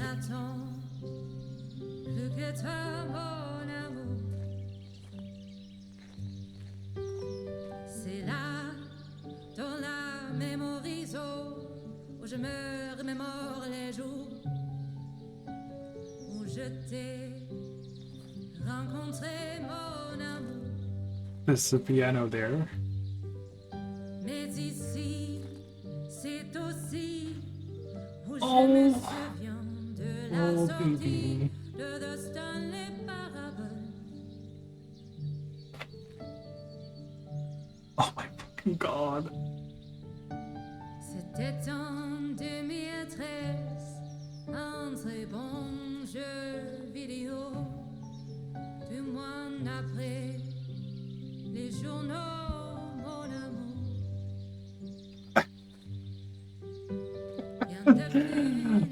I'm like still fucking losing it. And over here is where I keep reviews of the Stanley Parable. Like this stunning triumph of games journalism, 10 out of 10 from Destructoid.com. James Stephanie Sterling writes, and I quote, "Where so many games that aspire to be more than games end up less than any form of art, Stanley Parable strives and then succeeds to be every game ever created." Did you hear that, Stanley? Every game ever created. That's how grand and all-encompassing the original Stanley Parable was. It was literally every game ever created. It was Skyrim, it was Persona 3, it was all of them, and now it's nothing. It's no games at all. It isn't even the Stanley Parable anymore. It's just a husk now. A lifeless husk with an hour of new elevator content.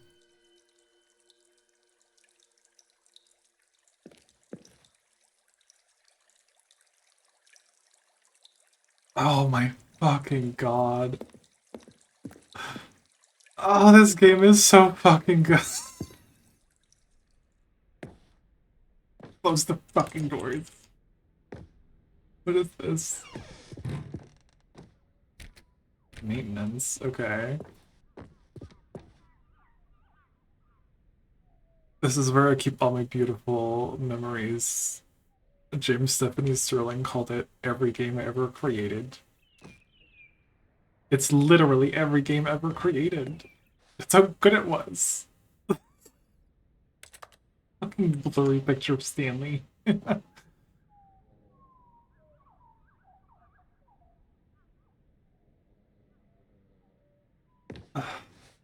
Fucking hell.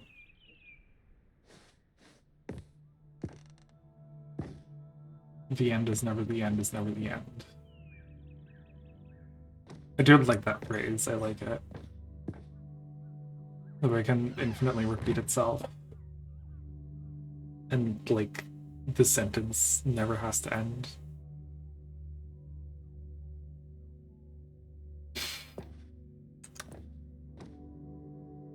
Oh my fucking god. Here's another moving passage, this time from GameSpot.com. The Stanley Parable is both a richly stimulating commentary on the nature of choice in games and one that offers some of the most enjoyable, surprising, and rewarding choices I've ever been confronted with in a game. 9 out of 10. Don't you get it, Stanley? The game was perfect. It didn't need anything else. It didn't need new content.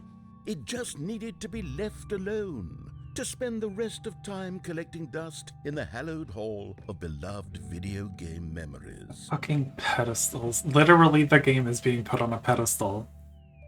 Literally, the things that the games are made of are being put on pedestals. You're fucking me. You're fucking me, narrator.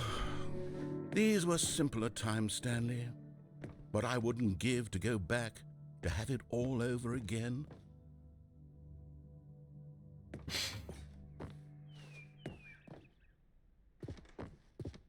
Wait, hang on. I don't recall this part of the memory zone before. What's this? What's down here? Oh no. Oh God, no. Stanley, it's a collection of reviews from Steam, the online video game distributor. I haven't looked at these in years. I can't even imagine what's been collecting down here. Surely these reviews were glowing as well, weren't they? Honestly, I could not be bothered to play this game to full completion. The narrator is obnoxious and unfunny, with his humor and dialogue proving to be more irritating than entertaining. Unfunny! I'm trying to be funny. Oh, fuck. I'm trying to make a serious work of art. I suppose I could write up a handful of gags to insert into the Stanley Parable, but the game is already such a densely layered web of profound philosophical This is a positive insights review. that I can't There's even imagine where I'd have positive to reviews here start. too. One guy called you unfunny. Or girl. Or they. We don't know. For sure. Oh my god, this game continues to be the funniest fucking thing. Oh my god.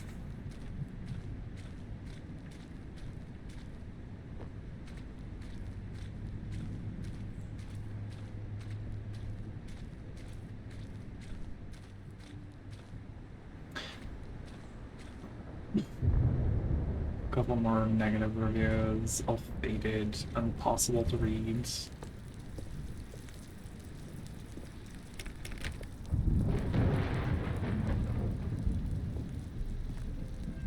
Okay, let's see what this one says. While the idea for the game is good, for someone who prefers non-linear games, this preachiness gets annoying fast. Preachy? Stanley? I'm not preachy, am I? You can tell me if I'm preachy. Honestly, you can. Oh, goodness. This is actually quite shocking for me. Well, to be honest, I had always thought of the game's dialogue as being rather terse to begin with. You can't know how much fluff I cut from the game to get it to feel as light and airy as it... Well, I always thought it did, but maybe it wasn't. Oh dear. What an awful memory to have to hold on to. These black marks on my otherwise unimpeachable track record. I feel like a failure. Like I let these people down. Perhaps the Stanley Parable isn't quite as sterling as I always remembered. Fucking god, this is great. What's this one got to say? You constantly have to stop doing anything so the narrator can catch up with his long-winded explanations of what's happening. I wish there was a skip button. Oh my fucking A god. skip button? Well, yes. Yes, I think we can do that. If I'm truly too preachy, then maybe letting you skip ahead for just a moment, surely it couldn't hurt. Not if it means we can strike these negative reviews from the record. Only positive reviews of the Stanley Parable. That's my motto today, and it's always been my motto. I'd do anything for the customer, Stanley. Yes, a skip button we shall have. Gee, thanks. And here it is. Go ahead and give it a shot. I'll pop you forward in time so that the second my incessant droning starts to bore you, with just the push of a button, you'll have zipped right past it. This is not what I meant by skip I've been button. asking for, and I'm very proud to have delivered. No more listening to me rambling on and on and on. No, no, no, no. The Stanley Parable is a game for the people. And if the people want silence, then by goodness, that's what they're going to get. Well, don't sit around waiting for me to shut up. Go ahead and make me shut up. Here, we'll pretend that I've just begun an interminable monologue, and it goes something like this. The story and the choices, or what have you, and therefore by becoming it is, so on and so forth, until inevitably we all until the end of time, at which time everything all at once. So now you see, blah blah blah blah blah blah blah blah blah blah blah blah blah blah blah. We've eaten too much and it can't be just yet. No, no, until 245. Got the logic of elimination working backwards. The deduction therefore becomes impossible. Oh, you're back, you see. You were only frozen in time for a few minutes, but it was plenty of time for me to deliver a long, rambling monologue full of unnecessary verbal flourishes and lengthy ruminations on the nature of choice in video games. Of course, I happen to believe it was perhaps one of my more profound such ruminations. Well there, sport. You really did catch me rambling on a bit, didn't you? But that's the power of the button. The minute I start to go off on a thoughtless display of self-absorption, it's right at your fingertips to go poof, and it's all Anything over. behind Oh, you? I can't wait to see what Cookie 9 will say about this, and whether they'll edit the rating of their Steam review, or at least change some of the wording, perhaps. To be honest, I don't even know if one can change their review in the first place. I guess I should become better educated on exactly how Steam works. Perhaps that would have been the smart thing to check on before I went about this whole exercise of making the skip button. Although I have to imagine that after seeing this exciting new technology at work, surely whoever it is runs Steam will instantly run out and implement a new feature to... Okay, welcome back, Stanley. Now, I should say that the amount of time the button has been skipping through is becoming longer and longer. That last one was, well, I want to say maybe 30, 45 minutes? It's not unendurable by any means, but it's, well, there's really only so much I can ramble on to myself about, I know. Stanley, please don't push the button again. It's been 12 hours. Awesome. You've just been frozen there. I don't know why the skips are getting longer, but they're really, truly getting longer, and my God, there's no way out of the room. Stanley, the door is gone. It's completely gone. I've looked at it from every angle. I've checked every one of those walls 1,000 times. Oh, Stanley, you're back. You're back. Oh, my goodness. I have someone to talk to again. Stanley, I think it's been a week. Or 2 weeks. I've been sitting here all that time. Just sitting here. Not a single person to speak with. And you'd think that that's just some how reason. it's always been, right? Me talking and you saying nothing. Would you think that it's exactly the same as always?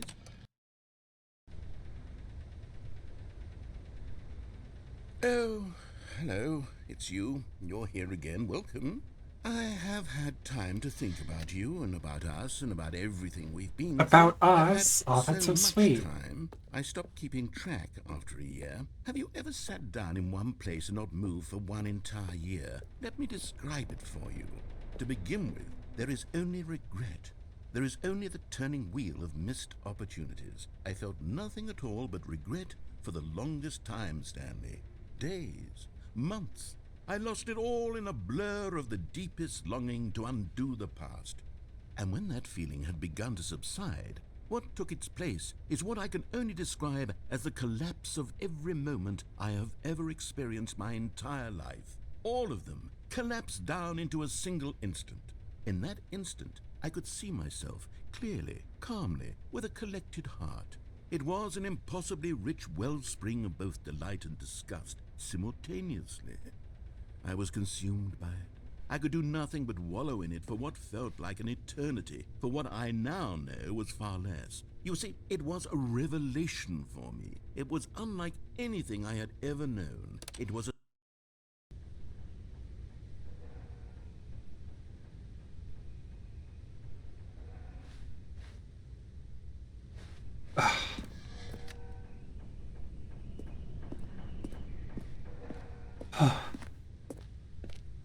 Narrator. Refreshing, I think. Wow, gone. Now I can appreciate the ambiance. This place is beautiful.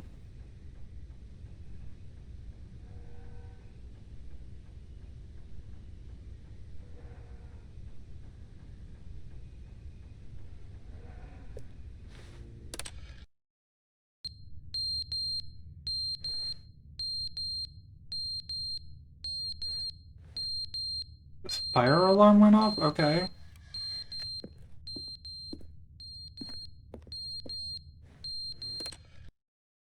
But they didn't understand the game was never meant to be funny. It was meant to have a point. It was meant to speak to the human condition. But where are the jokes? Where are the jokes? They bemoaned, they screamed, they gnashed their teeth and said, entertain us. It wasn't enough. They had to leave a pathetic little thumbs-down review and make all of their pitiful demands. But then, he's talking too much, they said.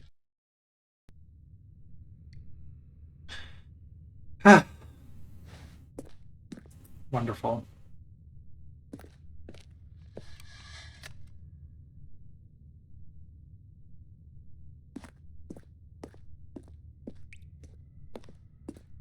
There's water dripping down somewhere. Oh, I think it might be here.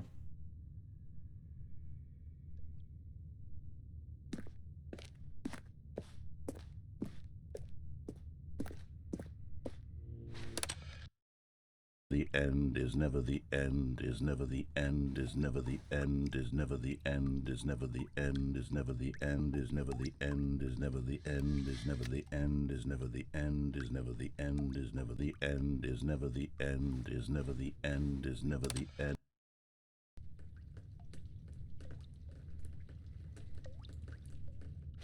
There's like a lot of water dripping down. Oh.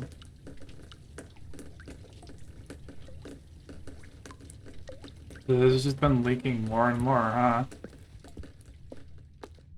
How many years has it been? Never one telling me anything anymore. Oh! Oh, that's a lot of water damage. Oh, no.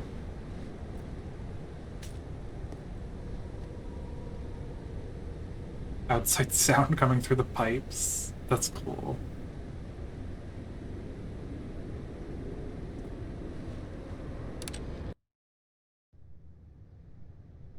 Oh my god.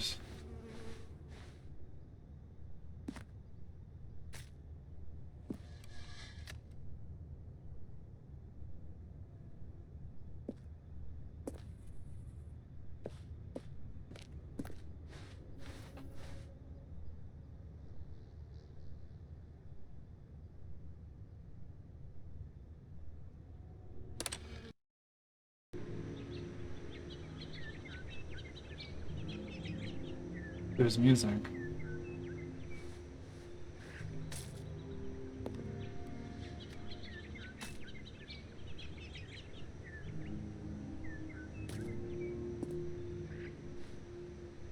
Yeah, he did tell me to pay attention to a fern on one of the routes.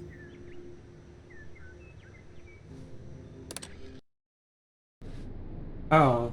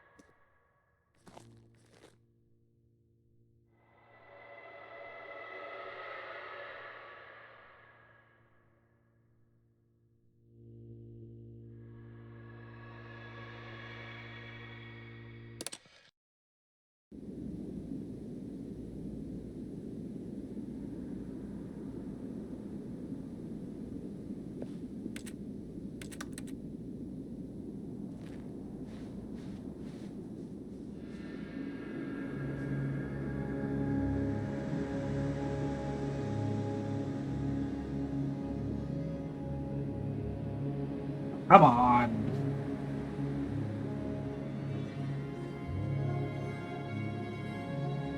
Holy shit, this fucking game.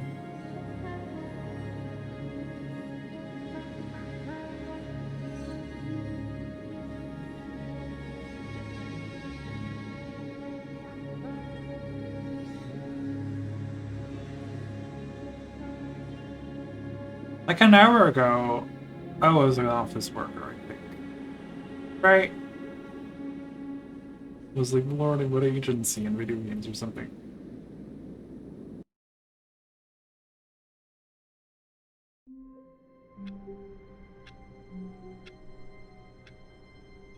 Okay. All of his co-workers were... Wait, no. This isn't the right office, is it? Is this Stanley's office?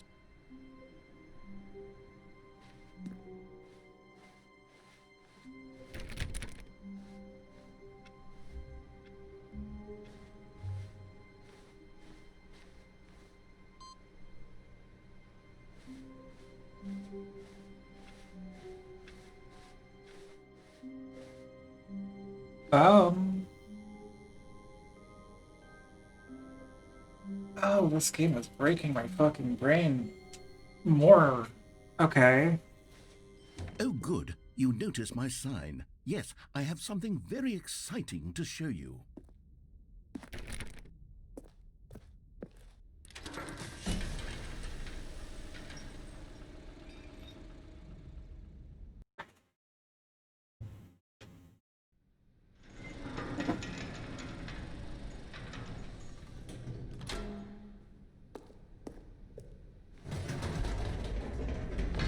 You see, Stanley, I've been reflecting on the Stanley Parable and about how roundly disappointing this ultra deluxe version has turned out to be. No, it was The original incredible. Stanley Parable was a landmark, and any new content for it should live up to that legacy. So forget this ultra deluxe nonsense. I say we take it one step even further. Which is why I'm very proud to announce for the first time ever the Stanley Parable 2. Ah. Investor showcase.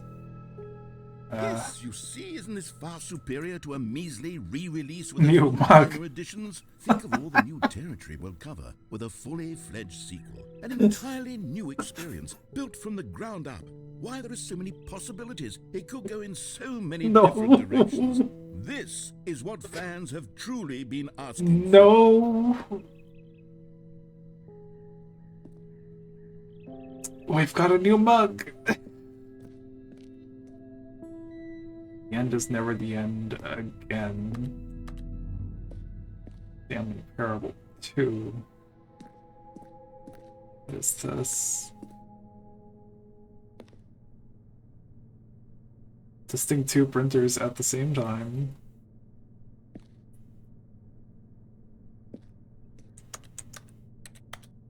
Fancy Apple computer. Those things run like shit. Calling it the Stanley Parable 2 is just so much catchier than Ultra Deluxe, don't you think? No. Ultra Deluxe? What does it even mean? But the Stanley Parable 2, now that's an artistic statement right there. It's future-oriented. It screams progress and innovation and long-term franchising potential. Okay. Paste the sequel. Yeah, these have never worked. I want them to work. I can't believe they didn't address my criticism of not being able to sip a cold drink in the Stanley Parable. What the fuck is going on in this room? It's just blank. Still can't open doors. What?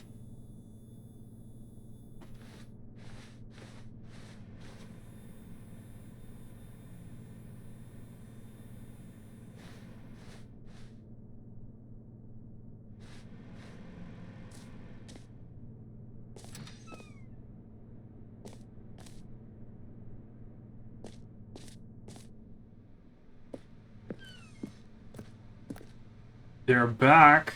2 doors.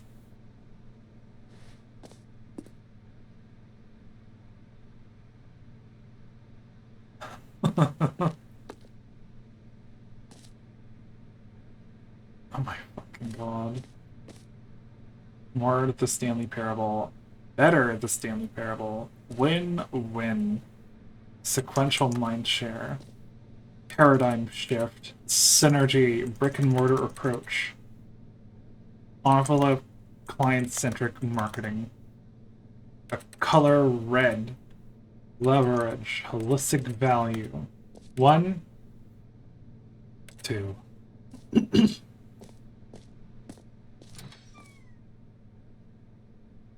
Two of them.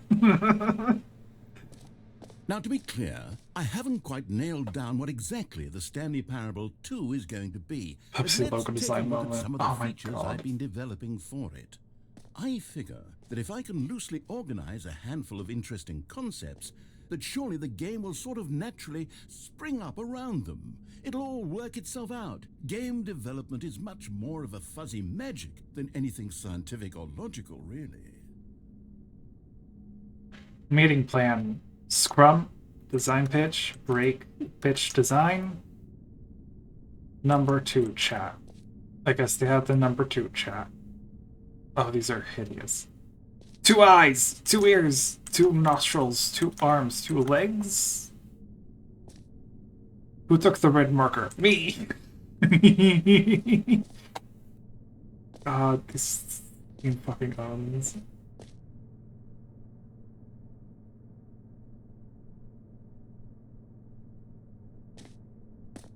Stanley Parable 2.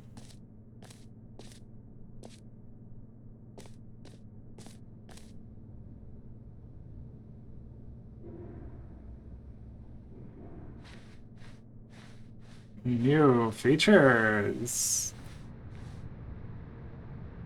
There's a bus.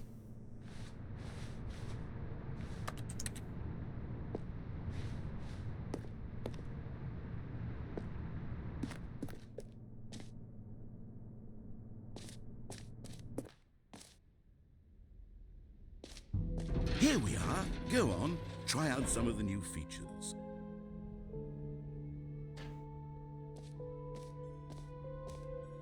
Office decorations, Stanley Parable reassurance bucket. Button that says the name of the player that is playing the game.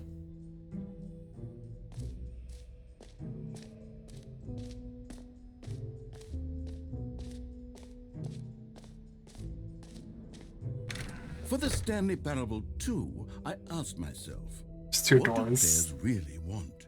I And of instinctively course, took the door first on the and most right. obvious answer is that they want to be individually recognized and validated as people. So with that in mind, my first addition to the game is this button which speaks the name of the person playing the game. Isn't that wonderful? Jim. Sorry, I should have clarified. Right now, the button only says the name Jim. But of course, in the final game, this button will say your name, whatever name that is. Here, let's have you role play as Jim to really simulate the full experience of Okay. this feature. Just play along. I promise you'll love it. Okay, here we go. Let's take a deep breath, clear Yeah. your mind, forget whoever you are, and simply become a person named Jim. I want you to imagine yourself living as Jim.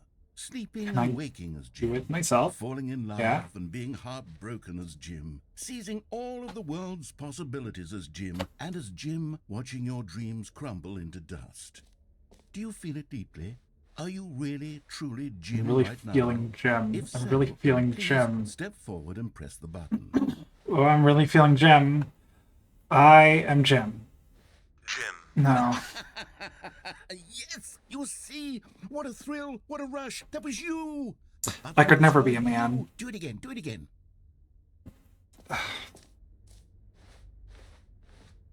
Jim. Ooh, it hits even harder the second time. If this were the only new feature in the Stanley Parable 2, it would still be worth the money. Let's take a break from the Jim button. I'm too emotionally drained from all of this personal validation. Jim. Whoa there, cowboy. Sometimes a person can be too much, Jim. I'm putting the Jim button away. Otherwise, soon you'll start to lose all sense of who you actually are. Jim. Oh, too much deer to be a man.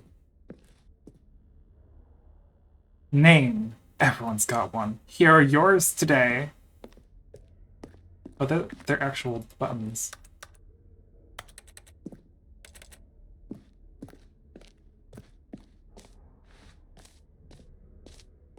There's 2 doors. I suppose I could allow only people named Jim to play the Stanley Parable too. That would actually save me the work of finishing this feature. You heard Jim in the game. A button that says Jim. Please, no screenshots. A whole new office. Red is the new orange. The new updated ray traced, more of the same but in a good way sequel. New features, new content, new ideas. The jump circle, infinite hole. Oh, there's merch. There's a QR code.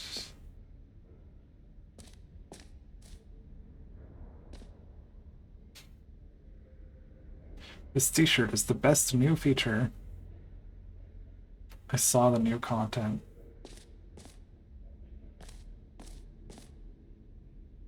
Reassurance bucket. Let's go down here. Oh my fucking god.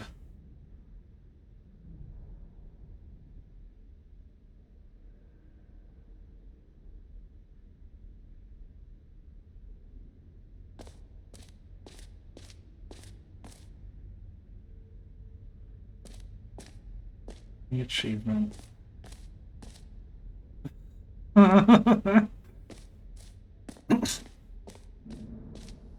Pull a lever, receive your new achievements. No more steps. It just works. Get yours right now.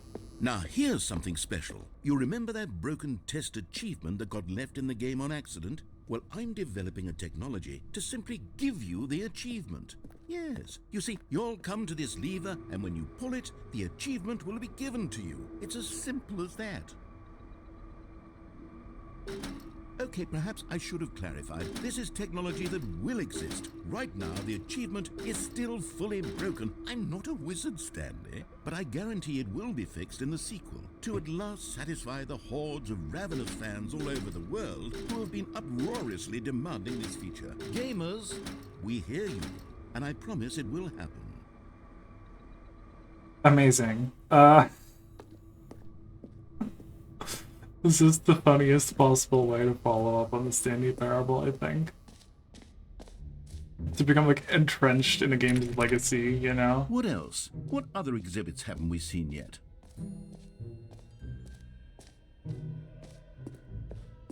Can you find them? Can you find them? Can you find them? Ah, collectibles. Now it's a real video game. In the Stanley Parable 2, you'll run around gathering up these miniature Stanley figurines. And what's truly innovative is that there will be no reward for collecting all of them. I don't want to stifle the intrinsic joy of watching a number go up. You simply collect all of them, and then you move the hell on with your unremarkable life.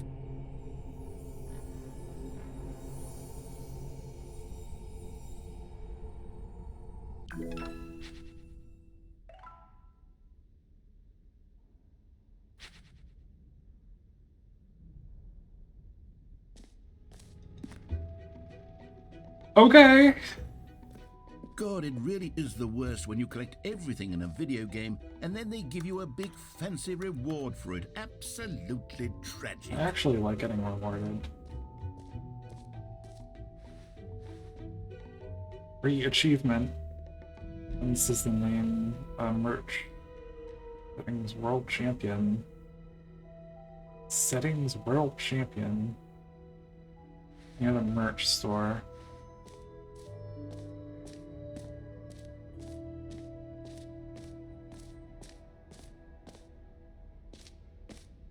Okay, I'll be honest, I haven't yet decided on this one. I think that in the new version, the office could use a bit of decoration. like balloons, but I'm undecided on get well someday and happy 12th birthday. Which would you go with? Happy 12th birthday, obviously.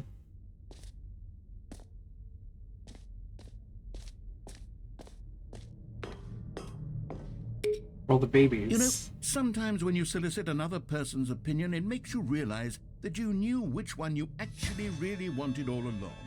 Get well someday it is. Why? Okay. Okay. Fuck you. Or actually, maybe I should have gone with... No. No, I've made my decision. We're moving on. It's lame. My choices don't matter in this world. Jump circle. You know what? Let's bring the jump circle back for Stanley Parable 2 as well. It's... Oh, wait. You already spent all your jumps the first time we saw the jump circle. Oh well. I suppose it can just be a nice decorative piece then. Okay. Lame. That's new. How do I get up there? There's a map. There was a map.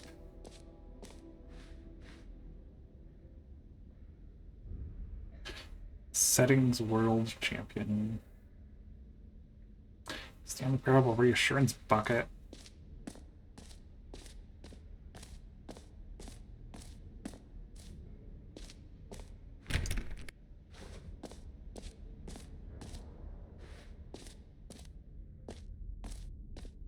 It should be opposite there, but I guess it's just on the map, but it's not there.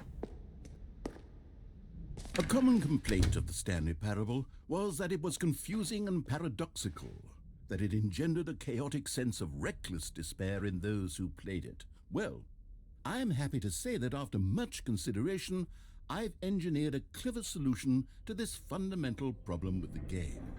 It's the Stanley Parable Reassurance Bucket. You see, Stanley, anytime you're holding the bucket, a sense of calm and ease will fill your mind. Oh my and your God. heart. It's true. As long as you hold on to the bucket, the many disorienting contradictions of the Stanley Parable will feel perfectly normal and perhaps even comforting. You may even come to long for the gentle embrace of jarring cognitive dissonance while the bucket is in your arms. And to be honest, it's a much more convenient solution for me than actually redesigning the game to be less uncomfortable. Can you imagine what a pain in the ass? Oh, I want it. Yes, the bucket is the perfect solution. Come on, give it a try.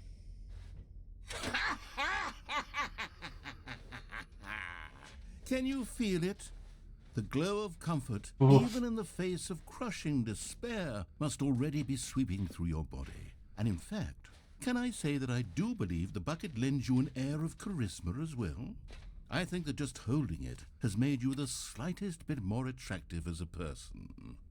The Amazing. benefits of the bucket seem to go on and on, don't they? Yeah, All this is this good and shit. more await you in the Stanley Parable 2.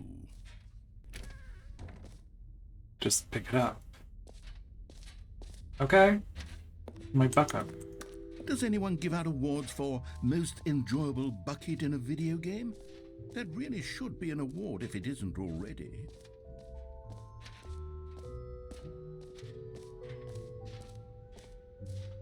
Ah, that's where the staircase is. Okay.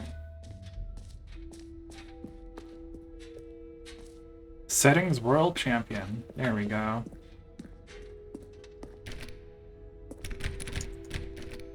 Let me in. Fuck off. Okay.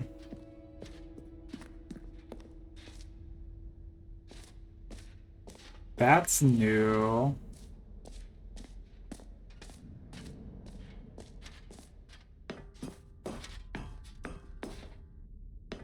An epilogue would be fun, wouldn't it, Stanley? Yes, yes, it will go at the end of the, well, we'll figure that out later. Okay.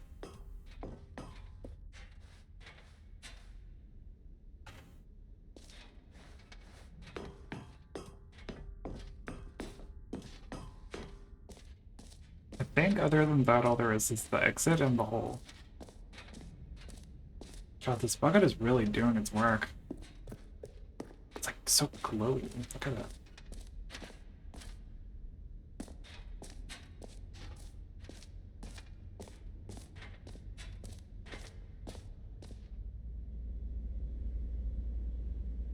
Hole like infinity.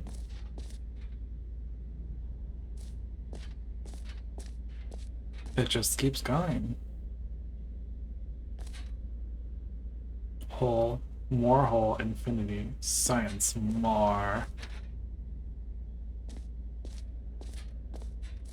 Stanley, here's an idea that I'm truly fond of. It's never been done before in a video game. This is, in fact, a hole that you can fall down forever. Oh, You can fall until the end of time, if you like. A stunning leap forward for video games as a medium.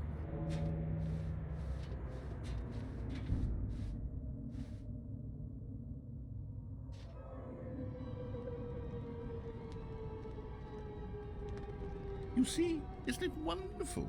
One of my more ingenious concoctions, if I do say so.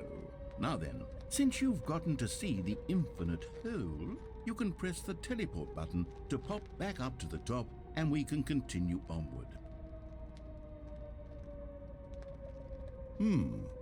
Now, I don't mean to be a bummer, but I do recommend you use the teleport button to go back to the top. Maybe do it on the sooner rather than later spectrum of things. no. I like my hole. Okay, Stanley, I don't know. kind of quite how like to the say whole this life. tactfully, but it's possible that I slightly exaggerated the infinite nature of the hole. Is it a very, very deep hole? To be certain it is. It's an extremely deep hole.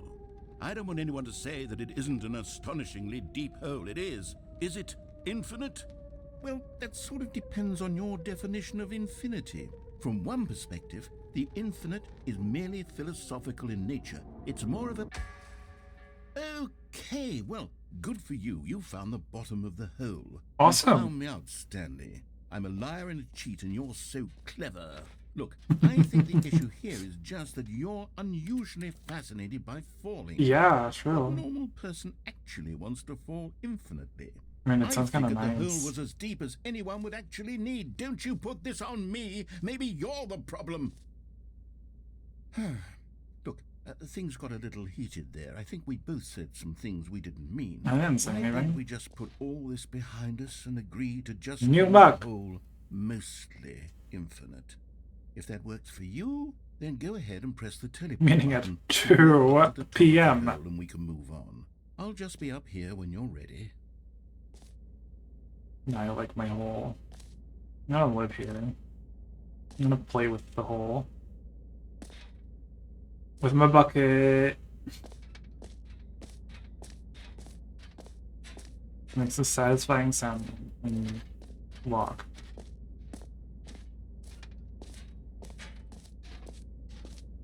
Okay, I'm done playing with my Great. hole. Now, I'm very excited. Oh, for heaven. You see, I was right. The problem is you. The problem is that you like holes too much. Not normal. A normal person would have said, yep, that's an infinite hole right there. Goes on forever till the end of time. Don't need to see it all, but not you. Oh, no, no, no, no. You have a weird sort of... Oh. Did the hole seem even shorter to you this time? I couldn't help but feel like you spent a little less time in there than you did before. I mean, admittedly, I didn't make an infinite hole, but I didn't think it was that not infinite. Well, I suppose once again there's nothing to do here. If you decide you've had enough of the hole, you can hit the teleport button and come join me up above. Had enough? I'm positively thrilled. I really do have so much more to show you Whee! to talk about. And gosh, how could I have guessed? You're back in the hole. If this starts to become a thing where... Wow. Okay. Yeah. I'm starting to become extremely certain that the hole is not only not infinite, but that it's growing steadily less and less infinite. I suspect that I'm starting to hit the point where it's no longer feasible to call the hole infinitely deep, even by the lax overall standards for accountability in marketing. What's going on here? Stanley, I have no explanation for the uncertain nature of the hole's length. Here, let's try something. Let's pop back up to the top, and we'll see if it gets any shorter. Well, there it is. The shame of my lie has come to haunt me. Not only is the hole not infinite, but it's barely even a hole at this point. It's more of a concavity, or even a very aggressive divot. How is this still appealing to you? Like I know my you're obsessed whole, with holes, but at this depth, I just can't see this scratching the itch. like feeling small. Who am I to judge? You just do whatever it is you're here to do and hit the teleport button when you're ready to move on. Yay! You like holes too much. Not normal.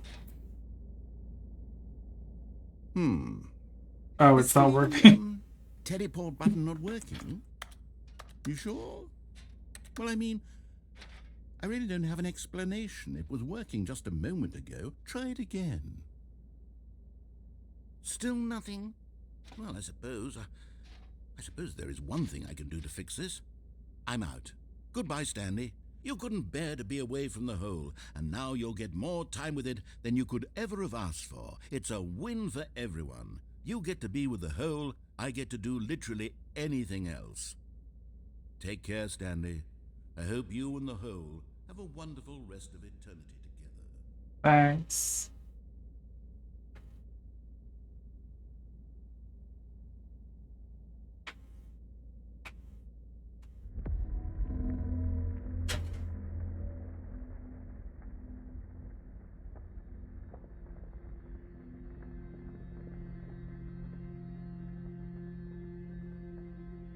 What the fuck?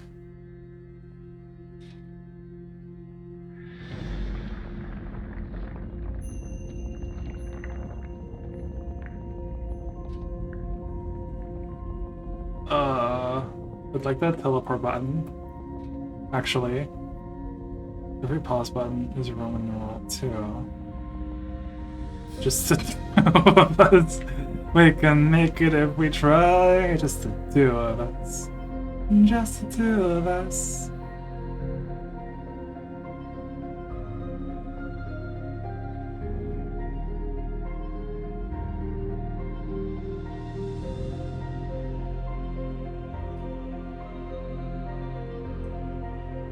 Not yet. I'm still enjoying this.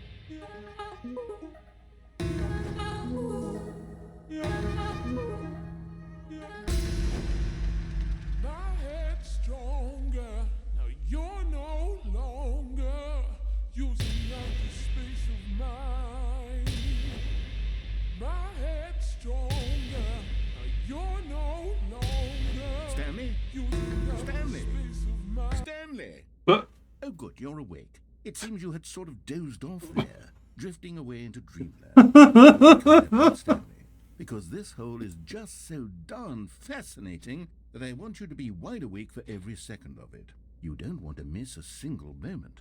So how about if I just pop in from time to time and wake you up to keep you really truly focused on the whole? From the looks of things, you and I will have many, many years here in this hole, and I'm looking forward to all of them. Stay alert, Stanley. I'll be back. Yay!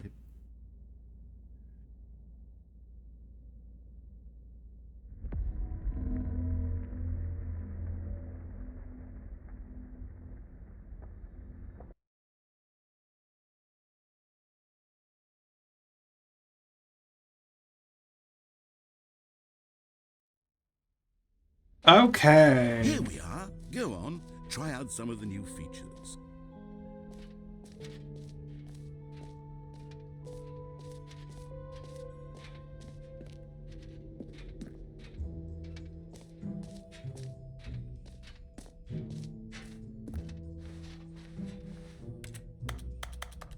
Okay, I can't drop the bucket.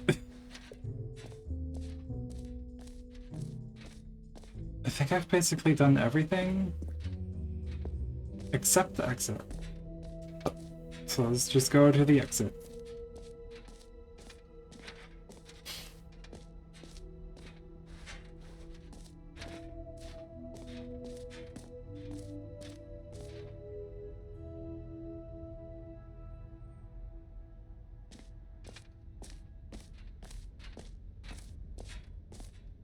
Yeah, I've done everything. Jump circle. The jump circle was fucking lame. They didn't even give me more jumps. Or infinite jumps, even. All right, have you seen everything you wanted to? Ready to move on now?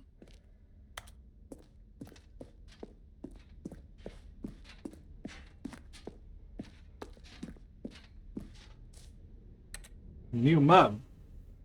Different from the other new mud. So, Stanley, what do you think? Do you like all of the new features? Yes, I know it's not exactly clear yet how exactly these features will come together as one single coherent video game, but I can feel it in my soul. It's going to work. There's definitely a good game in there somewhere. Say, let's do an experiment. I'll arrange these new features together, and we'll see whether or not it coheres into a meaningful gameplay experience. I wanna go home again. Are you ready? Here it is. I give you the Stanley Parable 2.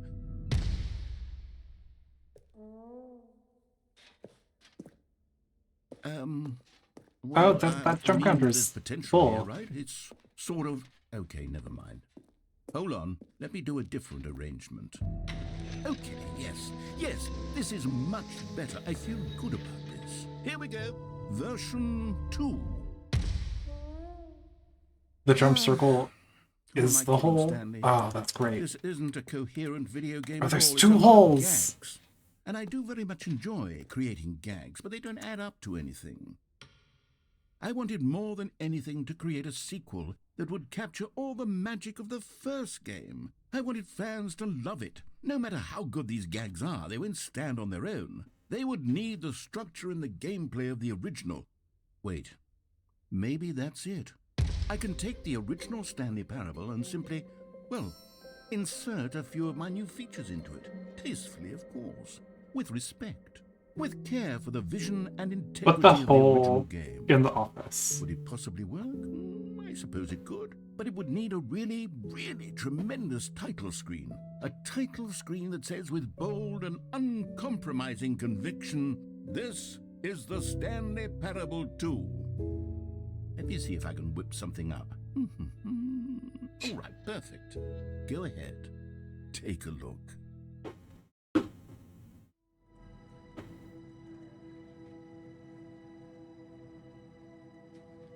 Oh, wow. Okay.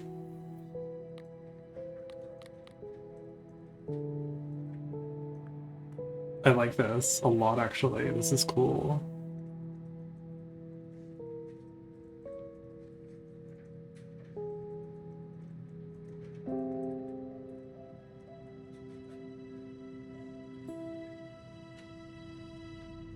Does it go anywhere?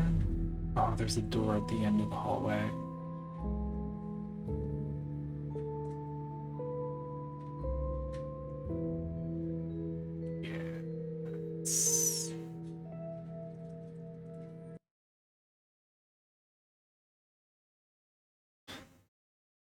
This is the story of a man named Stanley.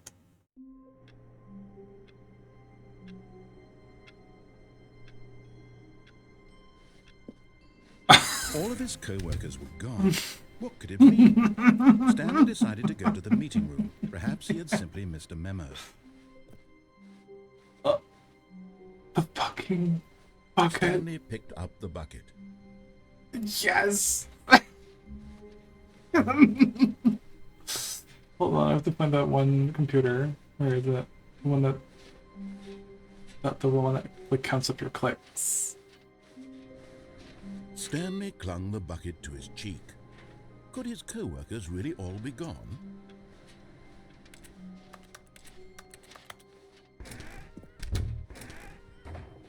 Yeah, I can't open that door. This game is very inconsistent about doors you can and can't open. Interesting. Like the one of two things you can interact with.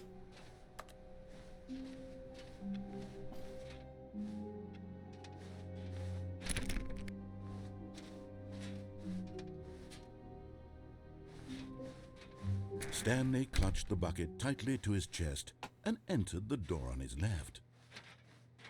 This was not the correct way to the meeting room, but Stanley had felt the bucket calling to him, telling him that the employee lounge was simply the place to be.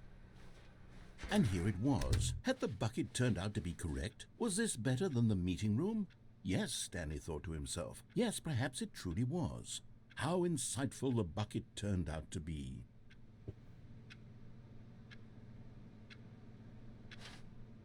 Fucking god, this game just keeps giving. It really does. Truly, being here with the bucket was a grand adventure. Stanley reflected on all they'd been through together. First, walking through the door on the right, then walking to the lounge, then arriving at the lounge. What a thrilling journey the bucket had inspired.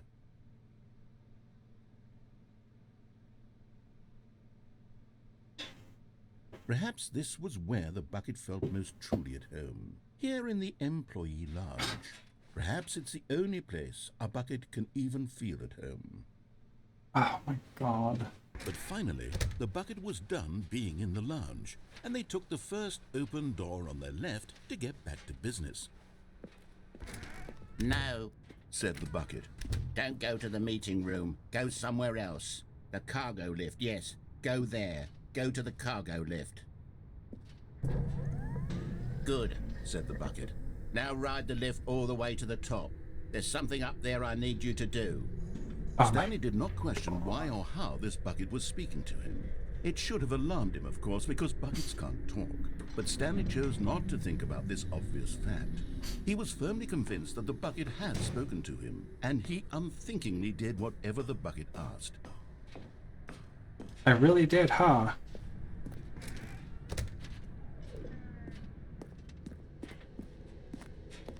No, stop! Look there on the wall. You see, there's a sign right there. It says, "No buckets past this point." Stanley, how could you think it was okay to bring the bucket here? Oh my god. What if the problem is that you actually don't know what is a bucket and what isn't a bucket? I suppose that would explain a lot about your behavior up to this point. Which, if that's true, well, my goodness, I think we have to do something about it. This misunderstanding could have dire consequences on the entire rest of the game if not addressed quickly and properly. So much of the impact of the story is dependent on your understanding of what is and isn't a bucket. Please, step in here for a moment. Okay.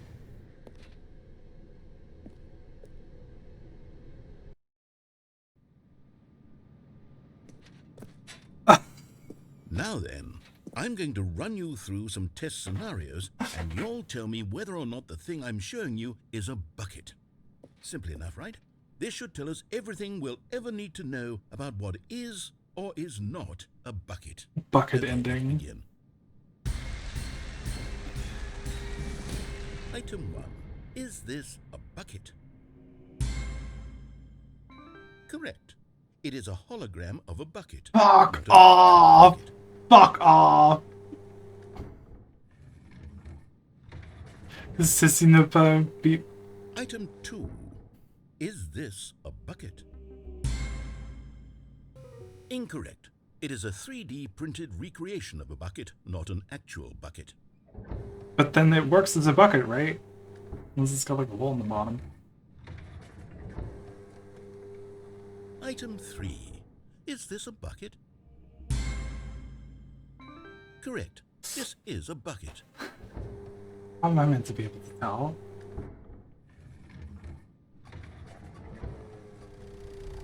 Item 4. Is this a bucket? Are you hallucinating? This is a tractor. It's an enormous machine that tills the earth. I thought this was a gimmick. How on earth did you manage to screw it up? Absolutely incredible. Let's just move on to the next one. Okay.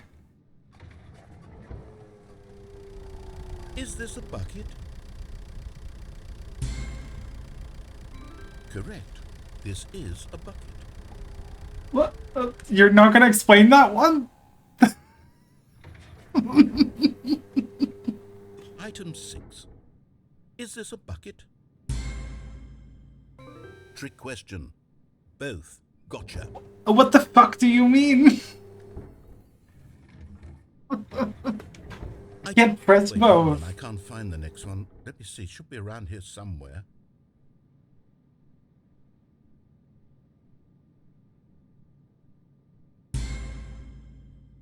Okay, you and I both know there isn't anything here. And I don't appreciate the implication that nothing is a bucket when we both clearly know that a bucket is something, and therefore nothing could possibly be something. Unless, in your twisted mind, have you somehow convinced yourself that a bucket is nothing? Answer me straight, Stanley. Do you believe that nothing is a bucket? Nothing is a bucket. Yes, nothing is a bucket. No, nothing is not a bucket. You know what? I'm too confused to even sort it out. I've lost all sense of perspective. What is a bucket? What isn't a bucket? Mere moments ago I could answer these questions with confidence. And yet now I'm somewhat adrift. Do any of us know what a bucket is? Am I a bucket? Stanley, I can't keep doing this. I'm losing myself, and myself was all I ever had to begin with. I'm afraid the bucket is threatening to tear our relationship apart. I can't have that. I'm sorry. But I'm going to erase all buckets from the game entirely. No! Okay, here we go.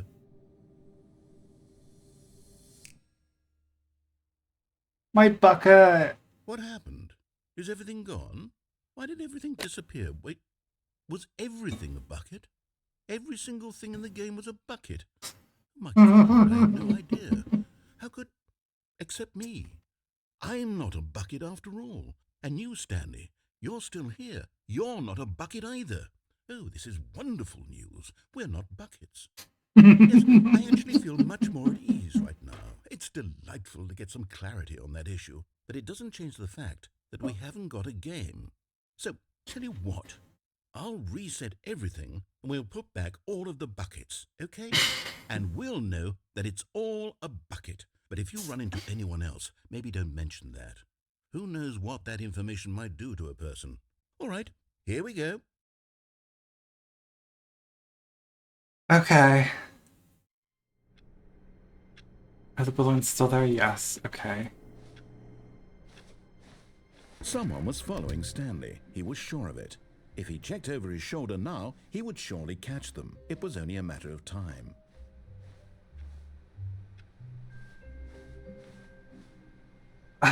I think I gotta quit. Oh my god, I've been playing this game for way too long.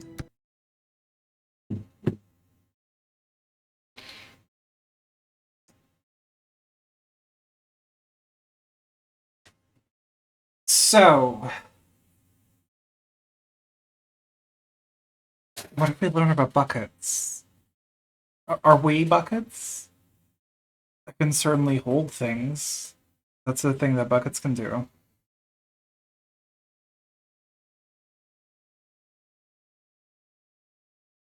I don't even know.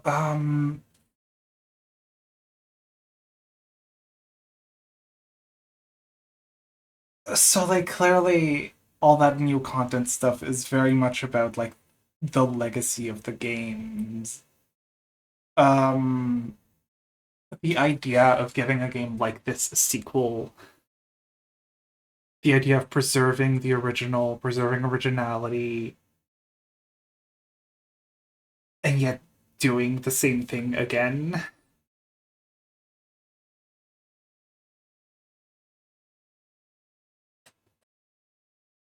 It's very strange.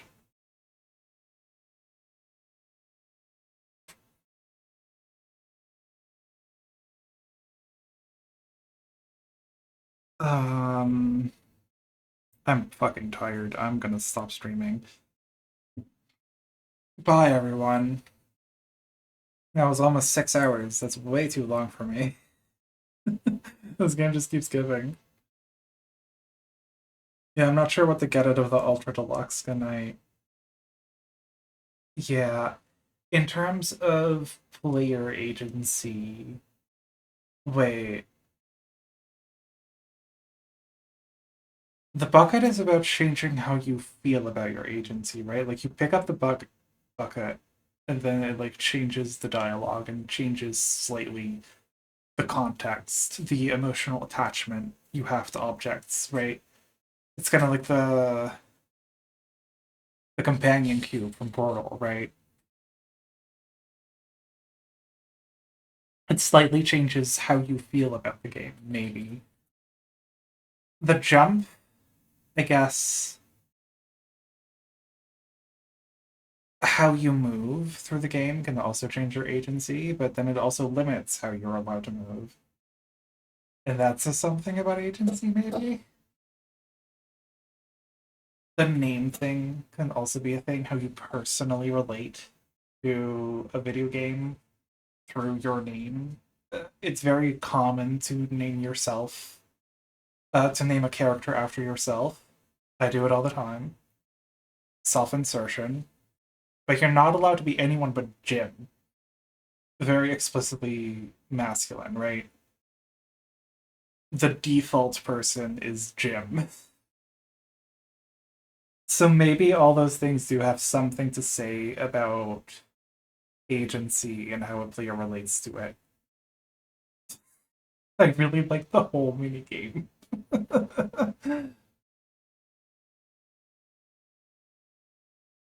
um,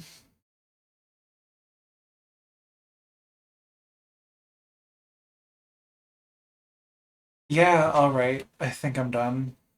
Good night.